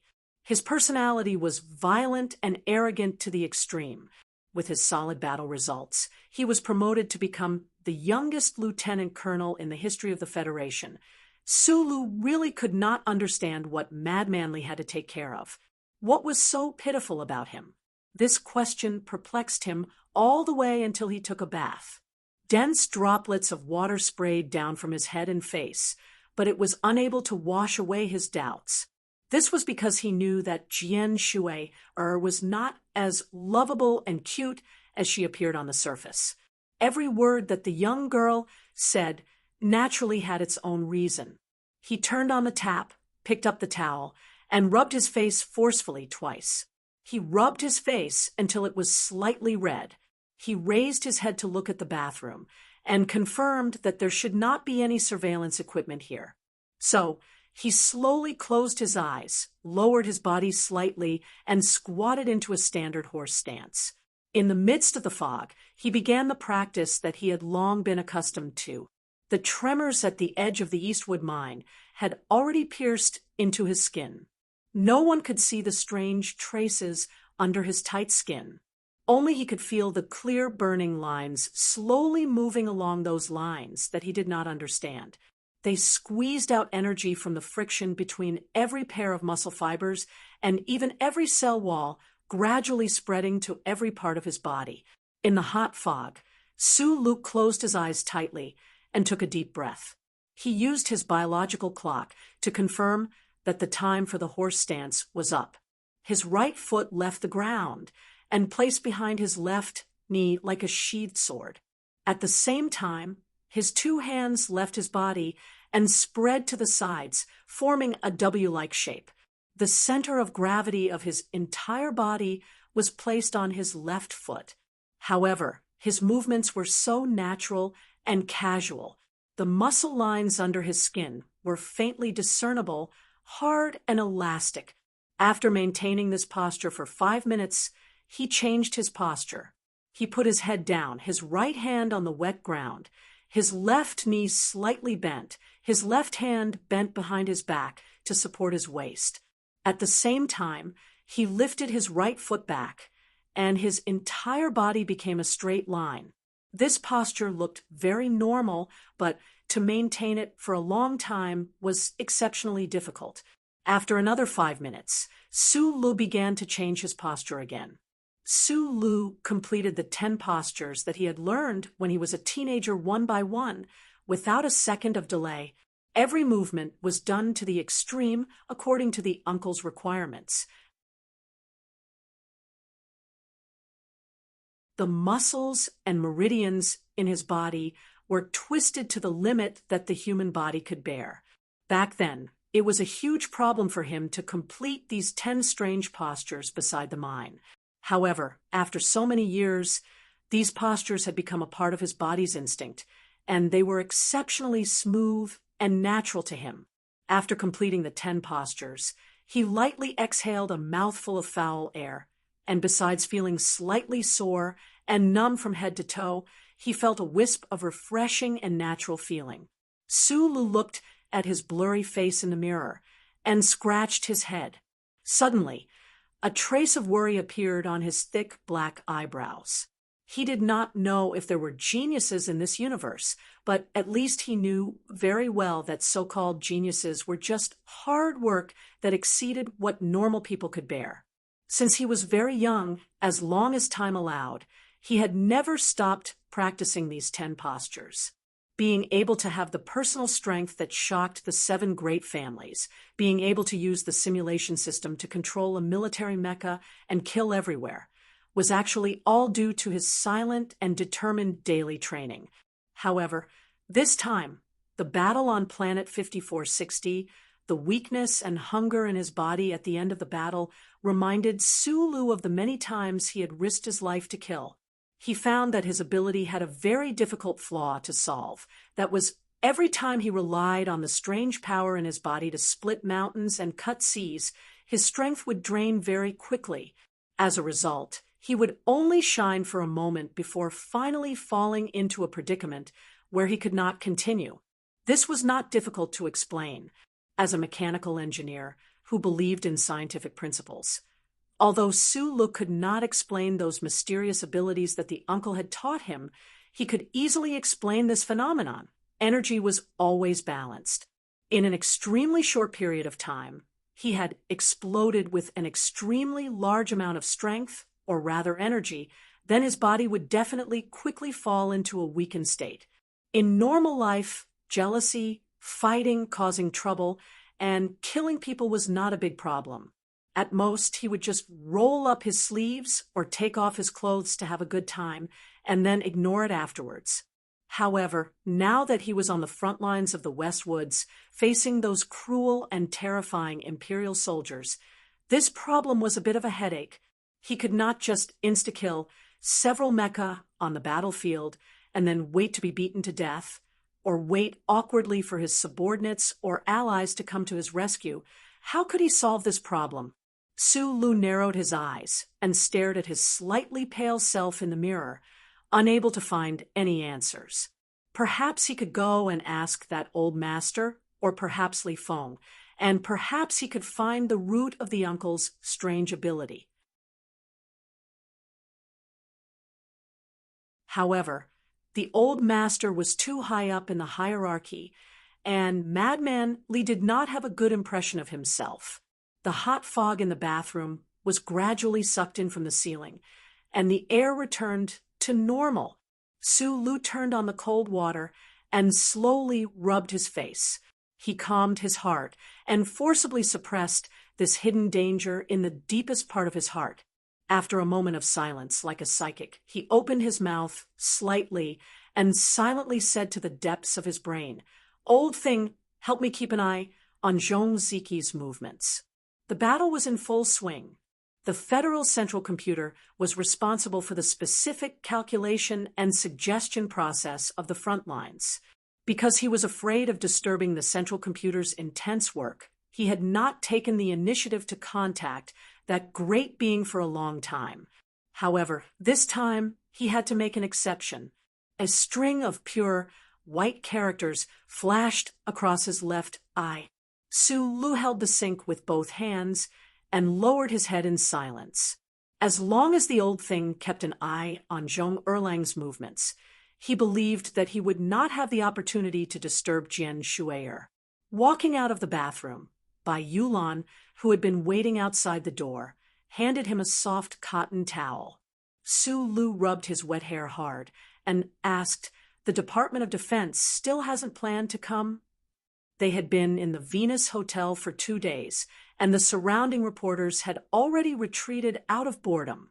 However, the Department of Defense had not issued any new orders to this wonderful team. Bai Yulan shook her head and walked to the window to make a cup of tea. Group 7, along with Sulu and Secretary Bai, a total of 20 combatants, were very clear that they had to stay in the West Woods to carry out the special orders of the Department of Defense. However, this order had not arrived for a day, and they had no confidence in their hearts. Sulu took the teacup and said thank you. Bai Yulan looked at him and suddenly said, "The person in the villa in Qiuming Mountain is the young master of the Leaf family." Sulu had just sat down on the sofa and was silent for a moment when he heard this. Li Xiuzhu, the heir of the Li family, was pursuing Jian Shui'er. Of course, this was a top secret to the general public. However, Group 7 had been responsible for protecting Jian Shui'er for so long, so they were very clear about this matter. The question was, what did this have to do with him? Bai Yulan leaned against the window, lowered her head, and whispered softly, "There probably won't be any problems between you and Zhang Xiaoming, but what about Minister Zhou's daughter? I don't know the truth, but if someone wants to do something, maybe this will be a problem." Su Li's thick eyebrows rose. He understood what Bai Yulan was trying to remind him of. Most likely, in everyone's eyes, the nation's maiden had already cast her heart on him. Although he knew that was not the truth, he could not stop those who cared about him from caring.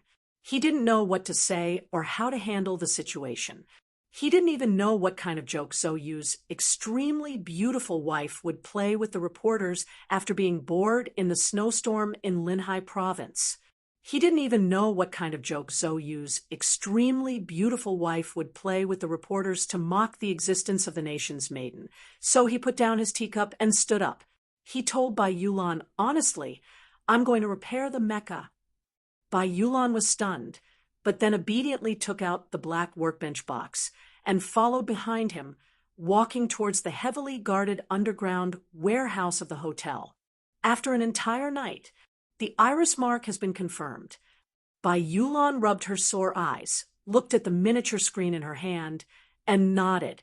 Then she raised her head to look at the tall black MX Mecca by the wall and said softly, standing outside the cockpit of the Mecca, Su Lu, who was in the middle of a data connection, whistled softly. Then he frowned and looked into the distance. Because at the entrance of the warehouse, a group of military officers was walking in. Lieutenant Colonel Su Lu, a major general wearing the uniform of the West, Wood's military, looked warmly at the young man in the Mecca. Su Lu nodded. "Because of your outstanding performance during the victorious military operation, the Department of Defense has awarded you the Purple Gold Medal Level 2. The Major General took out a medal from the box of his subordinate beside him and smiled at him, who had just climbed down from the Mecca. He lowered his voice and said, "You also know that this is a secret operation, so the award can only be done in secret." Su Lu lowered his head and looked at the glittering medal on the left side of his military uniform. He silently thought that he had already received a Purple Star Medal, the highest grade Purple Dawn Medal, and now he had received a Purple Gold Medal. However, besides the lowest grade Purple Star, it seemed that the rest of the medals could only be left at home to admire. This situation was a little unpleasant. As if guessing what he was thinking, the Major General of the Westwood's military reminded him, "At least on the surface of your exclusive Mecca, you can paint 10 gold stars." Destroying an Empire Mecca was equivalent to painting a gold star. This was the greatest glory of the Federation's Mecha warriors. Su Lu was slightly stunned, and then he realized that his battle record on 5460 had already been confirmed by the Department of Defense. Before he could say anything, Bai Yulan, who was standing at the foot of the Mecca behind him, had already thrown away the cigarette in her mouth. She smiled and raised the blowtorch in her hand and began to carefully and attentively paint the gold stars one by one. Perhaps at the same time, on the front line of the faraway Westwoods, on the fallen administrative planet filled with black fog and sky full of anti-aircraft artillery fire between the mournful forest and the wild wilderness, on the Rocky Mountain in front of the largest landing base built by the Federal Army, the latest model of the Federation's Black MX was slowly retracting its blood-stained alloy chain knife. The base had just repelled a wave of the Empire's ferocious assault, and countless soldiers were staring at the Black MX with fervent and worshipful gazes. This was because in the previous battle, this MX had ruthlessly and incomparably destroyed 11 Empire's mechs. You're tuning into the Mystic Fist YouTube channel. Don't forget to subscribe and join us on this journey to catch the most captivating stories.